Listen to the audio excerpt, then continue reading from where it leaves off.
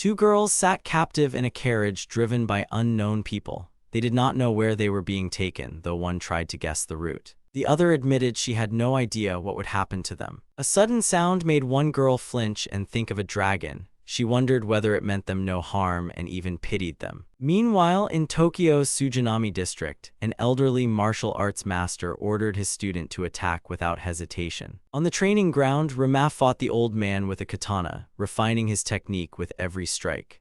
The mentor declared that if Rama killed him in the duel, he would inherit everything he owned.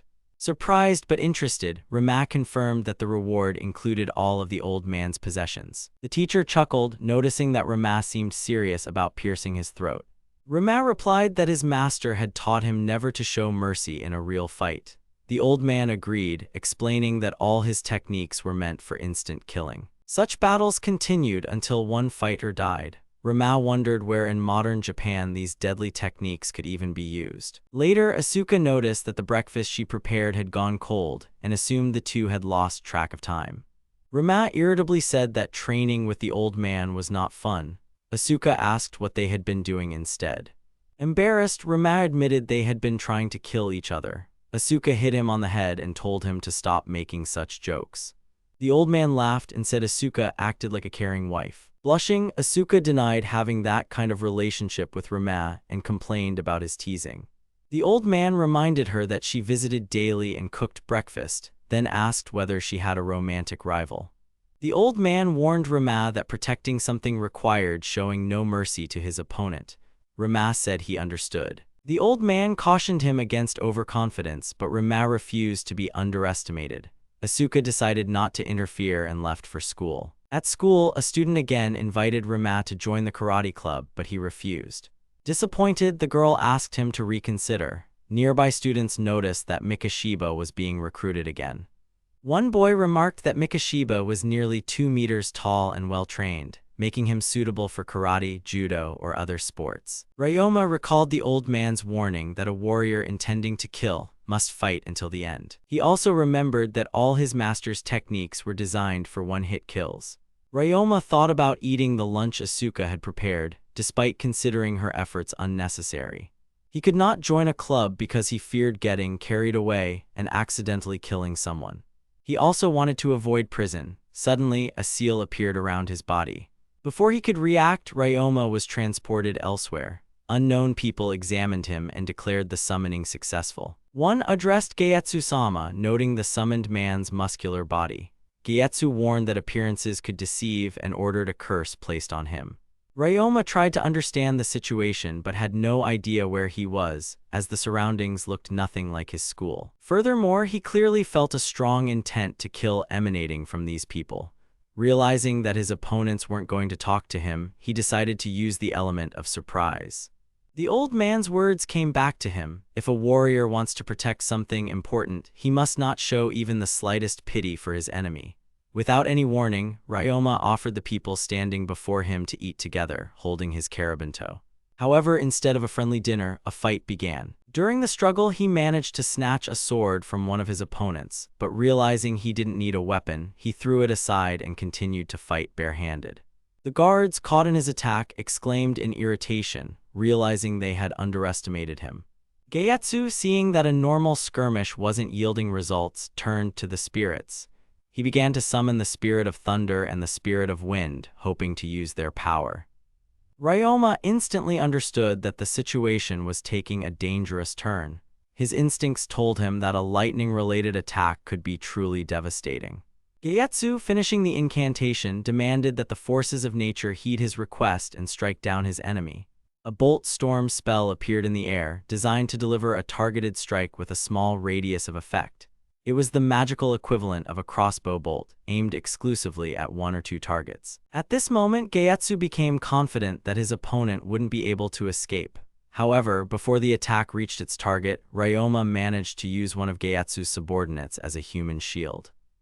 Ryoma struck the mage. A sharp pain pierced the mage's right lung, making him realize that he would no longer be able to use magic. Ryoma, finally realizing he was in another world, tried to understand the situation.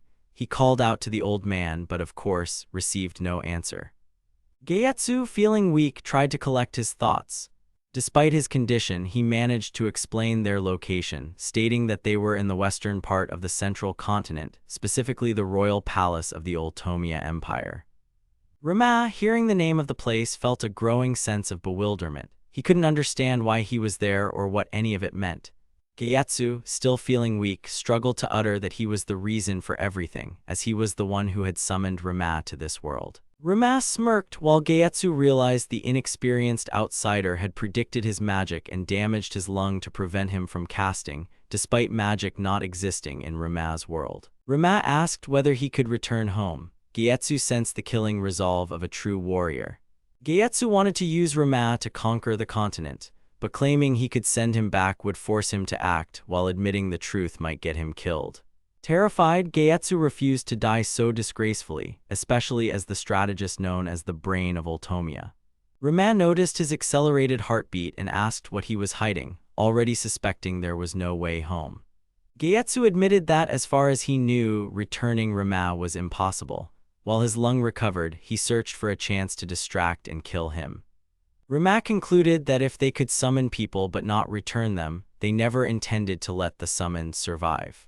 Gayatsu explained that outsiders possess great absorption potential and can gain an opponent's power by killing them. Rama struggled to understand, while Gayatsu saw an opportunity. Gayatsu tried casting again, but Rama struck him before he finished the incantation. Wiping blood from his hand, Rama accepted that he had entered another world. At least here, his actions would not be judged like they would on Earth. Elsewhere, an anxious voice was heard. A worried girl said something must have happened to her grandfather since 2 hours had passed without news. The guards reminded her that interfering was forbidden because summoning outsiders was the most secret magical ritual. The commander of the guard, trying to speak calmly, addressed the girl named Syria and asked her to remain composed. However, Syria couldn't contain her anxiety. She understood that if her grandfather failed even once, it could lead to catastrophic consequences. The commander again tried to calm her, insisting that panic was useless now. The girl realized she had lost her composure and quickly apologized to the man, calling him Rolf. She admitted that her reaction was inappropriate. Rolf, not wanting her to feel awkward, replied that the fault was more his. He reminded her that her bond with Gayatsu was sealed by blood, meaning her concern was entirely justified.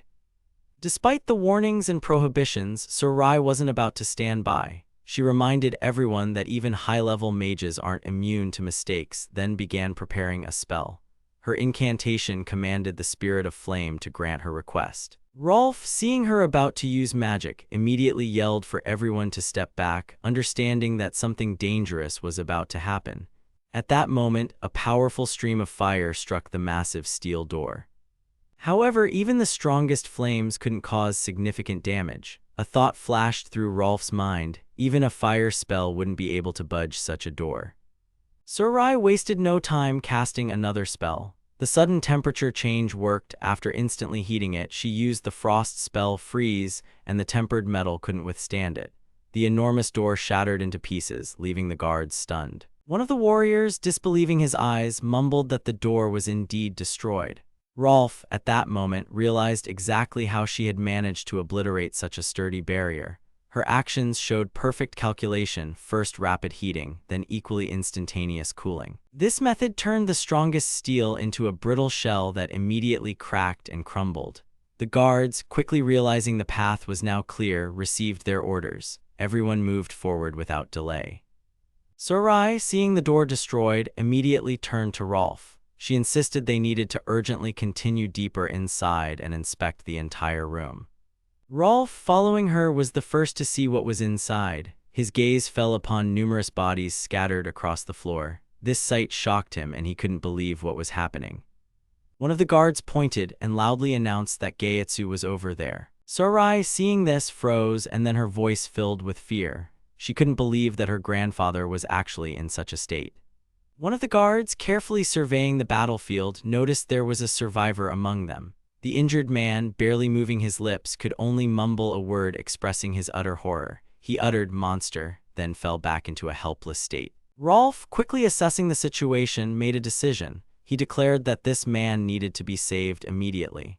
The guards promptly began to carry out the order. They prepared a stretcher and hurried to the wounded man, letting him know he was now safe. One of the warriors gently asked him not to try to speak as he needed medical attention. The guards assured him that he would be all right now and they would definitely save him. Thus began the story of a man summoned from another world who encountered two servants. In the west of the central continent, where the era of sword and magic reigned, his journey began, destined to lead him to the pinnacle of power. This path would make him a supreme ruler and a great hero. The leader of the royal mages, known as Geietsu, was brutally murdered by a mysterious creature. After the tragic event, no one could say where exactly the killer had disappeared to, making the situation even more unsettling. The autopsy revealed the cause of death for the victims. It turned out they had all been killed by someone who fought exclusively with bare hands, using no weapons. This news deeply shocked Rolf. He couldn't believe that an unknown warrior had managed to defeat not only well-armored soldiers but also the powerful Geietsu without any weapons. Such an event was incomprehensible to him. It seemed fundamentally impossible. Further explanations from the guard only heightened the tension. Deep bruises resembling human finger marks were found on the bodies of the deceased. Furthermore, some of the victims had been struck with such force that the back of their skulls were completely crushed. Rolf fell deep into thought, recalling the words of the sole survivor. The man had mentioned some kind of monster, and now Rolf had to consider whether he was referring to a creature summoned from another world. However, that explanation seemed illogical, as summoned creatures are usually weak right after they appear. After a brief moment of reflection, he decided to put further analysis on hold and simply wait for an opportunity to question the survivor later. His thoughts were interrupted by the voice of one of the guards, who called out to Rolf by name, emphasizing the urgency of the situation. Rolf immediately reacted, demanding an explanation of what exactly had happened. The guard stammered that it concerned the infirmary, but couldn't finish his thought right away, repeating the words several times. When they arrived at the scene, a terrifying sight met their eyes. The infirmary building was completely engulfed in flames, and the fire raged with frightening intensity, threatening to destroy everything around it. Meanwhile, in another location, a completely serene boy named Orlando stood among flowers, inhaling their scent as if nothing out of the ordinary was happening. Around the burning building, guards scurried about in a state of intense panic. They loudly shouted orders, demanding that someone immediately bring water. However, it quickly became clear that the usual amount of water wouldn't be enough, so they started calling for a mage, hoping that one could deal with the flames. Orlando responded to the call, addressing the eternal spirit of water. He exclaimed for the spirit to hear his request and take the form of a dragon, then cast a powerful spell called Aqua Storm. As the magic took effect, Syria arrived at the scene, anxiously calling out Orlando's name. Orlando noticed her arrival, also observing that Rolf was nearby. Syria immediately expressed her displeasure and demanded an explanation from Orlando about everything that was happening. The mage calmly replied that he had merely put out the fire, not adding any unnecessary drama to the situation. This answer didn't satisfy Syria, as the obvious things were already clear to her. Orlando acknowledged the truth of her words but still tried to add something important that he hadn't had a chance to say yet. Syria wasn't going to wait, so she continued to insist, demanding a more detailed explanation. Orlando was having difficulty, as he himself had only just arrived at the scene and hadn't yet had time to understand the details of what was happening. The mage's words seemed logical to Syria, so she decided not to dwell on that point and shifted her focus to another question. Sometime before the fire started, a wounded soldier had been brought to the infirmary, and now it was necessary to find out if this was connected to the building catching fire. Suddenly, Imperial Dr. Ronbelt intervened in the conversation, reporting that this very soldier had indeed been admitted to the infirmary before the incident. Syria uttered his name in surprise, not expecting to hear his voice. The doctor added that whoever did this was extremely dangerous, and then, with a heavy voice, reported Aaron's death. Before the fire broke out in the infirmary, the guards had been trying to support the wounded man, urging him not to lose consciousness. They repeatedly insisted that the doctor would treat him and that he needed to stay awake, otherwise he might not survive. When the door opened, Ronbelt entered the room. Addressing Aaron, he informed him that he had an urgent matter to attend to, which forced him to leave the wounded man in Aaron's care.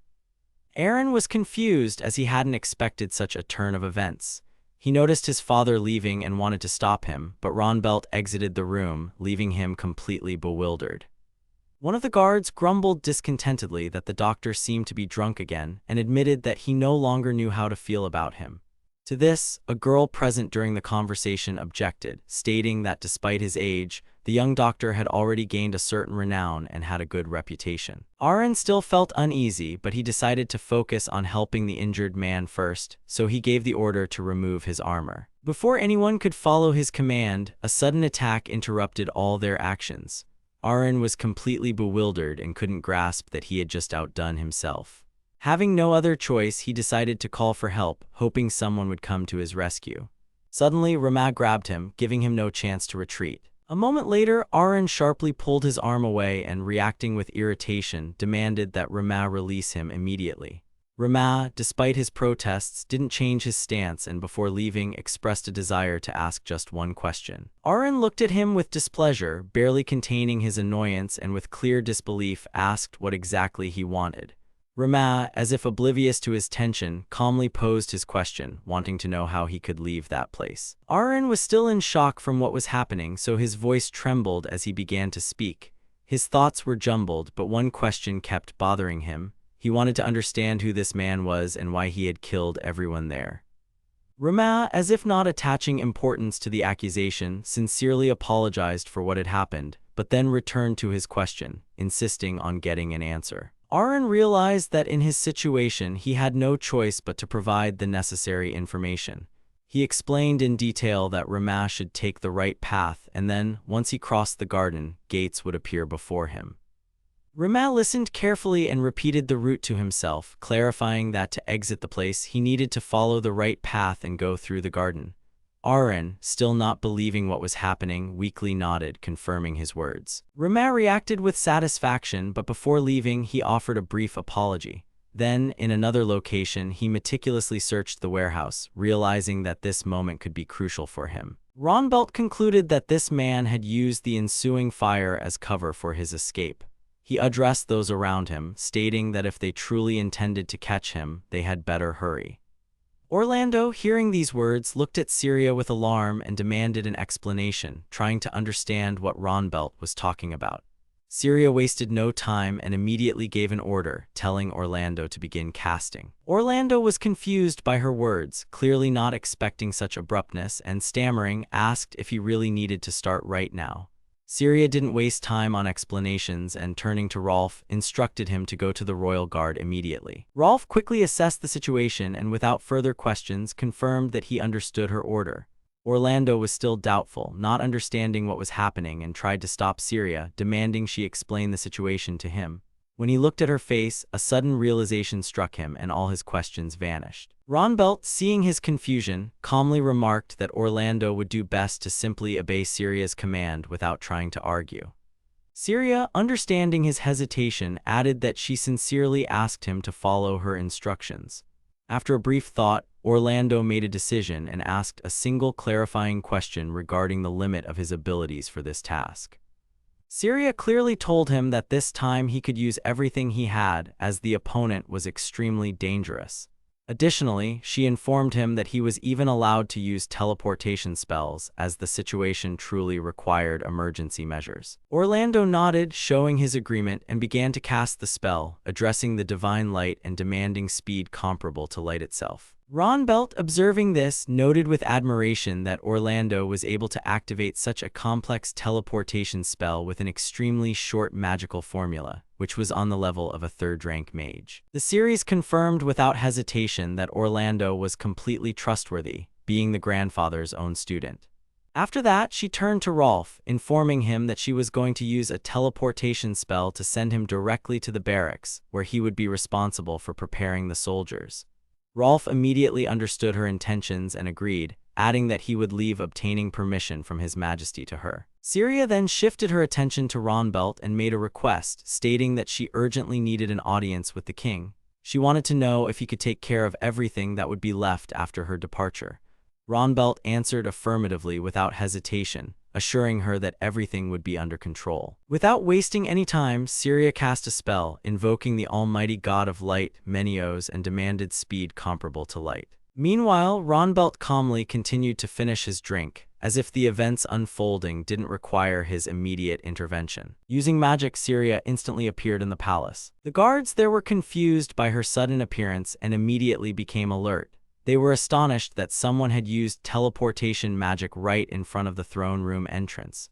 One of them sternly stated that such reckless use of teleportation could cost her life. Syria, ignoring their threats, firmly declared that her matter was extremely urgent and ordered them to immediately report everything to His Majesty. The guards, recognizing her, hesitated for a moment. One of them uncertainly addressed her, trying to find out what was happening. Syria sharply cut him off, demanding complete silence. She reiterated that her message was urgent and warned that if they didn't immediately convey her words to the king, she would simply use magic to destroy the door leading to the throne room. Without waiting for their reaction, she resolutely walked inside. The moment she crossed the threshold, the Chancellor of the Oldhomia Empire, Doltonist, sharply turned to her. His face expressed extreme indignation, and he immediately demanded an explanation, outraged by her disrespectful behavior before His Majesty. He couldn't believe she dared to burst into the hall so brazenly, and then expressed bewilderment as to why, if her matter was truly so urgent, the head of the royal mages hadn't appeared. After that, he emphasized her rank, clearly disdainfully calling her a second-rank mage. The first emperor of the Oldhomia Empire, Lionel Eisenhart, who was nearby, wearily interrupted him, not wanting to listen anymore. He noted that Syria had gone to too much trouble to get this audience, which meant she truly had a valid reason for such radical actions. Doltonist tried to object, but Lionel sharply ordered him to be silent. Realizing his opinion was no longer considered, the Chancellor hastily apologized for his rudeness, not daring to argue further. After that, Lionel turned his attention to Syria and officially allowed her to speak. Syria, suppressing her excitement, addressed His Majesty with deep respect. She introduced herself and then directly stated that she was asking for his permission to grant her command of the royal guard. The mage's words truly shocked Doltonist. He sharply leaned forward, not hiding his displeasure, and loudly expressed his outrage. It seemed unthinkable to him for a mage to demand authority over the royal guard. Lionel listened to her carefully, and showing no emotion, stated that he would grant permission only if she could convince him of its necessity. Doltonist again tried to protest, astonished that the king was even considering her request. He then noted that Gaetsudono had still not appeared. Syria, clenching her fists, forced herself to speak in an even voice. She directly stated that her grandfather, the head of the royal mages of the Oldhomia Empire, Gaetsu Workland, had been killed. Meanwhile, elsewhere, Rama had finished changing, swapping his clothes for a guard's uniform. He calmly inspected his new armor and quietly uttered a name, recalling it. Apparently, the slain man was named Gaetsu. Remembering his face, he noted that this man had always looked at him with contempt, which seemed to annoy him. Without lingering, he left the area as if everything happening didn't concern him at all. Rama once again recalled the moment he first met Gaetsu after being summoned to this world. Back then, looking at the old man with displeasure, he directly questioned him, demanding an explanation. He didn't understand why he had been summoned here, as people in his home world hadn't fought with swords or spears for a long time. Gaetsu calmly replied, explaining that people from Rama's world possessed a special ability that allowed them to become the greatest warriors in this world. He then elaborated on the nature of the local power, explaining that when someone kills a creature, a portion of its strength transfers to the killer, allowing them to grow stronger. Hearing this, Rama tried to process what was said and asked for clarification. He wanted to confirm if this truly meant he had simply absorbed the strength of the 4 soldiers he had killed earlier. Gaetsu confirmed his assumption, but added an important detail. He explained that the effect is weakened when killing a human. To gain strength equivalent to 1 human life, one would need to kill 1,000 people. However, killing a dragon yielded a completely different result. Only 100 dragons needed to be defeated to gain the same amount of power. Rama pondered, repeating the number to himself. 100 dragons seemed like a formidable figure, but now he knew what he needed to aim for. As he surveyed the surrounding world, he became increasingly convinced that he had indeed arrived in another world, where entirely different laws applied than in his previous life. Sometime later, sitting at a table in a tavern, he reflected on his current situation. The decision to discard his armor outside the city had been a good idea, as it had thrown his pursuers off. He was sure they wouldn't even consider that he might be calmly sitting inside the city, having dinner. The money he took from the slain allowed him to buy new clothes, making him less conspicuous. However, he knew that sooner or later he would have to decide what to do next. While he was contemplating, a woman who worked at the establishment approached him. She noted that she had never seen him in these parts before and assumed he was a traveler. Rama noticed the beer in front of him and, with confusion, remarked that he hadn't ordered it. The woman, with a slight smile, explained that her break had ended early because of him, so she was offering him a drink with her, if only as compensation. Rama felt an internal tension as he was only 16 years old in his home world. The thought of drinking alcohol made him feel strange. He looked at the woman and, with some embarrassment, admitted that the situation somehow made him uncomfortable. Deep down, he realized he looked older than his age, and perhaps that's why no one suspected he was too young to drink. Nevertheless, he didn't want to seem rude, so he politely thanked her for the treat. The woman smiled and, with a warm tone, remarked that he was a good person. Rama frowned slightly, not understanding why she had suddenly come to that conclusion. The woman chuckled lightly and explained that anyone who could say "excuse me" and "thank you" deserved to be called good. After that, she changed the subject and asked if he was new to the imperial capital of Altomia. Rama quickly adapted to the situation, pretending the conversation was going his way, and with exaggerated emotion confirmed her guess. He then added that his parents had recently died due to illness, presenting this as the reason for his arrival. The woman's expression softened and she apologized for her question, realizing she had touched on a sensitive topic. Rama didn't want the conversation to turn sad, so he quickly assured her that everything was fine. He then shared his thoughts, explaining that he was considering staying and trying to live in this city. To smoothly change the subject, he asked her if it was possible to find a good job there. After a moment of thought, he added that he was quite good with a sword, giving her additional information. The woman began to ponder, sifting through possible options. She immediately noted that blacksmithing wouldn't suit him as he was too old to start learning that trade. Rama frowned in displeasure at her explanation and decided to ask if there was a chance to work as a merchant. The woman replied that it wasn't out of the question, but he would first have to become an apprentice to a more experienced merchant. Rama furrowed his brow, considering her words. Working as an apprentice didn't seem particularly appealing, and the prospect itself raised some doubts for him. The woman considered his words and, recalling something important, finally found a possible solution.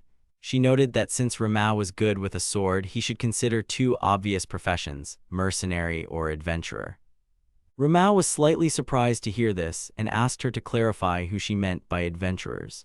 The woman looked at him intently and, with slight bewilderment, asked if he had truly never heard of it.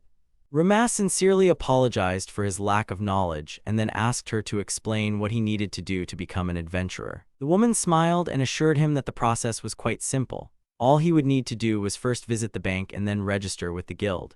Both establishments were very close by. Additionally, she added an important detail that simplified the process. No identity verification was required for registration, making the guild accessible to almost everyone. Before leaving, she invited him to stop by again if he wanted to chat. She also mentioned that at night, the place transformed into a tavern where guild members often gathered. A short while later, he found himself at the entrance to the Adventurers Guild. A girl greeted him at the counter, welcoming him and asking what brought him there. Rama explained without hesitation that he wanted to register as an adventurer and also get information about available jobs. The girl looked at him carefully and clarified if he was a newcomer. After that, she asked him to show his bank card. Rama handed her the card without much emotion, then asked if everything was in order with it. The girl nodded, explaining that she was checking it. Then, looking at the age indicated, she involuntarily remarked that he was only 16 years old. Rama sighed with slight annoyance hearing this question for the second time that day. He confirmed that the bank had asked him the same thing, then thoughtfully said that he seemed to genuinely look much older than his years. The girl quickly assured him that this was not the case, but then immediately apologized, realizing her remark might have sounded inappropriate. Rama, however, didn't dwell on it, calmly assuring her that nothing bad had happened. Nevertheless, a flicker of doubt crossed the girl's mind. She noticed that he didn't look at all like someone who was truly fine. Shaking off her thoughts, she refocused on her work and offered him a brief introduction to the guild system. According to her, the guild was a massive organization with branches scattered across the entire continent. After registration, each adventurer received 2 stats, level and rank. She explained that level was a measure of physical strength, while rank could increase or decrease depending on his achievements. After that, she paused and asked if he was familiar with the concept of power absorption. Rama calmly replied that he already knew about this phenomenon, adding that if you kill a living creature, a portion of its power transfers to the killer. The girl nodded in satisfaction, confirming his words. She then explained that every new adventurer starts at level 0, which corresponds to normal human strength. However, once they reach level 1, their strength doubles, making them twice as strong as an ordinary person. Ramak quickly grasped the concept and immediately asked a clarifying question to ensure he understood correctly. He wanted to confirm that at level 10, a person would possess strength equivalent to 10 people. The girl agreed with his reasoning but added an important detail. While theoretically that's true, in practice, only one person has ever reached level 7 purely through their own efforts. These words piqued Ramaz's interest, and he surprisingly asked why the maximum level was specifically 7. The girl didn't go into detail, noting that beginners shouldn't worry about it. Believing she had explained the main points, she smoothly transitioned to the next topic, the quest system.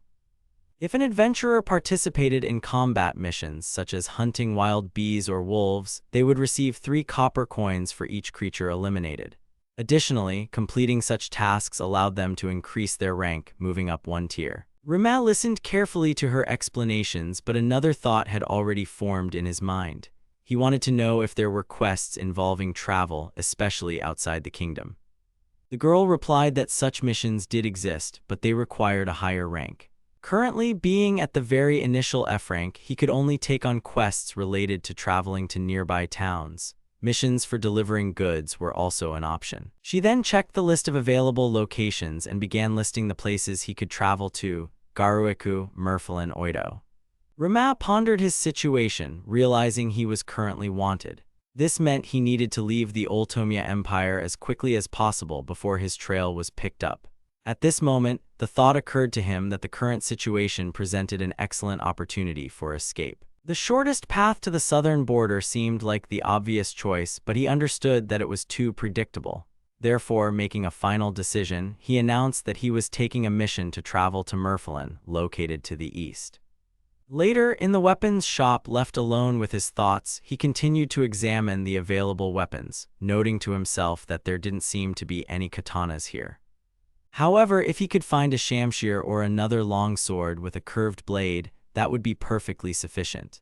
Rama recalled a moment involving the tavern owner. The woman who helped with registration suddenly realized she had forgotten to mention another important point. She looked at him and, a little surprised, asked if he had any weapons at all. Rama answered without hesitation, raising his hands and confidently stating that he had his own fists.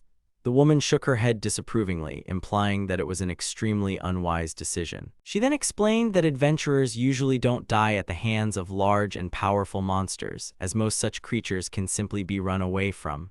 The real threat comes from creatures weaker than themselves. It's because of them that adventurers die most often, due to their carelessness. At that moment, words spoken to her long ago by a certain person resurfaced in her memory. A young and ambitious man had once told her he was going to buy out the establishment and hinted that it was high time for her to retire. These memories made her reflect again on how unpredictable this world could be. Returning to reality, she looked at Ramas seriously and gave him another piece of advice. She noted that anything could happen outside the city, so he should be prepared for any surprises. After these words, Rama decided not to ignore her warning and soon found himself in the weapon shop. As he surveyed the selection, he mentally admitted that she had been right. In truth, he knew absolutely nothing about this world and couldn't afford to be overconfident. Approaching the counter, he addressed the shop owner and politely informed him that he was looking for a suitable weapon. When the shopkeeper heard him, he frowned sharply and declared that his shop didn't carry convenient weapons. He then added that if Rama said anything like that again, he'd kick him out. Rama, realizing it was best not to annoy the shopkeeper, quickly apologized. He then explained that the tavern owner had advised him to come here specifically. As soon as the shopkeeper heard this, his attitude instantly changed. Now, looking him over critically, he asked if Rama was a newcomer. After that, he noted with slight bewilderment that Rama certainly didn't look young, so it wasn't entirely clear what he'd been doing until now. Rama calmly replied that he had only registered with the guild today. At that moment, it crossed his mind that he had already had to explain this fact several times today. The shopkeeper pondered for a moment, then told him to wait. However, before that, he warned Rama not to even try to utter the words convenient or suitable in his shop.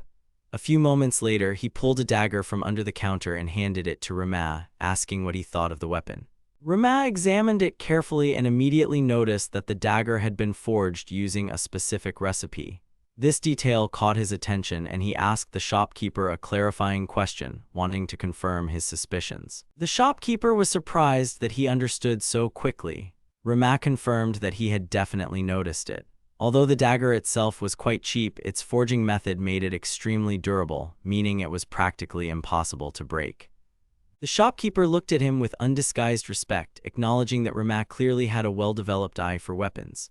Rama, after thinking it over, expressed his desire. He wanted to acquire a one-handed sword with a curved blade. At that moment, it crossed his mind that the shopkeeper had just called him young man, which caused him internal confusion. The shopkeeper, hearing his request, narrowed his eyes thoughtfully. After a short pause, he asked if Rama meant a katana, a weapon that came from another world. Rama immediately perked up, quickly asking if the shop really had such a thing.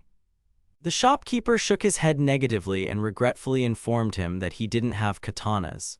Moreover, he didn't even know how they were made.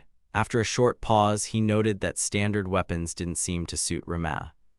Therefore, making a final decision, he suggested they go inside so he could show him his collection of weapons from another world. First, he demonstrated the tonfa, a weapon originating from Okinawa which many believed was brought there from China. Then he showed a 3-section staff that could be transformed into a single solid staff. After that, he presented nunchaku, noting that when combined with Filipino techniques, this weapon could significantly level the playing field in combat. Next up were the sai, weapons that not only allowed for strikes but could also be used for defense. The shopkeeper watched Rama with interest and, noticing his thoughtfulness, asked with slight sarcasm if he knew how to handle these types of weapons. Rama pondered for a moment, but then confidently stated that he knew to some extent. The shopkeeper continued the demonstration, showing the gabishi, a short weapon designed for attacks which could also be used as a throwing weapon. Next in his collection was the chakram, a throwing weapon known since ancient India. Finally, he showed a collapsible baton possessing high mobility. This weapon could lengthen or shorten depending on the owner's desire. Rama didn't just look. Taking the tonfa, he began to demonstrate certain movements, showing that he indeed knew how to handle this weapon. The shopkeeper watched him with interest, then admitted that Rama really knew how to use these weapons. However, Rama himself was not entirely satisfied. After a few seconds of thought, he shook his head and declared that it wouldn't work. Although he knew how to use these types of weapons, he couldn't feel their real practical application in combat. Memories of the manrikigusari, a weapon he once trained with his grandfather, surfaced in his mind. These thoughts strengthened his conviction that he could indeed master something suitable. After that, he switched to the throwing weapons, examined them, and, making a decision, chose 2 items. He also took the sword, thanking the seller for showing him the entire collection. Leaving the shop, he was determined to get used to his new sword. Later, he returned to the tavern, where a woman working there greeted him. She welcomed him with a slight smile and asked how things went. Rama shrugged slightly, indicating that he had managed. The woman nodded in satisfaction and then asked if he had received the quest letter. This question caught Rama off guard. He asked what she meant, as he hadn't heard about it before. The woman explained that the guild should have given him a quest letter as it was an important part of the task. Rama tried to remember if he had received it, but soon realized he didn't have it. Puzzled, he voiced his doubt aloud, not understanding how this could have happened. A man who overheard their conversation chimed in. With a slight chuckle, he asked if Rama was a newcomer. The woman nodded and confirmed that he had simply forgotten to pick up the quest letter. The man took it calmly, stating that it was a common mistake almost all newcomers make. He advised Rama to simply return to the guild the next day and pick up the letter without any fuss. Rama, feeling a little embarrassed, thanked him for the clarification. The man just waved his hand, saying it was a minor thing. Then, abruptly changing his tone, he addressed all the patrons in the tavern. He loudly announced that Rama was a newcomer and proposed a toast to his entry into the guild. He urged everyone to be kind and friendly to the new guild member. Sometime later, lying in bed, Rama finally felt that the situation had stabilized a bit. He now had a place to sleep, which significantly eased his predicament. He also realized he was incredibly lucky. Because he had managed to change clothes quickly, the group pursuing him had passed by without noticing him. However, despite his temporary safety, he couldn't afford to let his guard down. Certain individuals particularly worried him. Rolf, from what he observed, was a truly skilled warrior whose abilities shouldn't be underestimated. The girl named Syria also seemed to possess considerable strength, but the biggest problem remained one specific woman. And then there was that guy he had only seen for a moment. When he encountered her, a strange feeling washed over him and goosebumps ran down his spine. If he were to put it in chess terms, she was definitely the queen. Meanwhile, elsewhere, the first princess of the Oltomia Empire, Shaldana Eisenhart, was conducting her own investigation. Sato approached her with doubt, expressing concern. He didn't understand how they would even find someone whose face they didn't know. After a short pause, he cautiously asked if the princess perhaps had special information that could help in the search.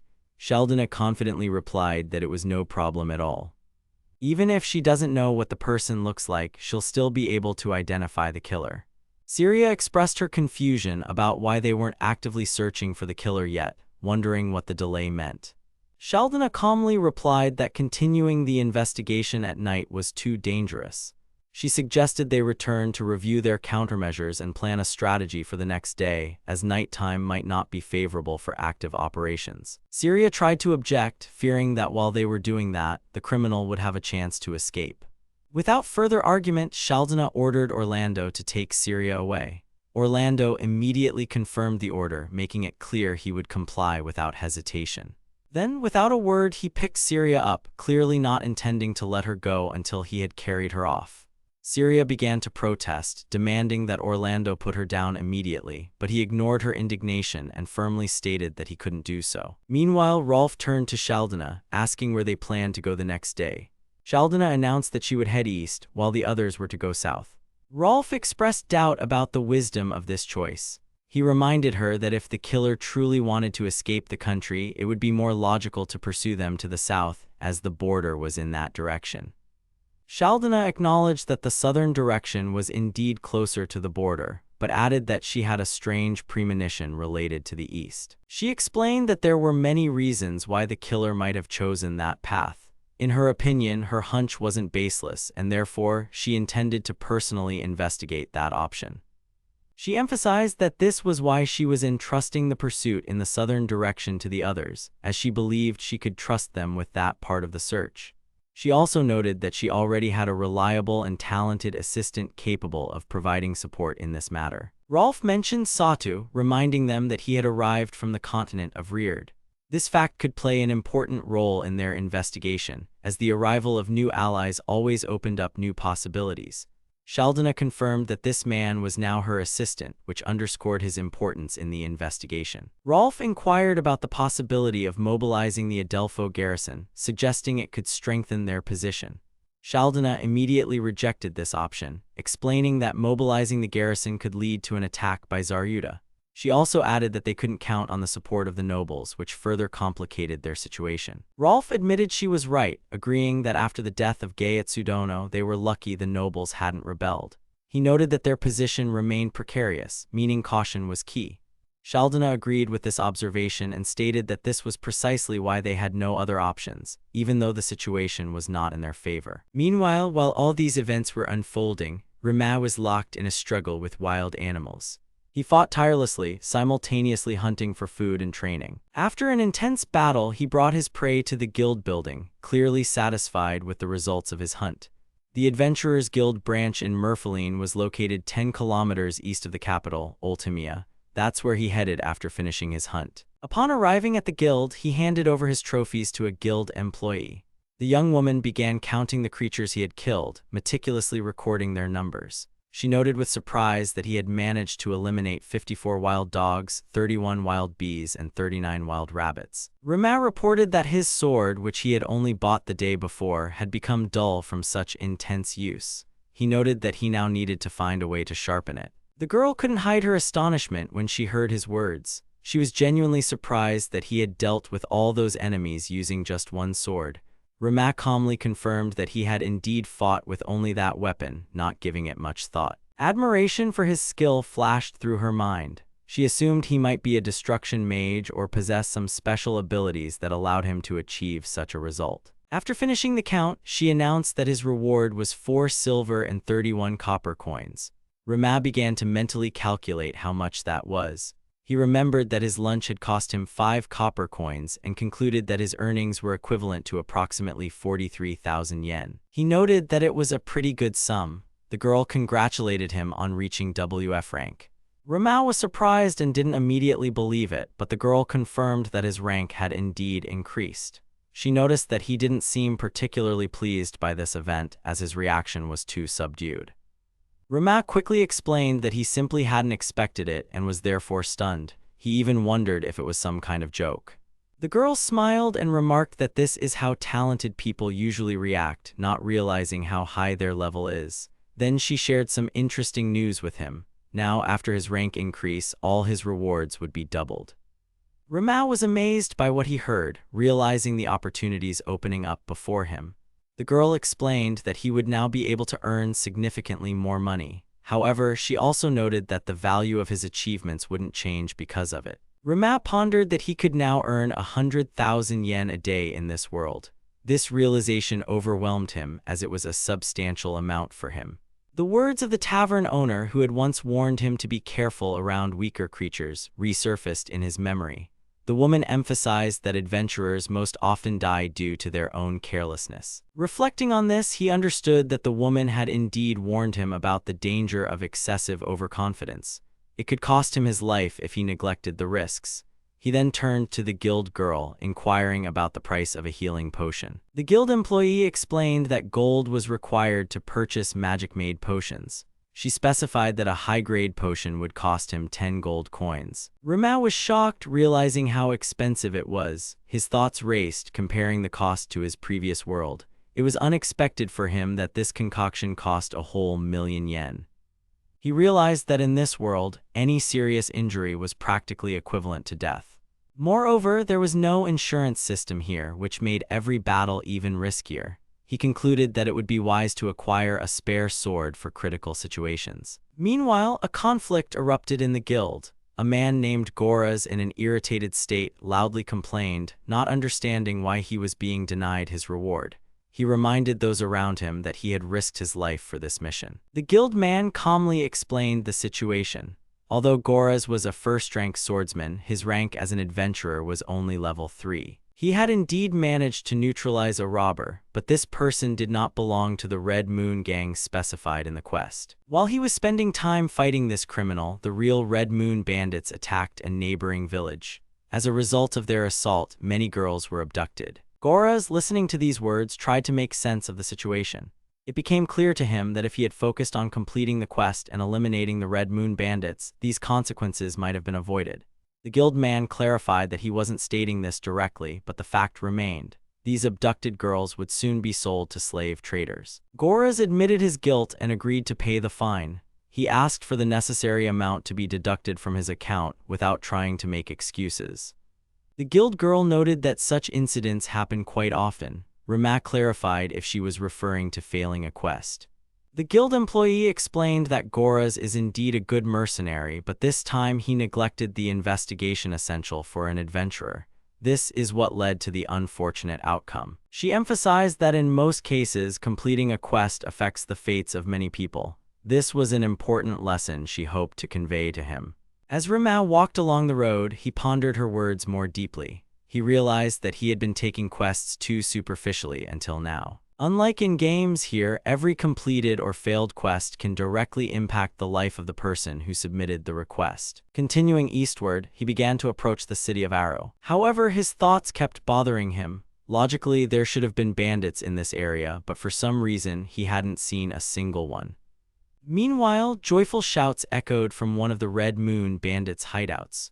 The robbers were celebrating their incredible luck that day. They discussed how their business had been booming lately, as if it were on the rise. One of them proudly remarked that after raiding the village, they had amassed at least 500 gold coins worth of loot.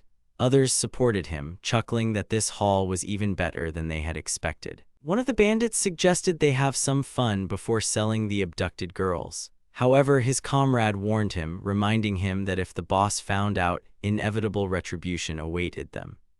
The bandit dismissed these words, stating that afterward, they could simply get rid of the girls and then the boss would never know what happened. The bandits laughed, discussing how the girls' owner was a heartless man as he simply fled, abandoning them to their fate.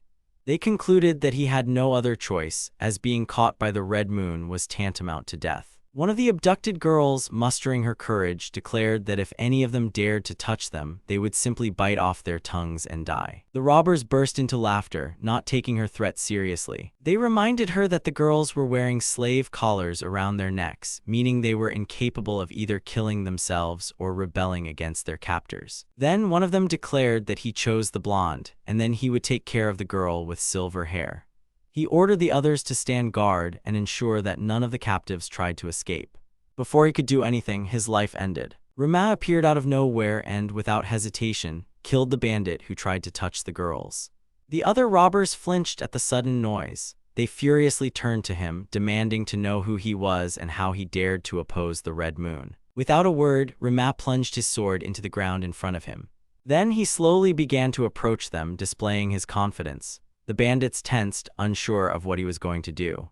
Rama engaged them in battle. One by one, the enemies fell before him, without a single chance of victory. He fought mercilessly, leaving them no chance for mercy. The two captives, watching this unfold, were stunned by what was happening.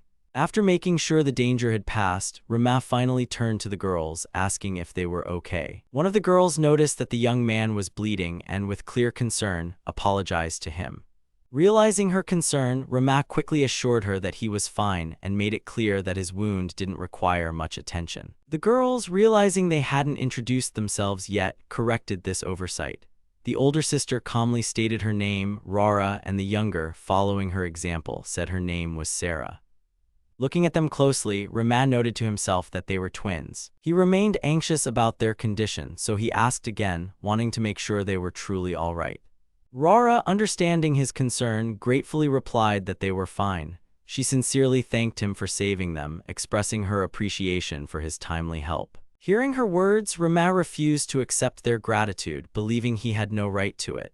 He explained that from the very beginning, he had only been waiting for the opportune moment to attack, not rushing into battle and biding his time until his opponents became vulnerable. His inaction allowed the bandits to relax, and he watched them until they took off their clothes.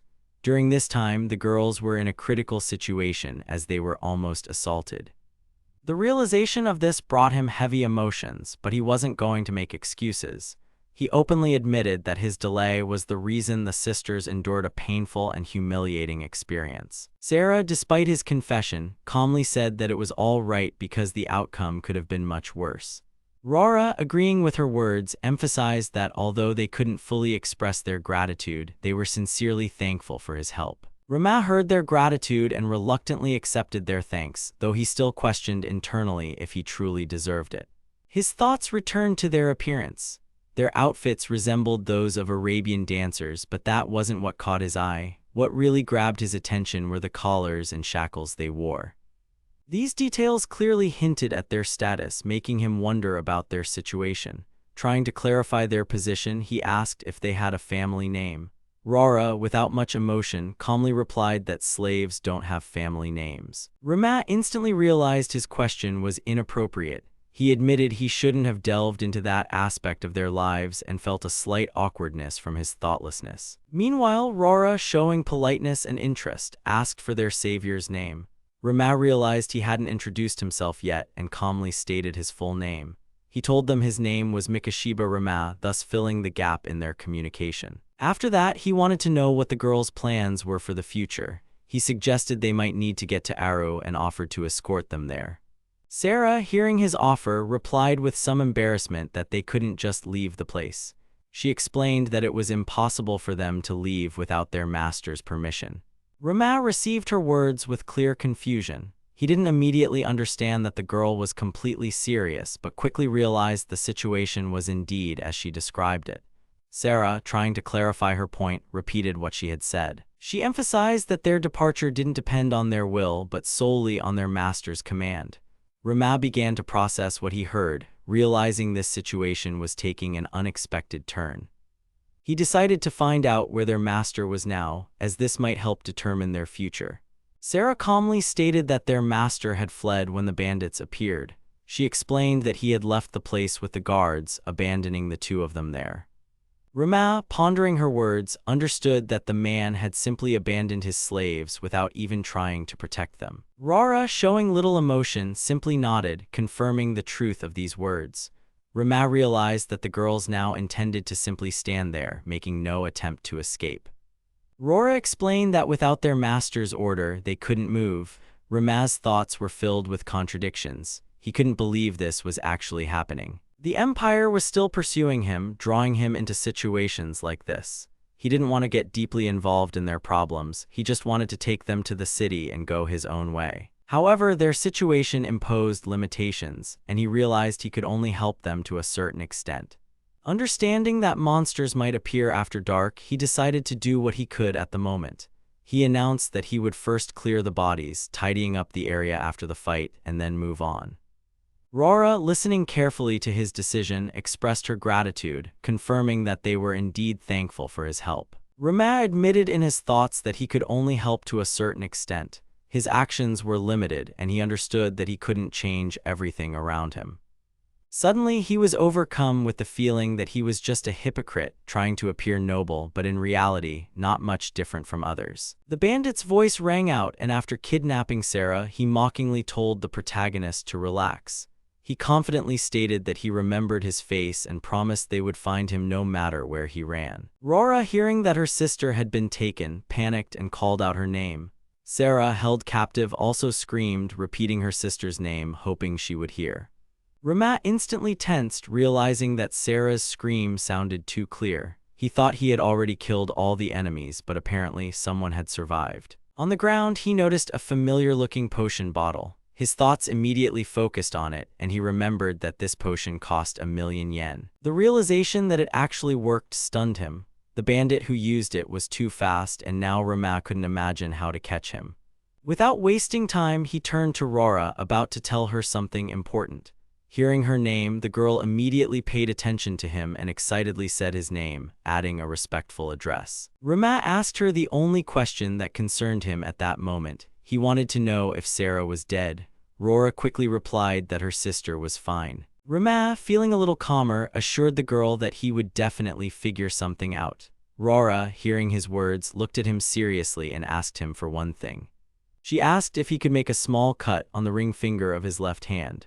Rama was surprised to hear such a strange request. He didn't understand why it was necessary, but the girl insisted. Rora explained that time was short and urged him to fulfill her request quickly.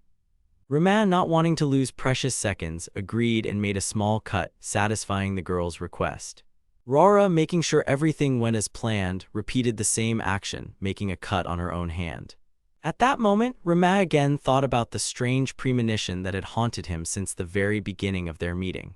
These girls never seemed like ordinary slaves to him. From the start, there was something unusual about them, and now that feeling was only growing stronger. Rora, without wasting time, began to pray. She addressed the god named Harva, asking him to hear her vow. In her speech, she declared that she entrusted her body, heart, and soul to him, giving everything without reservation. Rama noted in his thoughts that she was indeed praying. The girl continued her ritual. She asked him to accept her blood offering and make a contract. The shackles that had bound her movements until then suddenly fell from her hands, as if losing the power that held them in place.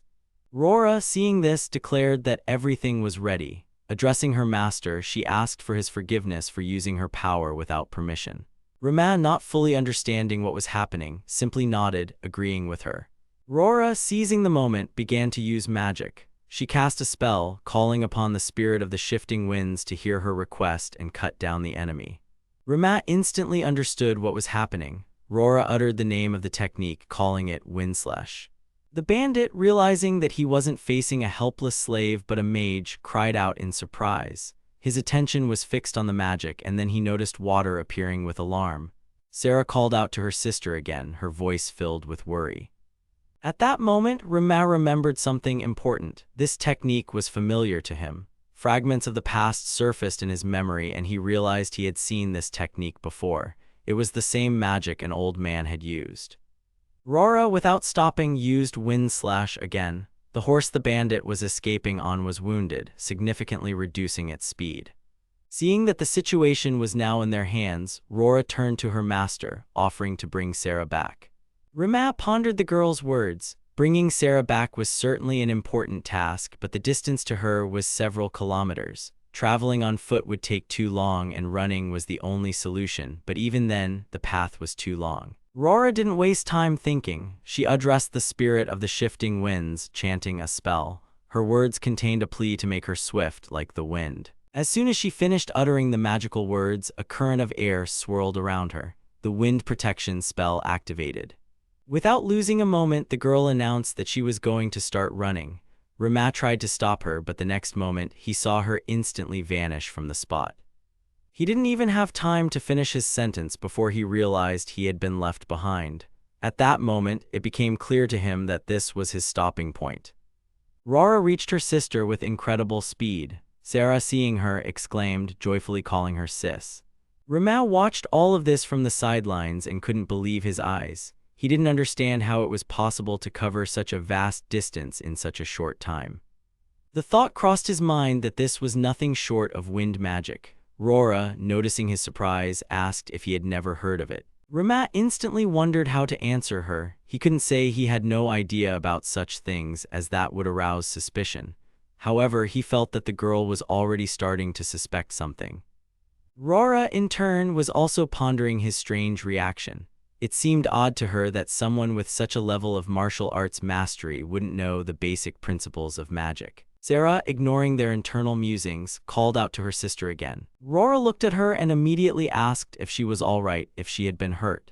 Sarah reassured her sister, saying she was fine because she hadn't resisted her captor and therefore hadn't sustained any injuries. Rama surveyed the area and asked where the bandit was now. Sarah explained that the horse had fallen on him and now his legs were stuck under its body, preventing him from moving. The bandit, realizing his helpless situation, furiously tried to make the animal stand. He shouted commands, demanding the horse move, but it didn't react to his desperate attempts to get free. Sarah, looking at him, thought for a moment and asked her sister what they should do now. Rora, not making an independent decision, suggested leaving the matter to their master. Rama, hearing her words, immediately clarified whom she meant, though he already guessed her answer. Rora calmly confirmed that by master, she meant him. Rama accepted this responsibility, agreeing that the decision was then his to make. Rora expressed her consent, giving him complete freedom to act. Without wasting any time, Rama drew his sword. The bandit, realizing the gravity of the situation, began to panic. He nervously shouted, demanding that Rama not come near him. Hysteria was evident in his voice as he tried to convince his opponent to let him live. Understanding that threats might work, he attempted to intimidate Rama by stating that their organization, known as the Red Moon, had over 100 members. He claimed they were even part of Zaryuda's army. He confidently asserted that if Rama dared to cross them, he would face the wrath of the entire country. Rama listened to his threats but paid them no mind. In his eyes, the man looked foolish. He calmly noted that if he killed him right then, no one would ever know it was him. Even if the bandit belonged to some organization, he wouldn't be able to relay information to his comrades after death. He emphasized that dead men tell no tales, meaning this man wouldn't be able to report what happened to anyone. Concluding his thought, he added that he couldn't allow him to remain alive. The bandit, realizing that his threats had no effect, instantly changed tactics. In a desperate attempt to save his life, he began to beg, revealing that he had a daughter. Rora, observing the scene, calmly asked if Rama was sure about his chosen method for resolving the situation. Rama, without hesitation, replied that he had no issues with his decision. Rora, watching the bandit closely, admitted that she was simply curious if they could extract any useful information from him. Rama, seeing little point in it, noted that they couldn't even be sure if the man was telling the truth. He believed it wasn't wise to blindly trust the words of thieves and criminals. However, he decided not to dwell on it, emphasizing that the most important thing was that they had managed to get Sarah back. Rora thanked him, addressing him as her master. Rama was surprised to hear her call him that. He didn't understand why she kept using that word. He expressed his confusion, asking why she had suddenly started calling him master. Rora confidently stated that since they had made a blood oath, it meant she was obligated to address him that way. Rama pondered her words. He wanted to clarify what she meant, so he asked if she considered the moment they cut their ring fingers and mixed their blood to be a blood oath. Rora calmly confirmed that was exactly what she meant. Sarah, overhearing their conversation, made a request to Rama. She wanted him to perform the blood oath ritual with her as well. Rora supported her sister, adding that it was indeed a good idea. She looked at Rama pleadingly, insisting that he make the same oath with Sarah. Rama was completely lost in the moment. Only questions echoed in his mind. He needed a moment to collect himself, so he simply asked for a breather. Then he turned to Rora, telling her that she didn't need to serve him or anything like that. Rora and Sarah, hearing his words, instantly changed their expressions. They asked in unison if he hated them. Rama immediately tried to clarify the situation, assuring them that it wasn't like that at all. Rora, still doubtful, asked what then was the reason for his refusal. Rama mentally composed himself, forcing his mind to stay clear. He didn't want to outright refuse the ritual, but decided to ask a counter-question. He reminded the girls that they were supposed to wait for their master right there, without moving. Rora explained that after forming a blood oath, they would no longer have to obey their former master's commands. However, right now, Sarah was still bound by his curse, which prevented her from leaving on her own. Rama understood where this was going. If he performed the ritual, they would be able to go to the city. Rora confirmed his guess, adding that taking the oath would grant them freedom. Rama realized that arguing was pointless. He reluctantly agreed and suggested they finish the procedure quickly. However, he warned that once they reached the city, he would need an explanation for this whole situation. He added that if they left right now, they would make it to Aru before nightfall. Sarah, hearing this, promised she would explain everything as soon as she had the chance. Rama, satisfied that the matter was settled, moved on to something else. He suggested they first return to the wagon to retrieve their luggage and all valuable items. As soon as they approached the spot, Rama immediately noticed that someone was already next to the wagon. The unknown man, seeing the girls, was clearly surprised. He immediately addressed them, exclaiming their names. He asked if they were all right and if the bandits had harmed them.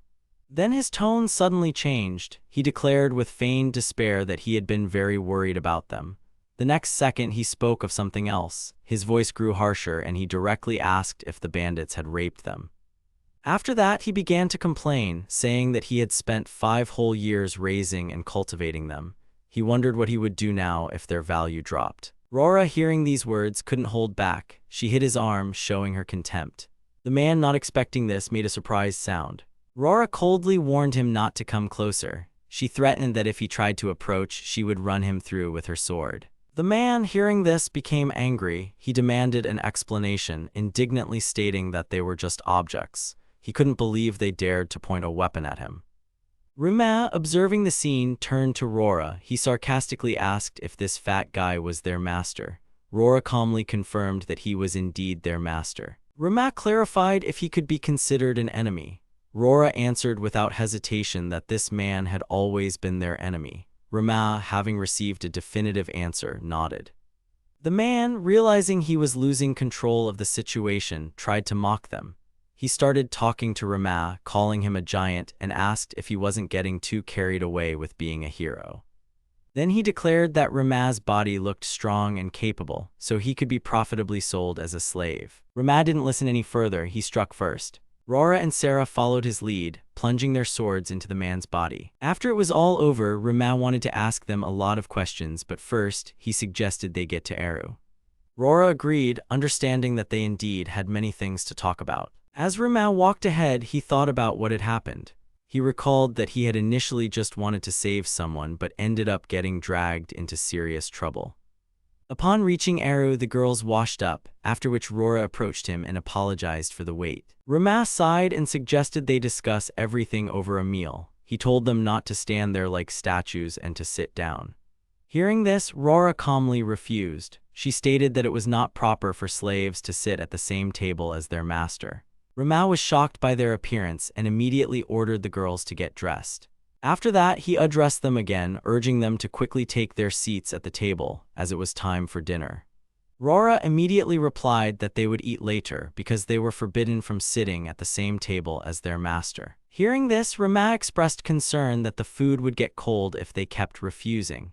However, Sarah, remaining calm, noted that slaves like them had never eaten warm food before, so they were used to such situations. Rama looked at them closely and caught something familiar in their gaze, something he had seen before in similar circumstances. After a brief thought, he decided to ask them a question, clarifying that they always obey their master's orders. Sarah confirmed this without hesitation. Rama continued to elaborate, reminding them that at this moment he was their master.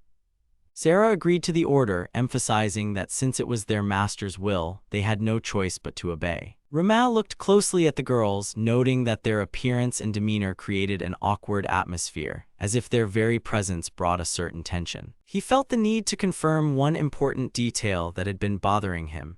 He remembered that they had made a blood oath, which by all laws should mean he was now their rightful master, in control of their destiny. Rora confirmed his words without hesitation, explaining that their relationship as master and slaves was indeed sealed by a blood oath. She further clarified that this circumstance also made them his battle slaves, bound to him not only formally but also by the obligations imposed by the magical oath. Rama was somewhat puzzled by this clarification, as he hadn't heard such a term before. Seeing his confusion, Rora quickly explained what it meant. She clarified that, in addition to regular labor slaves who perform physical work, there are also battle slaves intended for combat. However, despite their purpose, their strength is usually sealed to prevent any possibility of resistance or rebellion against their master.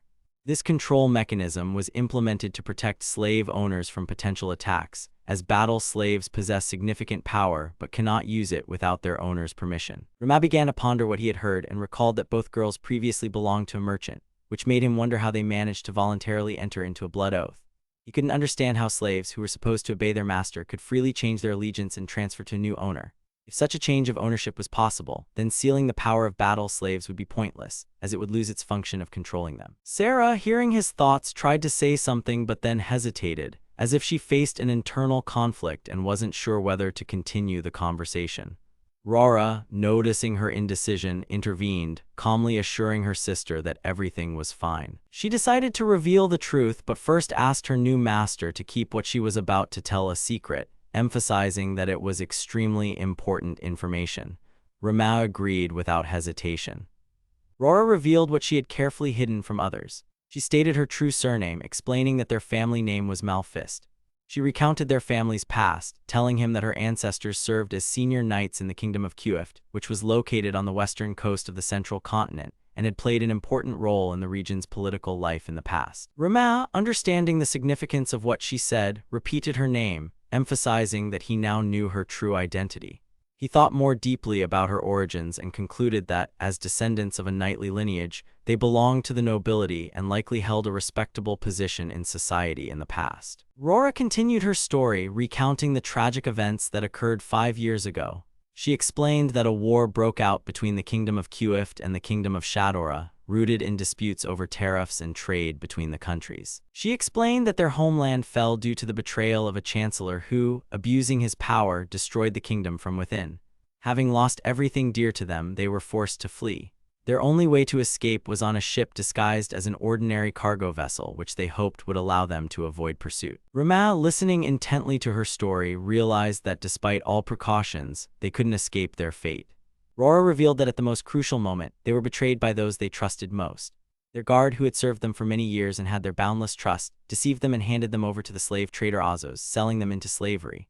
Rama, deeply reflecting on what he heard, concluded that both girls had endured many hardships, going through betrayal, captivity, and the complete destruction of their former lives. Zara, sighing heavily, added that they had trusted their guards and couldn't even imagine how weak a person is to the temptation of profit and how easily betrayal becomes part of human nature. Rama understood that if they hadn't been sold into slavery, they most likely wouldn't have been given a chance to survive and would have been killed. However, he also realized something else. The slave trader Azos was the very person they had encountered earlier near the carriage. Sarah confirmed his thought, adding that it was from him that they learned most of the information about battle slaves and their characteristics. She also mentioned that their father, being a wise man, had taught them the blood oath ritual in advance, asserting that one day this ritual could help them and play a key role in their destiny. Rama tried to make sense of what was said and came to the thought that the father might have foreseen that his daughters could find themselves in such a desperate situation. However, he immediately dismissed this conjecture, deciding that the situation was more complex than it seemed at first glance. He hypothesized that the head of the Malfist family deliberately left this ritual to his daughters so that if they ever found themselves in slavery, they would have at least a minimal chance to influence their fate and find a way out of their predicament. Rora admitted that he was absolutely right, confirming that they had waited a very long time, hoping to meet someone they could trust and who could change their destiny. Rama realized with surprise that he was the very person the sisters had been waiting for. However, he couldn't understand why he was the one they decided to trust. Rora explained that their master was the one who had protected them, even though he had no reason to get involved in that situation. Hearing her words, Rama finally understood their feelings. Recognizing his role in their fate, he made a decision. As their master, he declared both of them free. To prove his sincerity, he gave them the money he had received from the slave trader Azos and suggested they use it to start a new life, leaving their past behind. Upon hearing this, Sarah refused, expressing her determination to stay. Rora confirmed her sister's words, reminding him that Rama had saved not only their lives but also their family's honor. They felt they had to repay him, even if it meant sacrificing their own lives. Rama pondered this, realizing that he also had circumstances that forced him to continue his journey alone. Rora turned to him, wanting to ask an important question. Rama, understanding that it was something significant, agreed to listen. Rora shared her suspicions, suggesting that something serious seemed to be bothering their master. Her thoughts led her to believe it was somehow connected to Rama not belonging to this world. Unlike others, he knew nothing about magic or blood oaths, which seemed incredibly strange for someone of his apparent level. Rama admitted that her suspicions were correct. He explained that he had come from another world and was summoned to this one by a guy from the Empire named Gaetsu. Since his summoning, he'd been forced to hide because he was being hunted. However, no one knew what he looked like, which gave him a certain advantage. He honestly confessed that he didn't want slaves, as they would only slow him down. Furthermore, if their tracks were discovered, they would also be hunted. He offered them the choice to decide their own fate and follow whatever path they desired. Sarah and Rora realized that their master was determined to free them, and accepting his will, they agreed to obey.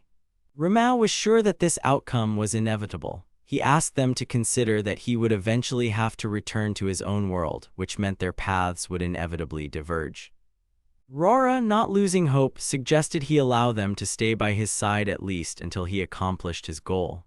Sarah then suddenly voiced an unexpected thought, suggesting that their master could take them with him to his world. Rora was stunned by this idea, but soon realized it could be an excellent solution. Sarah, full of enthusiasm, expressed her desire to go with him, asserting that it would be the best option for everyone. Rama was confused by such a proposal and tried to stop their discussion. At that moment, his consciousness blurred, and he found himself in a completely different place. Returning to reality, he realized it had only been a dream. He considered that traveling with them might complicate his search, but on the other hand, having companions could help him avoid attracting too much attention. Before continuing his journey, he decided to exchange the treasures he possessed. The woman working at the shop checked the value of the items he brought in and offered him 3,000 gold coins for them. Rama was stunned by the amount. Noticing his reaction, the woman clarified that if he intended to exchange all the jewelry at once, that was the maximum amount they could offer him. Rama quickly assured her he wasn't disappointed. He simply hadn't expected such a large sum. With a slight smile, the woman informed him that the money would be transferred immediately. Noticing her smile, Rama suspected he might have been swindled, but he knew he couldn't change his decision now.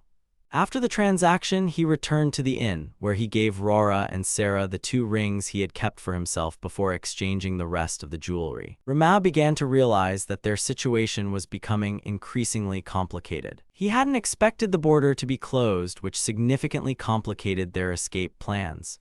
Sarah shared information from the guild, reporting that Princess Shaldana herself had arrived in the city. She explained that in a normal blockade, they might have been able to bribe someone and slip through unnoticed, but the princess's arrival made that impossible. Sarah understood that if they tried to break through the blockade by force, it would be a death sentence. Rora also emphasized that their actions could be considered treason. Rama concluded that the only reason the princess would appear there was to capture him. Rora assured him he shouldn't apologize as he wasn't to blame for the entire situation. She realized he was being seriously hunted, so they would have to be extremely careful not to fall into a trap. Rama began analyzing the map of the area, contemplating possible escape routes. He noted that the eastern border was completely blocked, meaning there was no point in going there. In their current situation, the only option left was to go through the northern forest. However, he understood that the enemy might anticipate this very decision and set traps there. Rama pondered how he would act if he needed to catch a fugitive. He realized that the forest was the most obvious direction for escape, and that's likely where ambushes would be set. Suddenly, a plan formed in his mind. He decided to use this obvious path not to escape, but to turn the hunters into the hunted. With firm conviction, he declared that they would go through the northern forest, not to hide, but to show who would be the true pursuer in this hunt and who would be the cornered prey. Meanwhile, elsewhere, the actions of the pursued were being discussed. Sato, analyzing the fugitive's possible routes, suggested imagining that the killer was heading east. Given that the border was already closed, he concluded that the only possible path for the fugitive was through the forest. Based on this, he proposed setting a trap in that location. However, the main difficulty was that no one yet knew what the pursued person actually looked like. Shaldana didn't see this as a serious problem. According to her, they didn't need to know his face at all. It was enough to simply hear the words he would utter in person. She confidently stated that she possessed a method to determine whether a person was an otherworldly being or not. Meanwhile, in the northern border forest of Aru, Ramas settled down by a campfire, allowing himself a little rest after a long journey. Suddenly, his ears caught approaching footsteps, breaking the silence of the night forest. Stepping out of the shadows, Sato immediately tried to diffuse the tension, assuring him there was no need for such wariness. He quickly reassured the person by the campfire, explaining that he wasn't a bandit. Realizing he had already startled him, he politely asked for permission to sit down. Rama was slow to agree, remarking distrustfully that he didn't recall giving him such permission. Sato, sensing the cold tone, didn't argue. He simply noted that the smell of food was quite tempting and decided to keep the conversation going by asking what Rama was doing in such a place. In his opinion, Rama looked most like an adventurer. Rama, not wanting to reveal too many details, said he had heard about the border behind Aru being closed. Since he didn't know when it would reopen, he decided to cross the forest to continue his journey. He also immediately and unequivocally refused to share his food. Sato didn't hide his disappointment. However, despite this, he decided to offer some advice. He noted that traveling through the forest alone could be extremely dangerous. The area around the city was swarming with stray dogs, and there was also a chance someone might be following him. Rama couldn't help but notice the contradiction in Sato's words. He pointed out that Sato himself was there all alone, then directly asked him who he was. Sato, realizing he hadn't introduced himself earlier, quickly corrected that. He stated his name, Sato Hideki, and then informed Rama that he held the position of vice captain of the Succubus Knights who served the Ultomia Empire. Rama pondered for a moment, then unexpectedly offered his new acquaintance a piece of food, despite his earlier refusal. Sato gratefully accepted the offer, then revealed that he wasn't actually in the forest for no reason. He was pursuing someone, but his main problem was that he didn't know what they looked like. That's why he asked Rama to come with him to their camp without any further questions. Soon, the prisoner's arrival was announced. Sato proudly reported to Shaldana that he had captured a person who was highly likely from another world. He noted that the prisoner had the same scent as him. Shaldana approved of her vice-captain's actions, acknowledging that she recognized him as someone capable of completing the task assigned to him. She eagerly awaited meeting the prisoner, wanting to verify if he was the one they were looking for. Sato, returning to Rama, brought news that his superior greatly wished to meet him. Rama indifferently noted that he wasn't against meeting, but still expressed doubt about the necessity of such harsh measures. In his opinion, using shackles was clearly excessive. However, he hoped they would be removed once suspicions were cleared. Sato confirmed his words, assuring him that everything now depended on Rama himself. Shaldana, with a slight smile, thanked the prisoner for taking some time for her. On behalf of the Empire, she expressed her gratitude. Rama was surprised by what he heard. He realized that the woman speaking to him was Princess Shaldana. Shaldana acknowledged this fact, then added that she was truly sorry the meeting had to happen under such circumstances. Rama quickly assured her that he held no ill will. Given the situation, crossing the forest indeed looked suspicious, so he understood their reaction. Shaldana, hearing his words, couldn't help but let out a slight chuckle. She noted that she actually didn't see anything suspicious in his actions. The reason he was detained wasn't that. She stated directly that he was the person from another world they had been searching for. Rama tried to distance himself from her words, pretending not to understand what she was talking about. Shaldana immediately dismissed his attempts to deny it, stating that it was useless for him to pretend to be an idiot. Sato explained that even after a member of the royal family used an extremely formal style of speech with him, Rama continued to respond in a completely normal tone. Such behavior was unthinkable for the people of this world. Shaldana added that in this world, royalty is revered as deities. Anyone who heard the words she spoke would immediately prostrate themselves. Upon hearing the explanation, Rama understood what had given away his origin. Shaldana, with undisguised surprise, noted that the prisoner accepted the truth of his exposure quite calmly. She asked for his name, wanting to learn more about the mysterious man. Rama did not hide his name, introducing himself as Mikashiba Rama. Sato, hearing this name, instantly deduced his origin. He guessed that the man before him was Japanese. Rama, catching this detail, remarked with a slight smirk that Sato also seemed to be from Japan, adding a respectful "san" when addressing him. Sato confirmed his guess, stating that he was indeed just like him. He revealed another detail of his life, mentioning that he had been summoned to this world 10 years ago. Shaldana did not want to listen to this exchange of pleasantries. She cut off the conversation, announcing that Mikashiba Rama would be sent back to the captain, after which a final decision regarding his fate would be made. Rama showed no agitation, merely sarcastically thanking her for her concern. Shaldana continued to ponder him, expressing disappointment.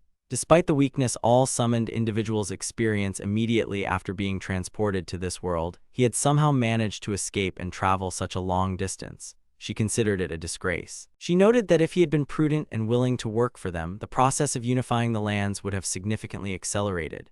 Rama, hearing such a proposal, merely scoffed, expressing his complete contempt for the idea. Shaldana was not about to give up. She reminded him that summoned individuals are usually obligated to obey whoever summoned them. At this moment, unsettling thoughts arose in Sato's mind.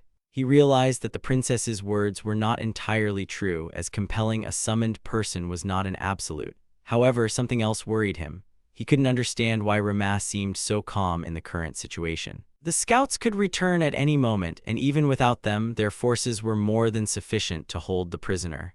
Yet, an unpleasant feeling lingered that something was wrong with what was happening. Sato, casting aside his doubts, made a decisive choice. He dared to defy orders, asking the princess to forgive his insolence. Despite His Majesty's command that the prisoner be brought back alive, he insisted that he must be killed right now. Shaldana was astonished by this action. Thoughts swirled in her head. Sato drew his sword right in front of her without waiting for permission. She immediately ordered him to stop, reminding him that he dared to disobey a direct order from His Majesty. Sato did not try to justify himself. He admitted that he would gladly accept punishment for his audacity, but only after he had carried out his intention. Addressing Rama, he emphasized that since they both hailed from the same country, he would give him an opportunity to say his last words before death. Rama merely replied indifferently that he had nothing to say. Sato respectfully noted that the prisoner possessed at least a shred of courage. Rama, however, disagreed with this remark. He coldly stated that courage had nothing to do with it, as they would be the ones to meet their demise in this place. Before anyone could grasp the meaning of his words, Sarah's voice cut through the air. She cast a spell, invoking the powers of the shifting winds and commanding them to cleave her enemies. Sato, acting instinctively, immediately shielded Shaldana. He frantically asked the princess if she was hurt. Shaldana, though shaken, assured him that she was fine. However, she couldn't understand what had just happened. Sato was stunned, trying to process what had occurred. A thought flashed through his mind like lightning. Magic had just been used. Rama appreciated Sarah's timely arrival, expressing his gratitude for her showing up exactly when she was needed. Sarah, watching him with relief, was glad he wasn't hurt. Sato realized with alarm that he wasn't just facing Rama's ally, but a full-fledged comrade ready to use magic for him. Rama, impressed by the spell's precision, noted that Sarah managed to attack without hitting him once. Sarah calmly confirmed that this was exactly how it should be, as she was his slave, meaning her actions couldn't harm him. Sato was stunned, trying to process what he'd heard. The word slave coming from her lips made him feel like the situation was far more complicated than he'd imagined. Rama immediately asked where Rora was and if she was all right. Sarah quickly reassured him, explaining that her sister was currently dealing with the remaining enemies. Rora appeared right away, announcing that she had already finished the fight. She noted that the soldiers weren't prepared for a magical attack, which proved to be a fatal mistake for them. Sato couldn't believe his eyes. Thoughts swirled in his head, shattering all his perceptions of the world. Combat slaves weren't just demonstrating incredible fighting skills, they also wielded magic. In this world, only a few could use magic, and if such individuals chose to work for the Empire, they were automatically granted the rank of knight. Everything depended on their abilities. One mage could be equivalent to an entire army, and the fact that these girls possessed such powerful magic completely turned the situation on its head. Sheldona, still not fully grasping what was happening, asked in a trembling voice who they were. Sarah and Rora answered simultaneously without a moment's hesitation. They emphasized that all enemies of their master automatically became their enemies. Their existence belonged to their master, and they obeyed only him. Sheldona looked closely at the girls. They seemed very capable, perhaps even too capable. The question lingered in her mind, why were such skilled warriors following this man when they could achieve so much more? The princess addressed Sato, but her words were interrupted by Rama. Rama sarcastically remarked that it was already too late to flee. Rora unexpectedly offered him a different path. In her opinion, this was an excellent chance to earn glory. If they managed to kill a member of the royal family, their names would spread across the entire continent. Sato was deep in thought. He didn't know what to do. Even if he gave it his all, did he stand a chance against them? The only thing he could think about at that moment was how to protect Sheldona. Rama, aware of all possible consequences, made a final decision. He turned to Rora and Sarah, telling them that this was it. Initially, he had indeed planned to kill them, but what he saw made him change his mind. He admitted that the opponents had enough experience and skills, and a numerical advantage of 3-2 didn't guarantee victory. There's always room for surprises. If they continued to fight, it could lead to one of them being lost. Rama directly asked the sisters if they were willing to sacrifice their lives for him. He understood perfectly that even if their loyalty was boundless, it didn't mean he should accept it without hesitation. He looked at Sato and noted that he was just like them. He was only trying to protect his princess. He didn't want anyone to die because of this conflict. Rora pondered for a moment. The thought that their lives were being equated with that of royalty struck her. Sheldona, hearing this, finally ordered Sato to lay down his weapon. Rama thanked her for understanding and, turning around, suggested the girls leave the area. However, Sato called out to him, wanting to ask a question. He was curious if Rama had been some kind of mafioso in Japan. Rama, not understanding where such a question came from, was indignant. He stated that he was just an ordinary high school student. Sato didn't believe him. He continued to insist, saying he was serious. Rama sighed wearily and said he was really only 16 years old. Sato couldn't accept this fact. He didn't understand how someone summoned from peaceful Japan could kill so easily. Sheldona gave him a surprised look, clearly not expecting such a question. Rama calmly looked at Sato and asked a question in return. He wondered since when he had been deprived of the right to defend himself from those who wanted to kill him. He emphasized that if someone hits him, he has every right to hit back. It's an obvious action, that's why he never attacks first. However, if someone dares to attack him, he won't hold back. Rama spoke with complete confidence, stressing that he only chooses a fight when he is firmly determined to kill his opponent. Suddenly, he realized that now was not the time to discuss his views on life. He gave the command to move on. Rora confirmed his words and followed him. Sheldona, watching them leave, addressed him one last time. She made it clear that they could run, but sooner or later the Empire would unite the entire continent, and then they would simply have nowhere left to flee. Rama just smirked. He reminded her that they had an alternative, to return to his world. After some time, their journey led them to the Dosha Desert. Rama looked around, realizing they had finally arrived. Rora suggested heading to the trading zone near the oasis, as that place attracted many people. Rama agreed with her suggestion, noting that there they could buy everything they needed, as well as find a way to return to Earth. Rora suddenly cried out, warning her master of danger. A monster appeared right in front of them. Rama sharply turned around, reacting to the new threat. Rama pondered that the sandworm, turning its back to him, seemed to openly invite him. This seemed strange and suspicious. Sarah addressed him, calling him master. Rama immediately ordered her not to move, as the situation could be a trap. He realized that the enemy, by creating an illusion of vulnerability, could easily dodge an attack and then counterattack from behind.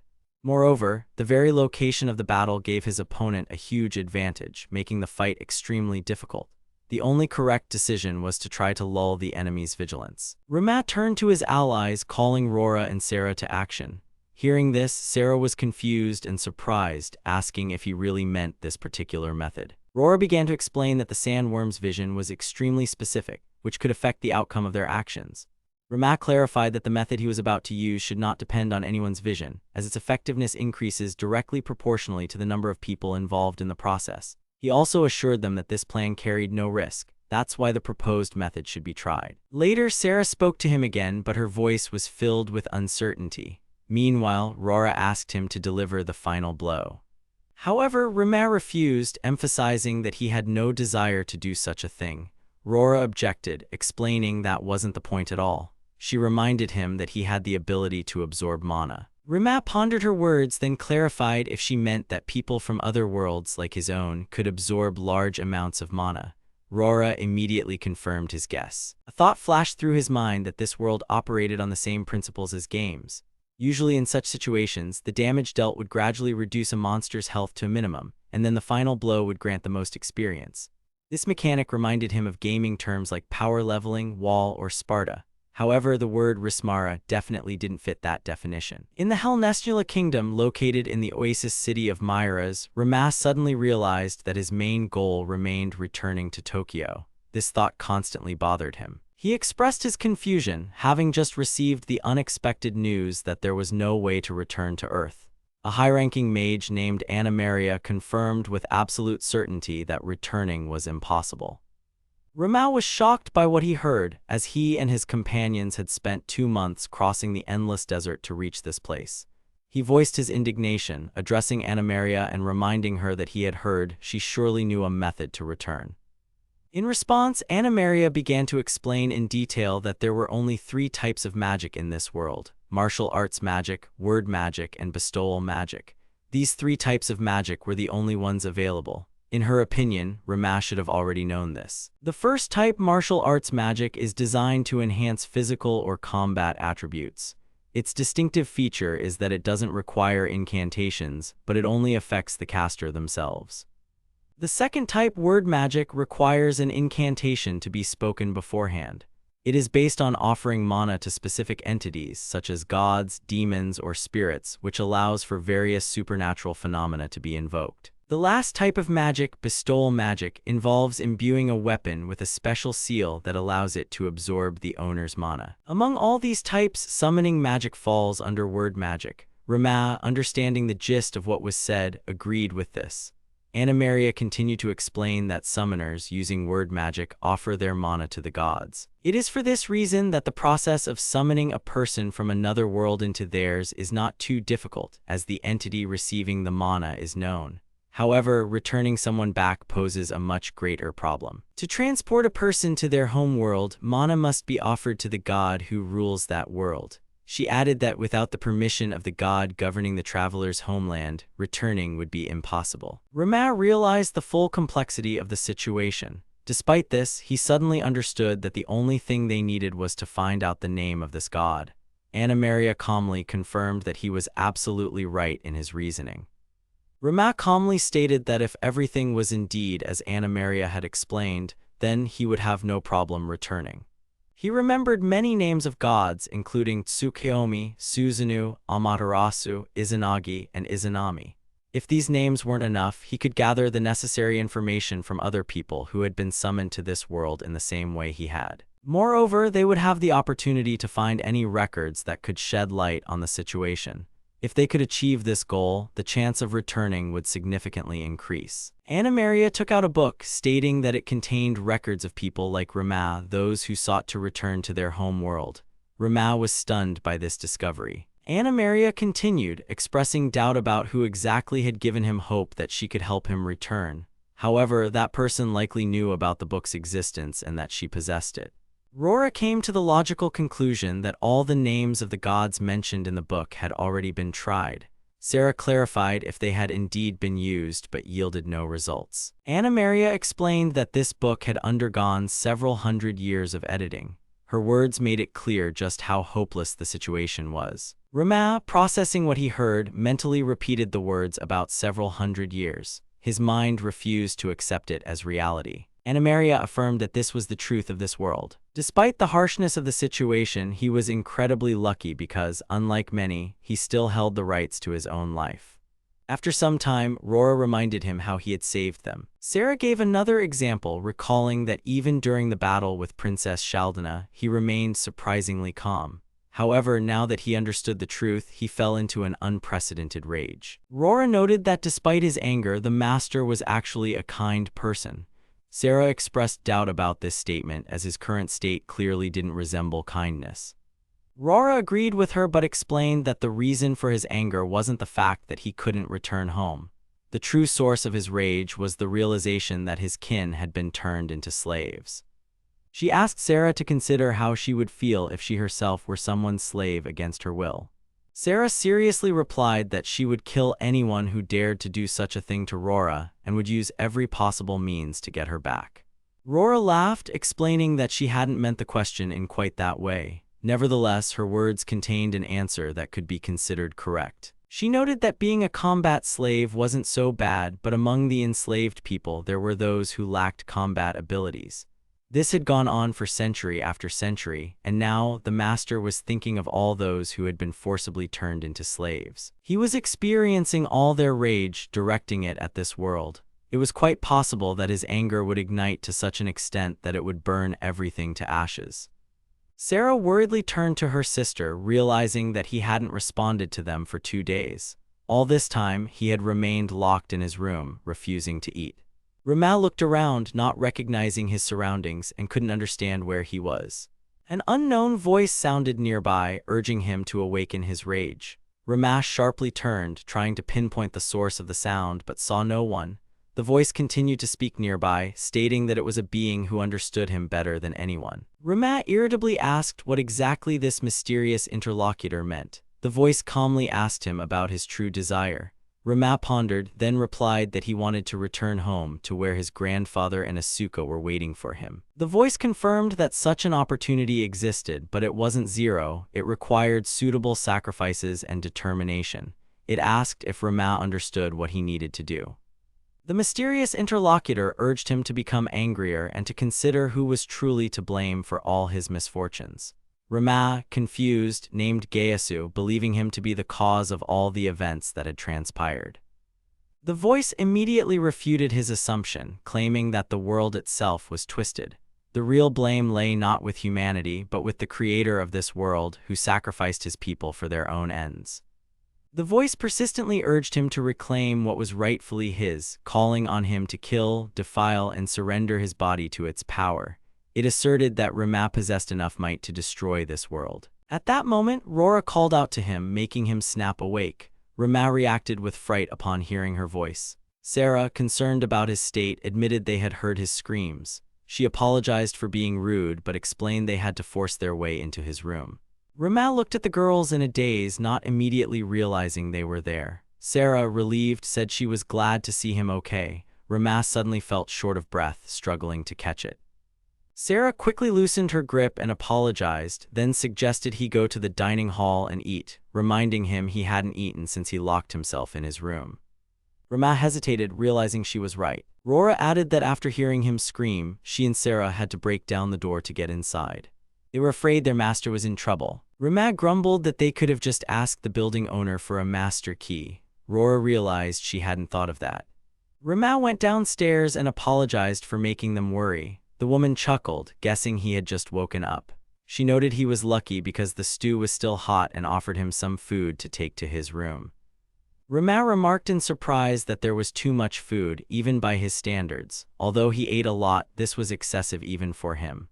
The woman irritably explained that the food wasn't just for him, but also for his 2 slave girls, who hadn't eaten anything since he locked himself away. She accused him of being insensitive and demanded he immediately bring the girls some food. Rama realized in shock that this had been going on for 2 days straight. The woman confirmed his suspicion.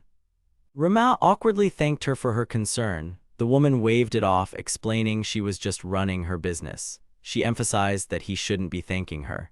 Rama understood the hint and expressed his gratitude. The woman added that he still owed her for the broken door.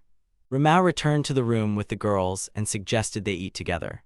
Sarah looked at him anxiously and unexpectedly asked him to calm his anger.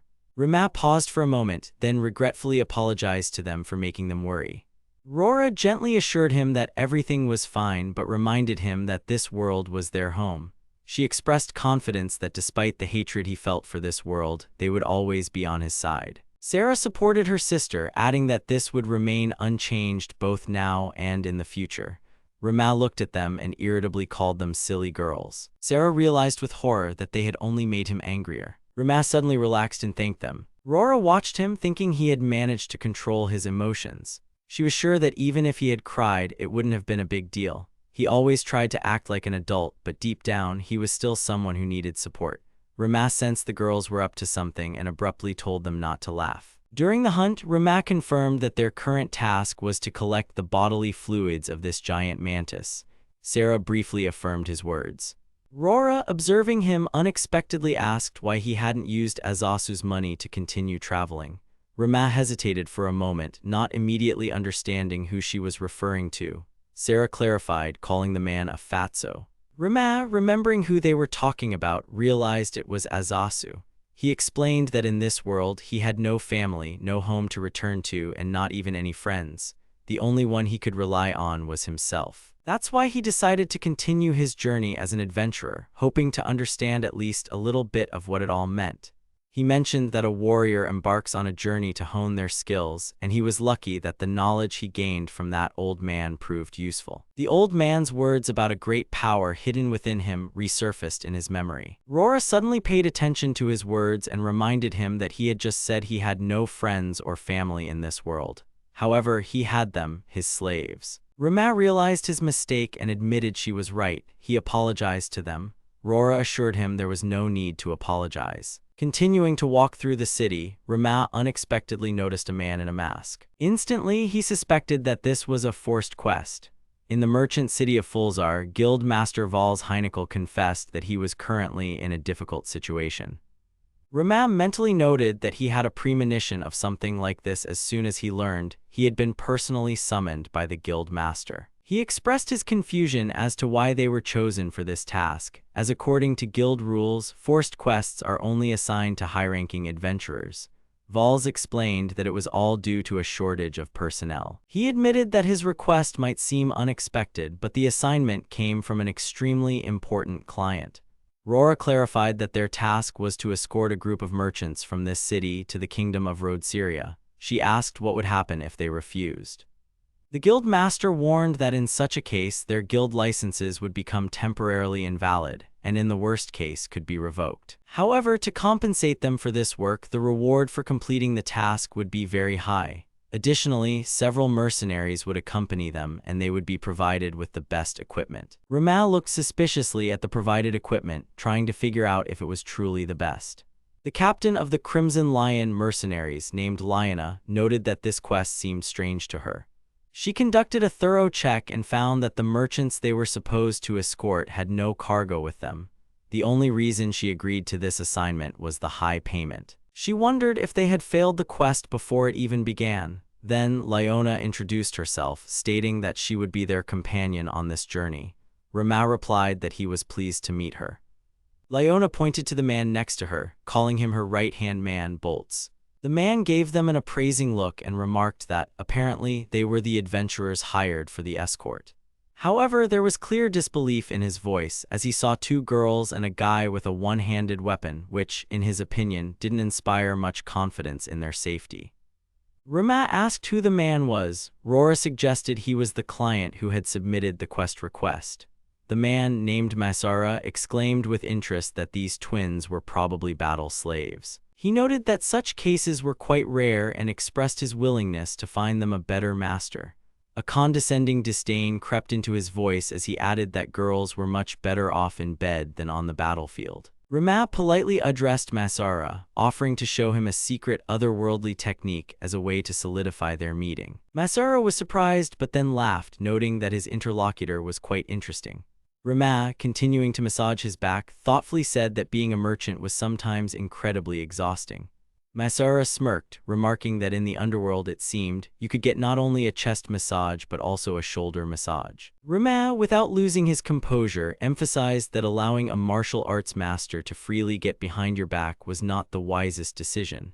Masara asked in surprise what exactly he meant. Rama calmly explained that truly dangerous people often appear completely harmless at first glance. Masara, studying him, admitted that his manners were quite respectable. Rama thanked him in return, noting that discerning a merchant's secret thoughts was actually not that difficult. After that, he directly asked if Masara was lying to them. Without waiting for an answer, he sharply grabbed him by the throat. Later, Rama explained to the others that the merchant was clearly lying, and he had determined this by the change in his pulse. There was a high probability that this quest was a trap. Lyona thoughtfully noted that it now made sense why he had grabbed Masara by the neck.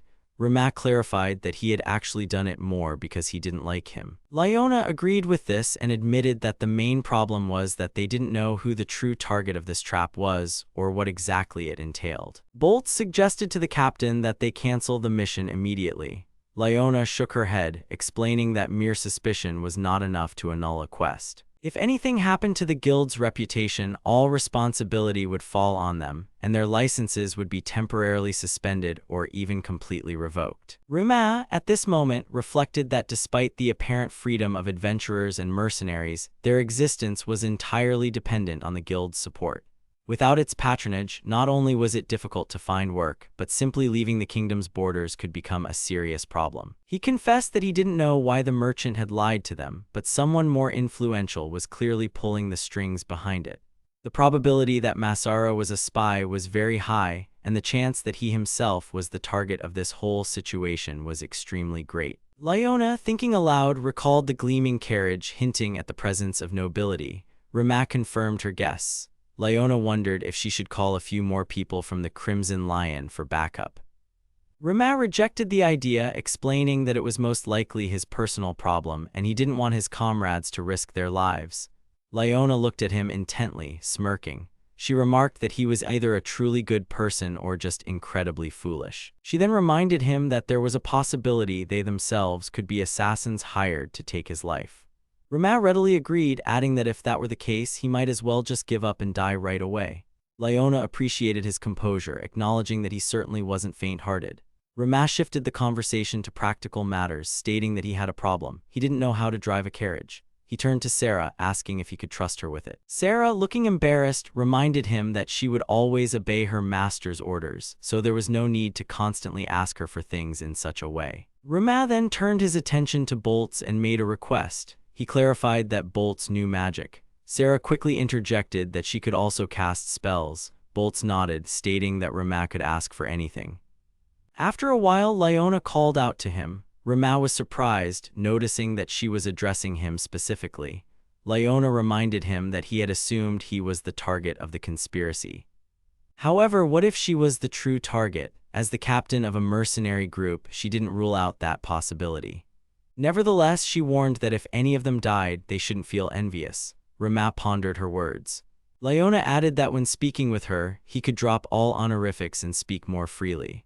After that, she started flirting with him, getting closer. However, Rora and Sarah stopped her just in time. Lyona, slightly annoyed, declared that a kiss was a perfectly appropriate gesture in this situation. Sarah and Rora sharply rejected this notion, stammering that such a sudden attack was completely unacceptable. Leona smirked, noting that if the suddenness was the problem, then they should just make it less sudden. The girls froze, unsure how to respond.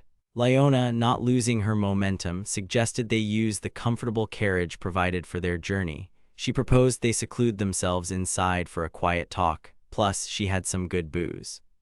Rora emphatically stated that even if the master himself agreed, it couldn't be allowed. She reminded him that coercing a minor into drinking alcohol through deception was illegal. Sarah supported her sister, asserting that it was indeed against the law. Ramal looked at them in confusion, stating that he was always ready for strategic meetings. He also noted that he wasn't exactly forbidden to drink. Rora sighed in annoyance and added that the master should just keep his mouth shut. People hiding in the bushes observed their movement. They noted that the plan was proceeding exactly as intended. Informants reported that the group was exiting the royal forest. Their numbers were so large that an error was out of the question. The commander gave the first order. The archers were to open fire and the others were to capture the target once it split up. No killings were required. The main objective was to prevent the witch from crossing the border. Arrows flew. Sarah immediately informed Rama that the enemies were already here. Rama warned everyone to be careful and avoid the arrows. He ordered them to speed up and break through the ambush. One of the lieutenants reported that a cavalry unit was pursuing them. Leona replied that she was already aware. Rama analyzed the situation and realized that all the arrows were flying directly at their carriage. This finally confirmed his suspicion. He was the real target. He mentally connected the events to the Altomia Empire, assuming this was their gift. Rama made a decision and told the merchants to speed up to escape the pursuit. He ordered Sarah to prepare as he intended to unhitch the carriage. Sarah, though surprised, immediately understood his plan and agreed. Rama waited for the right moment and gave the command. Sarah seized the opportunity, increasing the distance between them and their pursuers. However, Liana, looking ahead, suddenly noticed something strange. The merchants they were escorting abruptly turned their swords on them. Rama was stunned. The enemies announced the start of their attack. Rama mentally analyzed the situation. They began to be surrounded from two sides, which was exactly what he expected. However, he was shocked that the merchants started fighting each other.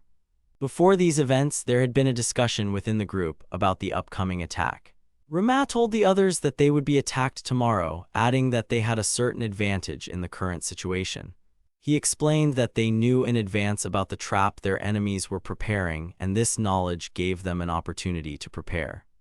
Liana pondered his words and expressed doubt that this information would be useful to them. She wanted to understand how they should proceed to use this knowledge to their advantage. Rama then decided to rephrase what he had said, emphasizing once more that they were confident the enemies were indeed setting a trap, which already provided a clear direction for their actions. Boltz, reflecting on what was said, suggested that the side that attacked first would gain control of the situation. In his opinion, this could play a key role in the outcome of the future battle. Hearing his words, Rama confirmed that such a development was indeed possible. He then drew attention to an important point, expressing the idea that if they could determine the location of the attack beforehand, it would give them an even greater tactical advantage. At this point, they were still a group of mercenaries escorting merchants to rid Syria. No one was looking for them for crimes, which meant they could move freely without fear of being apprehended by the authorities. Rama noted that regardless of who the enemy's target was, himself or Liana, if the attackers decided to openly assault them, it would put the attackers themselves in an awkward position. Such an attack would be considered a crime. He drew a parallel to their own situation, reminding them that just as they couldn't unceremoniously harm Masara, who claimed to be a simple merchant, their enemies also couldn't openly attack them. The enemies would be forced to choose a more secluded place for the attack. For this very reason, the likelihood of them bringing a huge army was extremely low. It was much more probable that the enemy would try to set up an ambush, as this would allow them to use geographical advantages, compensating for their numerical inferiority. Boltz pondered what was said and with interest repeated the phrase about geographical advantage, considering its significance. He was concerned about whether they themselves could use it if the situation allowed. However, he was also worried about the possibility that the enemies might choose a random attack location that didn't fit their expectations. Rama didn't think this was possible, as he assumed a small group of attackers would be forced to act rationally. He explained that a strategist incapable of choosing the best option for an attack would inevitably face condemnation from their allies. Moreover, such an approach would negatively affect the morale of their squad. In his opinion, if a plan was based solely on random choice or mood, other group members would not accept it silently and would likely express dissatisfaction. Bolt, who had been listening intently, suddenly turned to Liana and jokingly asked if she was tired of all these long discussions. To this, Liana easily replied that she couldn't hear him. After this, Rama moved on to a more specific analysis of the situation. He informed the others that the valley near the Ridsyria border seemed very suspicious to him. In his opinion, this part of the mountains could be an ideal place for an ambush if the enemies wanted to take advantage of the natural terrain. Liana pondered his words, then suggested that the enemies might attack at night when their squad would be less prepared to resist. However, Rama considered such a development unlikely. He explained that in the dark there was a high risk that the attackers might accidentally harm their own allies. Furthermore, it would be much harder for them to accurately identify their target. He added that any enemy who loudly shouted their name before an attack would likely be an idiot. At that moment, a thought about Sato flashed through his mind, distracting him for a moment. Liana noticed his reaction and, puzzled, asked what he meant. Rama suggested they stick to the topic and summarized their discussion. He reminded everyone that the attack would most likely happen in the valley near the Ridsyria border. He then emphasized that the presence of mages among their enemies could pose a threat. Assessing the potential abilities of their opponents, he concluded that they probably wouldn't have any special countermeasures against magic. However, he speculated that the enemies might resort to using natural factors, such as rockfalls, or employ fire arrows to create chaos among their group. Additionally, Rama warned everyone to be extremely cautious with the merchants once the attack began. He suggested allowing the merchants to flee ahead when the ambush was sprung. He reminded them that their own forces should significantly outnumber the merchants, but if the merchants decided to join forces with enemy reinforcements, the situation could take an unpleasant turn. Liana noted that if they weren't careful, they could find themselves in a pincer movement, putting them at a disadvantage. Rama believed that even such an outcome wasn't critical. Liana wanted to understand why he thought so and asked him to explain his viewpoint. Rama then explained that a pincer movement is only an effective tactic against an enemy of equal strength to the attackers. However, their group should be significantly stronger. Even if they were surrounded from two sides, they would still be able to fight their way through the enemy ranks. When the ambush began, Rama had a thought that not only the enemies could have a surprise in store. He perceived what was happening as part of their intended plan. However, he suddenly stopped short, feeling confused. An unexpected thought flashed through his mind that something had gone wrong. He was overcome with suspicion that the merchants they were escorting were not who they claimed to be. Liana immediately became alarmed and asked him if he was all right. Rama quickly recovered, answered her, and then immediately asked how she was. After the battle, Liana reported that the members of the Blood Lion were fine, but several mercenaries had been killed. Now they had to decide what to do next. According to their plan, they were supposed to immediately lead the remaining people off the battlefield. Rama considered the situation and concluded that they should stick to their intended course. He confirmed that they would continue to follow the plan. After that, he asked Liana to gather all the scattered mercenaries so as not to leave them in the chaos of the battle. Liana confidently replied that she would handle it. Rama commanded her to move forward and carry out the assigned task. Meanwhile, a commotion began among the ambushers. One of them surprisingly informed his captain that the carriage they were inspecting was empty. They realized they had been deceived and soon guessed that the witch they were trying to capture had managed to escape. Filled with rage, they began shouting orders to pursue her and not let her get away. At that moment, a thought flashed through Rama's mind. He was struck by the fact that the attackers had called someone a witch. Liana observed the enemy's reaction and concluded that their plan had worked. She praised Rama for how he had tricked them, saying they had completely swallowed the bait. Rama, however, had doubts. He admitted that even now he couldn't shake the feeling that something was amiss. Liana replied that further events would no longer depend on them, but on the person they had entrusted with the final part of the plan. She confessed that she had high hopes for this girl. Before these events, Rara was sitting alone under a tree. Rama approached her and quietly spoke her name, getting her attention. Rora started immediately calling him master. She looked embarrassed and guilty. The next second, she lowered her head and began apologizing, saying she would immediately start preparing for tomorrow. Rama was surprised by this statement and quickly explained that he hadn't come for that at all. He wanted to tell her something important. Rora became wary, her voice trembled, and she suggested that he was going to dismiss her.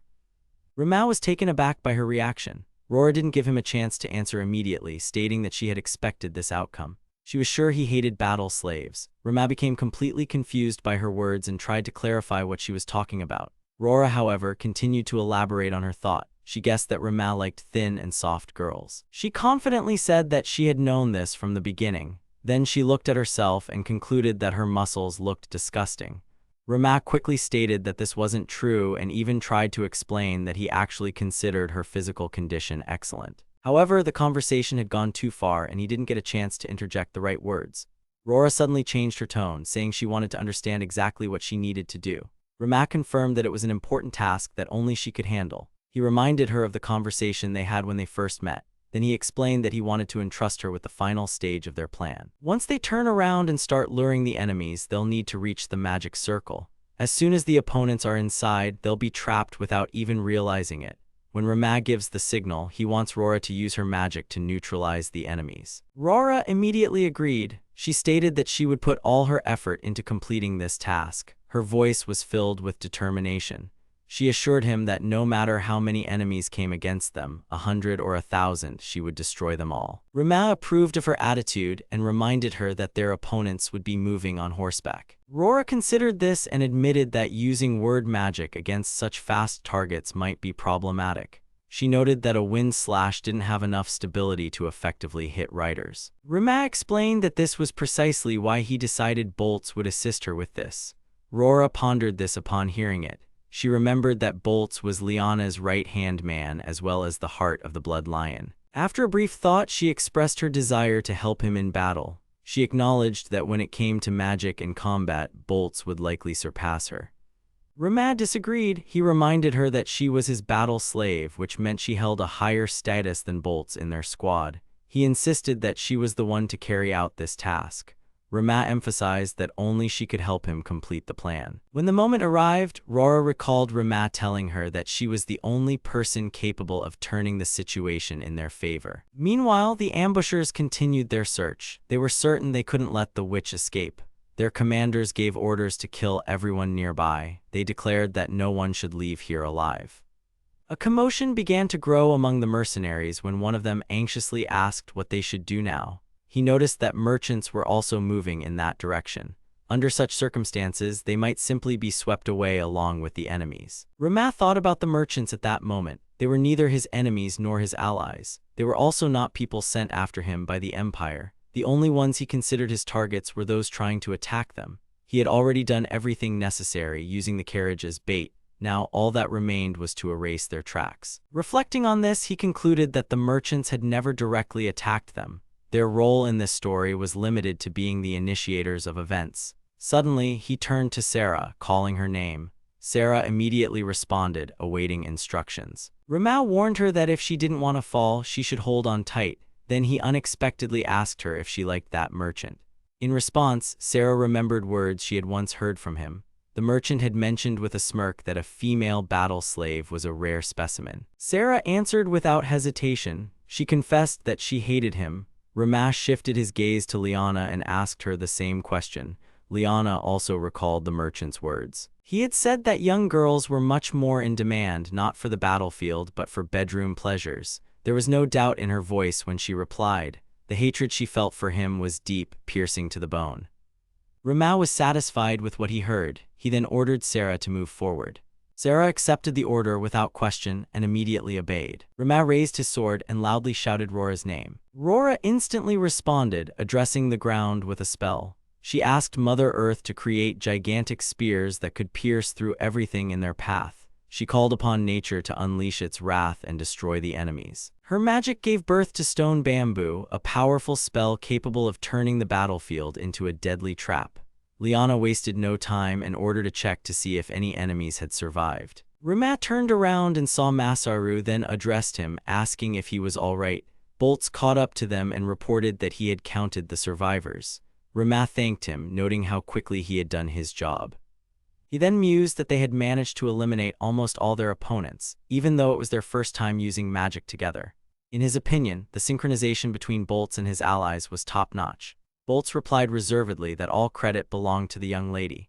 He admitted that it was his first time experiencing woven magic and even felt grateful for the opportunity. Masaru, who had been silent until then, suddenly spoke, his voice trembling with indignation. He couldn't believe what they had done. He didn't understand how they could treat their client like that. Rama indifferently remarked that the moment the merchants drew their swords and started swinging them in battle, it automatically meant they could no longer be considered their clients. He didn't think they had done anything terrible. Masaru was stunned by what he heard. Rama looked at him with a cold expression and said that his men were never true merchants to begin with. Masaru panicked. He looked at the sword in Rama's hand, bewildered, and anxiously asked why he had drawn his weapon. Rama answered calmly, explaining that he was doing it for one simple reason: to silence him forever. Masaru tried to object, desperately starting to make excuses. He claimed that the true culprits behind all of this were the Knights of Ridsyria. He said they always wanted to look like heroes, killing people without remorse. He called them the kingdom's stupid mongrels. Rama listened carefully, intrigued. He decided to find out who Masaru really was. Masaru tried to come up with an answer. After a moment, he said he was just a slave trader. He confessed that he had been trying to escape a past as a thief for a long time. Then he began to plead for mercy, offering a deal. If they spared him, he could sell them any slave at a good price. Rama was taken aback by his words. He couldn't understand who these people were or why they were involved in this conflict. Meanwhile, Masaru continued to speak, addressing Rama and stating that he looked no better than a rookie adventurer. Bolts, observing him, concluded that Masaru knew much more than he let on. He suggested they should extract more information from him. Rora was eager to take on the task, but Bolts gently stopped her, saying that the young lady shouldn't overexert herself with such work. Masaru, terrified, began to beg them to stop. He tried to convince them that he deeply regretted the deception.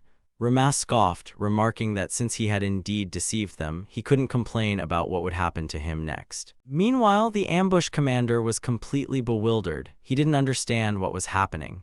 They had pursued the witch all this way, convinced that she would become a serious threat in the future. Rama turned to him and called him by name, recognizing him as Captain Mikkel Dinasha of Ridsyria's Imperial Guards. He then spoke about the next heir to the Ridsyrian throne, whom they had been so desperately searching for. Mikkel, looking at Rora, addressed her with an important question. Rora introduced herself and stated her name. However, Mikkel was not satisfied. He clarified that he wanted to hear her surname. Rama was surprised by this request. Mikkel explained that a person could not claim the throne if they had an unknown lineage. Rama immediately realized this could be a serious problem. Using the Malfist surname was no longer an option. Quickly thinking through the situation, he gave another name. He announced that the girl's full name was Rora Mikashiba and he himself was her brother. Mikkel doubted this and asked if Rama was truly her younger brother, not her older brother. Rama merely chuckled. He noted that he was neither her older brother nor her father. Mikkel silently accepted his defeat. He then made a decision and said he had lost, asking to be killed quickly. Rama refused, explaining that he had no reason to do so right now. Mikkel looked at him doubtfully and asked if that meant he would still be killed when necessary. Liana calmly stated that time would tell, but reminded him that he himself had tried to kill them. Rama added that at least they weren't his enemies. Mikkel frowned, not understanding what he meant. He asked if they had been sent by nobles. Rama confirmed they hadn't, then stated that this was the crux of the problem. Now he wanted answers. He suggested Mikkel share information, and afterward they would answer his questions. However, Mikkel didn't get a chance to say anything. Rama swiftly grabbed him by the throat, ironically remarking that it was just a good luck charm. He assured Mikkel he wouldn't cause harm but advised him to stand still. Mikkel didn't know how to react. Rama called Sarah over. Sarah stepped forward and introduced herself, stating that she would be the one asking the questions. Mikkel looked at her, wondering if they were twins. Sarah began her interrogation. The first question was whether Mikkel's men were truly the guardians of Ridsyria. The second concerned the reasons for attacking the trade group, wanting to know if it was a struggle for the throne. The third question clarified whether the attack was planned to protect the princess. The fourth question addressed their conflict with the nobles under the queen's rule. The fifth point discussed the king's sudden death and how the elder princess should have been the first to ascend the throne. The sixth question touched upon the actions of the nobles who used the king's will as protection, supporting the second princess. Ramao watched Mikkel closely. He could see how difficult it was for him to answer such questions, but he couldn't blame him. Sarah asked the final question, clarifying if the person Mikkel wished to kill was indeed the one everyone was talking about. Ramak concluded that everything aligned. Now only one thing worried him: what would happen next? Liana pondered and realized they had been used as bait. The enemies had completely swallowed the hook. Ramas speculated that the guild master, who at first glance seemed like an innocent angel, was actually playing a double game against them. Bolt suggested seeking help from other guilds in the city. Liana thought this was a bad idea, doubting anyone would believe them without solid evidence. Raman noted that taking risks in their situation could lead to them being caught. Rora thought for a moment and offered an alternative, suggesting that everything might end if Vals eliminated Shira. Raman agreed with this. However, he pointed out that even if they managed to prove Val's involvement in all of this, their chances of victory would remain slim. He recalled that the mere sight of the luxurious room in Fulzard spoke volumes. He concluded that for someone like Val's, accepting a bribe to hide the truth would be no trouble at all. Rora spoke first, reminding them that Fulzard was the largest commercial city. To counter the power and influence of a guild master controlling such cities required significant strength and support. Ramad, deep in thought, turned his attention to Bolts. He wanted his opinion on Masara not as a person but as a warrior. In his view, Masara would never open his mouth, even under torture. Liana suddenly uttered the word rod, as if catching his thought. Bolts confirmed that he had brought a rod with him. He then calmly stated that he was going to shove it up Masara's ass. He explained that torture wouldn't work on someone like him, but this method might make him talk. Ramad didn't know how to react. Rora, hearing his suggestion, enthusiastically declared that she would definitely write down this method for future reference. Ramad just sighed heavily, unsure what to say. Mikhail, ignoring their conversation, spoke grimly. He refused to acknowledge what was happening. His voice trembled with rage. He declared that the current first princess was a lie orchestrated by the nobles. In his opinion, the only legitimate heir to the crown could only be Lady Lupis. Ramak calmly agreed with him. Mikkel was stunned by his words. Ramak continued, explaining that the girl was not the previous king's illegitimate child and had no connection to the royal family. He called her his companion but noted that she did indeed have noble origins. Sarah interjected, stating that she was proof of these words. She explained that she and the girl were twins. Mikkel froze, not believing his ears. Rama said they had been deceived. Mikkel couldn't listen to the end and abruptly cut him off, demanding he stop spouting nonsense.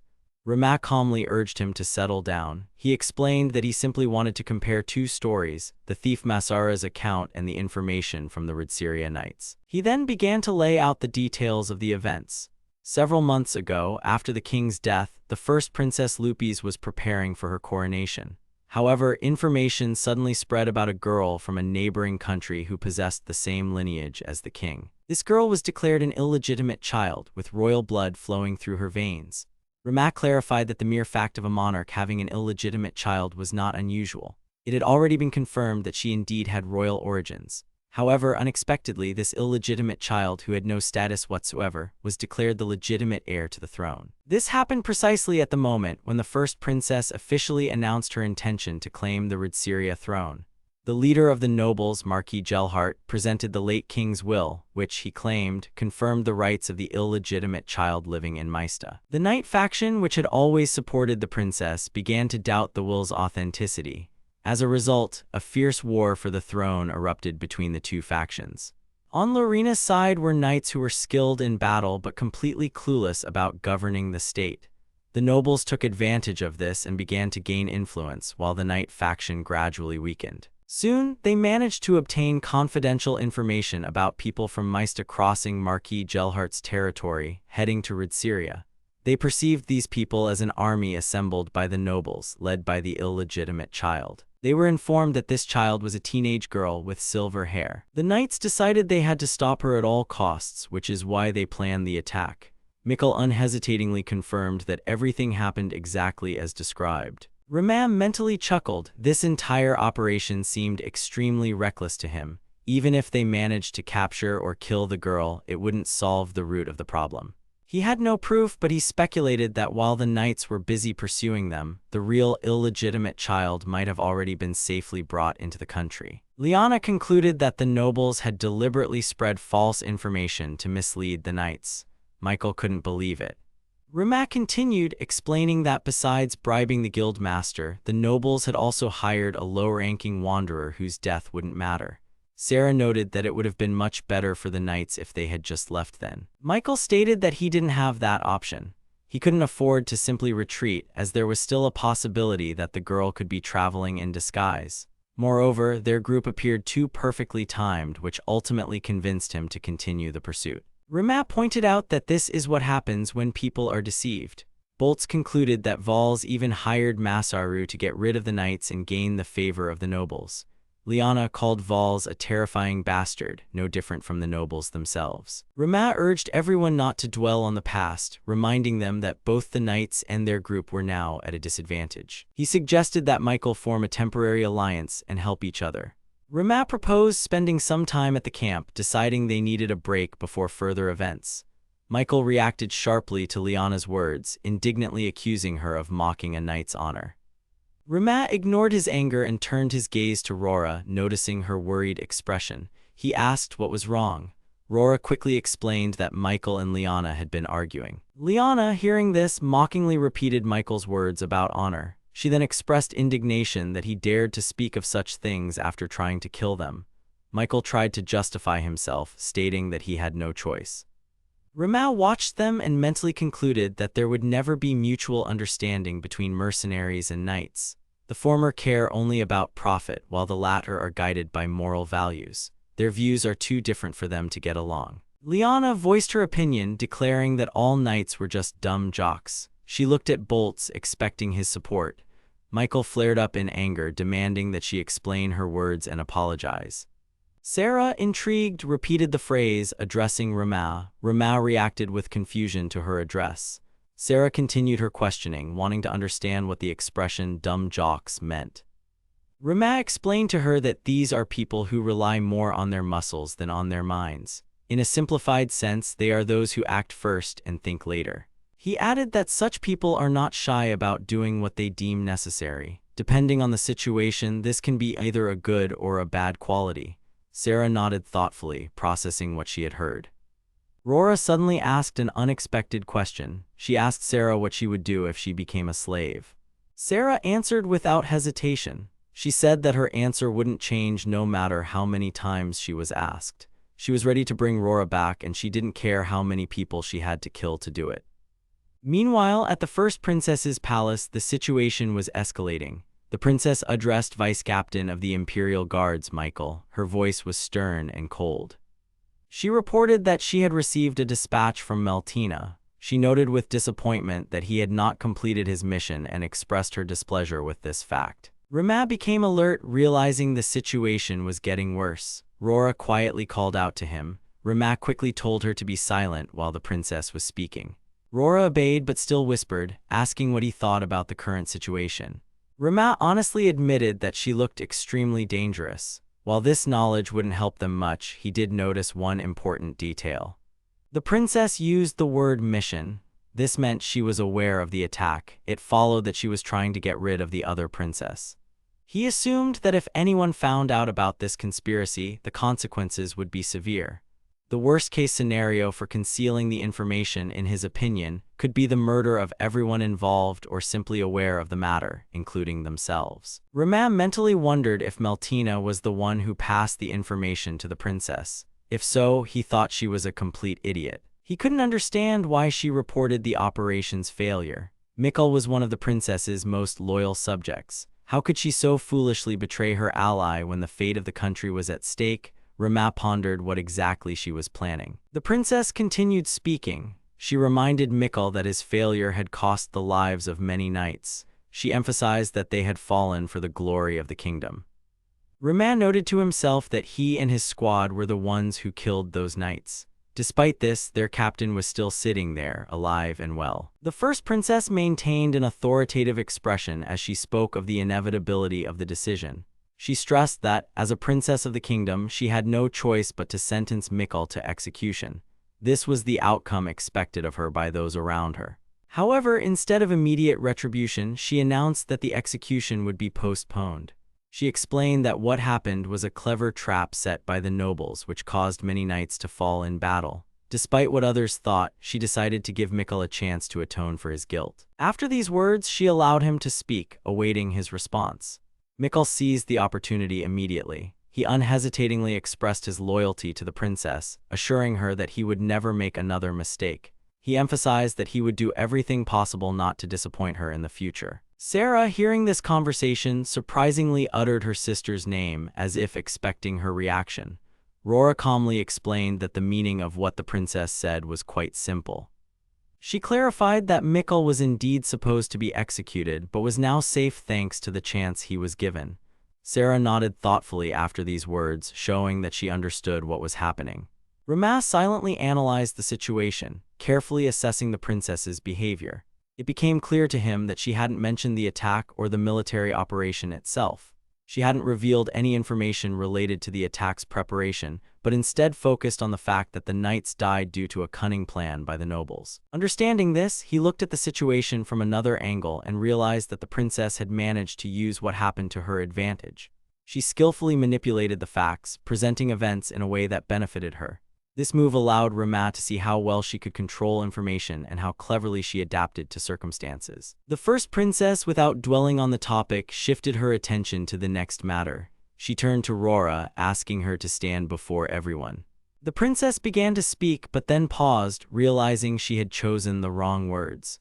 She rephrased her question, asking if it was true that Rora had no blood relation to King Ridsiria false II. Rora responded loudly and confidently, showing no hesitation.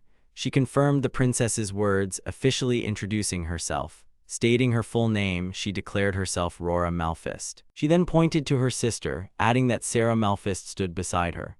The princess thoughtfully studied the girls' faces. She felt the surname Malfist was familiar but couldn't immediately recall where she had heard it. After a brief moment of reflection, she noted that she had encountered the name in some records related to the central continent. At this moment, Meltina interjected. She reminded the princess that, according to available information, an illegitimate child could not have a sister. The princess took this remark into account but did not jump to conclusions. Instead, she looked at Rora and Sarah, remarking aloud that there was indeed a clear resemblance between them. After this, she addressed Rama, indicating that the conversation was taking a new turn. She stated that she wanted to learn more about him, but this discussion would need to be postponed. Concluding their talk, she invited him to relax and enjoy his stay here. Following these words, she raised a vase before her, deliberately drawing attention to it. Rama looked at the object and couldn't hide his interest. He asked what it was. The princess, with a slight smile, explained that he could consider it a symbolic apology for his capture. She reminded him that disagreements continued within the country, leading to such incidents. She then added that the vase was an extremely valuable item. Rama, unfamiliar with such things, honestly admitted that he hadn't known. After a short pause, he decided to shift the topic to a more important matter. He made a suggestion to Mikkel, not fully articulating his thought. The princess quickly grasped his intentions. She surmised that he wanted to discuss the possibility of joining their army. She then noted that she would need time to consider this offer. Upon hearing her response, Rama frowned slightly. He wanted to clarify the situation and asked if this meant they were now simply allowed to leave.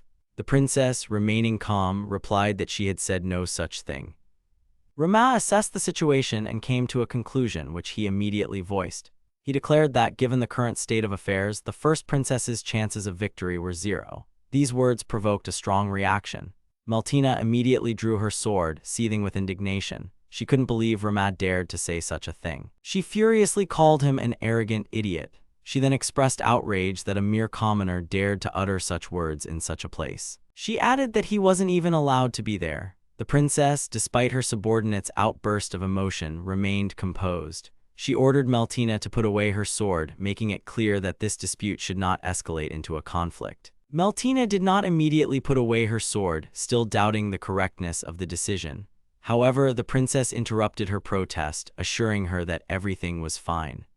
She reminded Meltina that she still owed Rama. After this, she turned to him, asking him to repeat what he had said. Rama, without losing confidence, reiterated that they could become a significant reinforcement if they joined her forces. The princess was surprised by such a statement. She wanted to know why he was so confident. Rama did not hesitate to answer. He declared that he was capable of bringing her victory. The princess looked at him intently, noting his confidence. However, she wanted to know if his words would prove true. Rama assured her that he would deliver on his promise and show her the full benefits of this deal. Hearing this, the princess made her decision. Meanwhile, Sarah picked up a vase. Rora, noticing this, was surprised and asked her sister what she was doing, not understanding her actions. Sarah calmly replied that she had heard everything that was said. She then explained that they would need financial resources for the princess to win. The princess watched them and shared her thoughts, remarking that Rama had an exceptionally loyal slave. Later, upon their return, they noticed Liana. She seemed slightly tipsy and immediately spoke up, greeting them and admitting she'd had a little to drink while waiting. She then asked how everything went. Liana added that if they hadn't returned, she would have had to handle things herself. However, instead of worrying, she had enjoyed the taste of the royal wine, which she found simply magnificent. Boltz, standing nearby, chuckled. He informed Rama that Liana had believed in him and waited there the whole time. Liana immediately reacted, telling Boltz not to say too much. Rama thanked her for her support. Liana blushed, embarrassed by his words. She began to stammer, claiming she didn't need his gratitude, and then emphasized that she had made her decision independently, without anyone's influence. After that, she quickly changed the subject, saying they shouldn't discuss it anymore. She then reminded Rama that she had already told him to stop calling her that, reminding him that they were comrades. Hearing this, Rama decided to ask her an important question. Liana immediately became wary, expecting a serious conversation. Rama told her he needed mercenaries. Liana immediately repeated the word, as if trying to confirm she hadn't misheard. Rama confirmed that he wanted to hire additional people, explaining that besides the Crimson Lion squad, he would need another 100 fighters. Liana repeated the number in astonishment, unable to believe he needed exactly 100 people. She clarified if they were needed right away, then calculated that with supplies, such an amount would cost 300 gold. Sarah, without wasting time, showed the vase. Liana looked at it but immediately expressed doubt, reminding them that they needed real money and couldn't leave any traces behind. Rama clarified that 300 gold was the final amount. He then stated that he would instruct Rora to prepare the money tomorrow and ordered the others to get ready to find mercenaries. Liana reacted easily, agreeing to the plan. However, she clarified that they would indeed need to organize everything by tomorrow. Boltz, hearing this, suggested they celebrate the upcoming event. Rama reminded everyone that they had a battle tomorrow. Meanwhile, in the imperial capital of Altomia, another conversation was unfolding. Sato, in one of the rooms, repeated a question that bothered him, wanting to confirm if he should really leave the capital. The man next to him confirmed it, stating he was leaving tomorrow and that it was time to decide Ridsyria's fate. The feudal lord of the kingdom of Ridsyria, Count Alan Bergston, addressed Mikashiba, noting that despite his age, he was quite capable and had impressed him with his skills.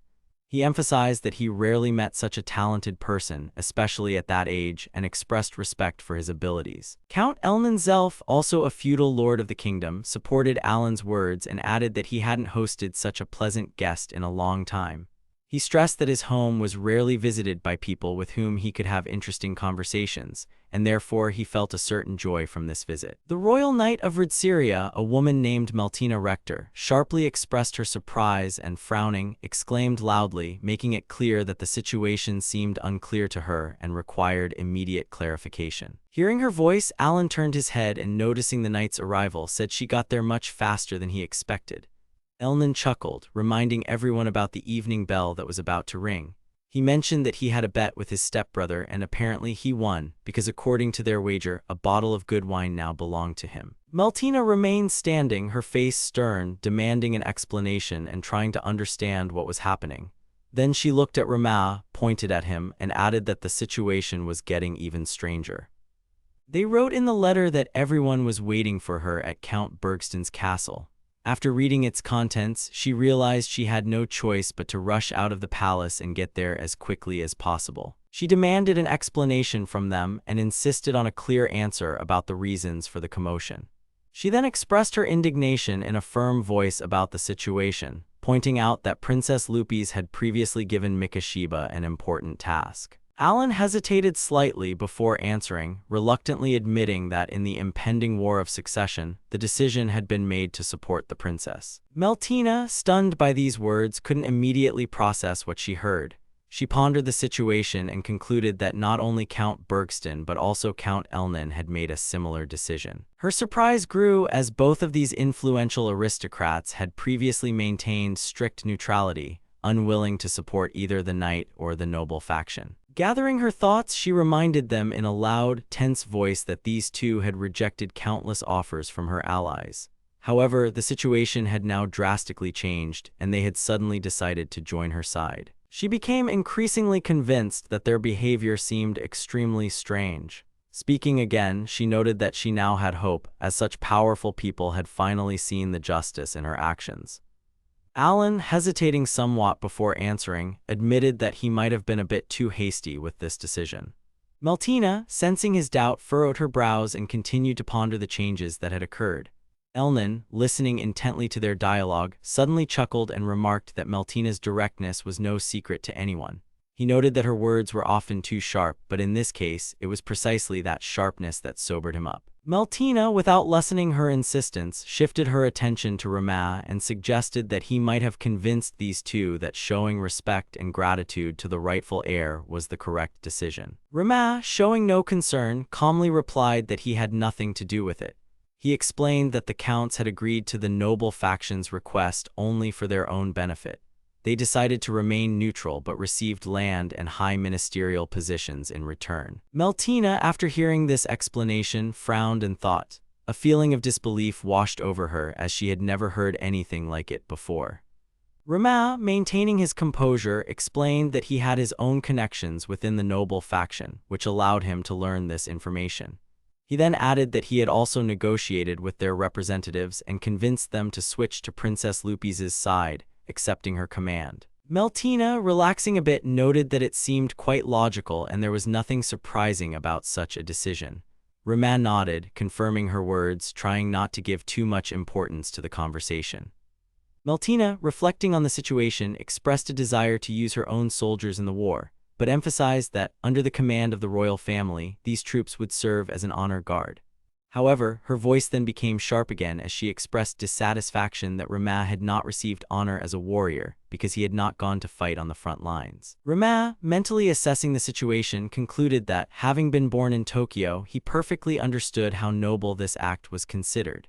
He knew that feudal lords who joined the royal guard, especially the honor guard, were not obligated to participate in actual battles, which made this offer incredibly advantageous. Alan, looking intently at Meltina, concluded that she was a talented warrior and loyal to the royal family. He then added that for her, the most noble act was indeed to participate in battles on the front lines, but only because she was a knight. To conclude his speech, he emphasized that for them, the feudal lords, things were completely different. Rama confidently confirmed that after the war, the lords who supported Princess Lupis received no rewards, resources, or positions, despite their participation in battles. He explained that these aristocrats couldn't accept such an outcome as their people had fought on the battlefield, risking their lives. He also emphasized that one of their main goals was to prevent the looting of cities, which inevitably accompanied civil wars. Ultimately, these feudal lords wanted guarantees that their loyalty would be rewarded, which is why they insisted on being officially recognized as subordinates of the princess. Count Elnin, listening carefully to his reasoning, asked a clarifying question, assuming he was referring to a neutral position not associated with General Godram. Rama nodded affirmatively, confirming that Elnin had understood him correctly. He assured Elnin that neither he nor Alan would be tied to any military structures, which completely ruled out the possibility of them being subordinate to Godram. Elnin, pondering the offer, admitted that it indeed seemed incredibly appealing. He added that he was close to accepting it, but realized that if he did, he would become a true outcast in politics for the next 10 years. Alan chuckled, noting that the chance to secure a ministerial position simply by remaining neutral and not actively participating in the war seemed too good to be true. He confessed that honestly, such an offer looked almost perfect and turned to Rama, awaiting his confirmation. Meltina, listening to this conversation, suddenly frowned and, raising her hand in confusion, asked everyone to slow down a bit. She anxiously stated that she didn't understand why they shouldn't get involved with Godram and demanded an explanation. Sarah, who had been closely following the discussion, supported her doubts and emphasized that even now, they still had a valuable trump card they could use. She noted that the deal being discussed was one of the best opportunities they could get. Later, after everyone had left the room, Meltina called out to Rama by name, addressing him again. Rama, hearing her voice, turned around and, with slight surprise, asked who was standing before him. Meltina, huffing in annoyance, introduced herself, explaining that she had been forced to change into something unfamiliar. She clarified that his slaves and the count's maids had made her change clothes, and now she was stuck in this outfit. She then angrily asked how he trained his servants if they behaved this way. Rama, without losing his composure, apologized to her and admitted that if his family had caused her inconvenience, it was his fault. Meltina sighed and replied that it was nothing serious, but she emphasized that there was a much more important matter. She returned to the previous discussion and suggested that Rama might be intentionally using the neutral faction to create a third power in the state. She continued thoughtfully, recalling that something similar had once happened in a distant country. She gave an example of a state that was divided into 3 warring powers and hinted that something similar might be happening in this case. Rama, after listening to her reasoning, admitted that their situation had not yet reached that level. He noted that it was still difficult to understand Godram's true intentions. Although the commander-in-chief of Ridsiria's forces, Godram Aliberg, outwardly supported Princess Lupis, his ultimate goals remained unclear. Rama expressed the opinion that if Godram truly aimed to place the princess on the throne, his real objective might be something more. He voiced concern that if Godram gained full control of the armed forces, the consequences could be very serious. Rama also reminded them that regarding the incident with Mikkel, Godram had not acted like a loyal servant of the princess at all. He emphasized that even if they managed to defeat the noble faction, it wouldn't mean a final victory. He made it clear that they should remain cautious and consider the potential threat from the Knight faction. Alan, listening carefully to his arguments, agreed with these conclusions. He stated that he would take on the task of gathering neutral nobles. Rama, however, reminded them that there were still gaps in their plans. He suggested that even if they combined the military might of the 2 counts, it would only yield about 2,000 warriors, which was still not enough. So he expressed a desire to bring in additional forces or find someone capable of rivaling Godram. Alan pondered this question and, after some thought, remarked that if Rama was looking for a talented individual, he knew where to find one. Elnan, immediately understanding who he was referring to, confidently spoke the name of Lady Alina Steiner, who had previously served as the army's commander-in-chief. Rama, hearing the name, was slightly surprised and asked if this woman belonged to the royal family. Alan shook his head negatively, explaining that she was a commoner. Rama, deep in thought, clarified if they were indeed talking about a woman. He also expressed confusion as to why a commoner would be called lady. Elnan, unwavering in his answer, explained that everyone respected Alina not only for her achievements but also for her dignity, martial arts mastery, and outstanding talent. He reminded them that thanks to her abilities, she, a commoner, had managed to reach the rank of general and even earn the title of saint. He then mentioned that she had once unexpectedly announced her resignation, despite remaining a national hero in the eyes of the people. Alan, confidently continuing Elnan's thought, emphasized that if Alina joined them, it would be equivalent to gaining the strength of 1,000 warriors. He also expressed confidence that her support would encourage other lords to side with the princess. Meltina, recalling details of her biography, noted that she had heard about a long-standing feud between Alina and Godram. She suggested that if the general remained on the princess's side, it could become a serious obstacle in their attempts to recruit Alina. Rama, deep in thought, confirmed that there had indeed been a conflict between them. He suggested that they could find a way to leverage the situation surrounding her sudden resignation. He then reminded them that a rumor had long circulated in this country that Godram didn't just take the general's post, but actually stole the position from Alina. He revealed that in the power struggle, Godram had taken her husband and daughter hostage to force her to resign. At this time, in one of Ridsiria's suburbs, a maid entered Alina's chambers and announced that she had guests. Alina, slightly surprised, noted that it had been a while since she had any visitors. She then nodded and told the maid to invite them in. Rama, observing her, noted to himself that with her appearance she looked more like a housekeeper than a great general. Meltina, trying to remain polite, introduced herself and with a slight smile stated that she was pleased to meet her. She announced that her name was Meltina Lester, and despite her age, she was a samurai serving Princess Lupis, loyally dedicated to her cause. Rama, standing nearby, briefly stated his full name, introducing himself as Mikashiba Rama. Alina, hearing the name, slightly raised an eyebrow and thoughtfully said that she had heard of him before. Rama, catching a familiar tone in her voice, asked what exactly she had learned about him. Alina, without losing her composure, explained that rumors called him a mercenary who had managed to attract the attention of the princess herself. Rama, chuckling, praised her awareness and remarked that such informativeness was not surprising for someone once called Ridsiria's white god of war. He noted that even after her resignation, she had not lost her former greatness. Alina winced and expressed clear displeasure with the nickname, which, according to her, was long outdated. Then, without further ceremony, she inquired why they had come. Rama, wasting no time, directly stated that he would like to ask for her assistance to Princess Lupis in the upcoming war. Meltina, hearing such an abrupt request, nervously pulled him back and tried to stop him, indignantly remarking that such things shouldn't be proposed so suddenly.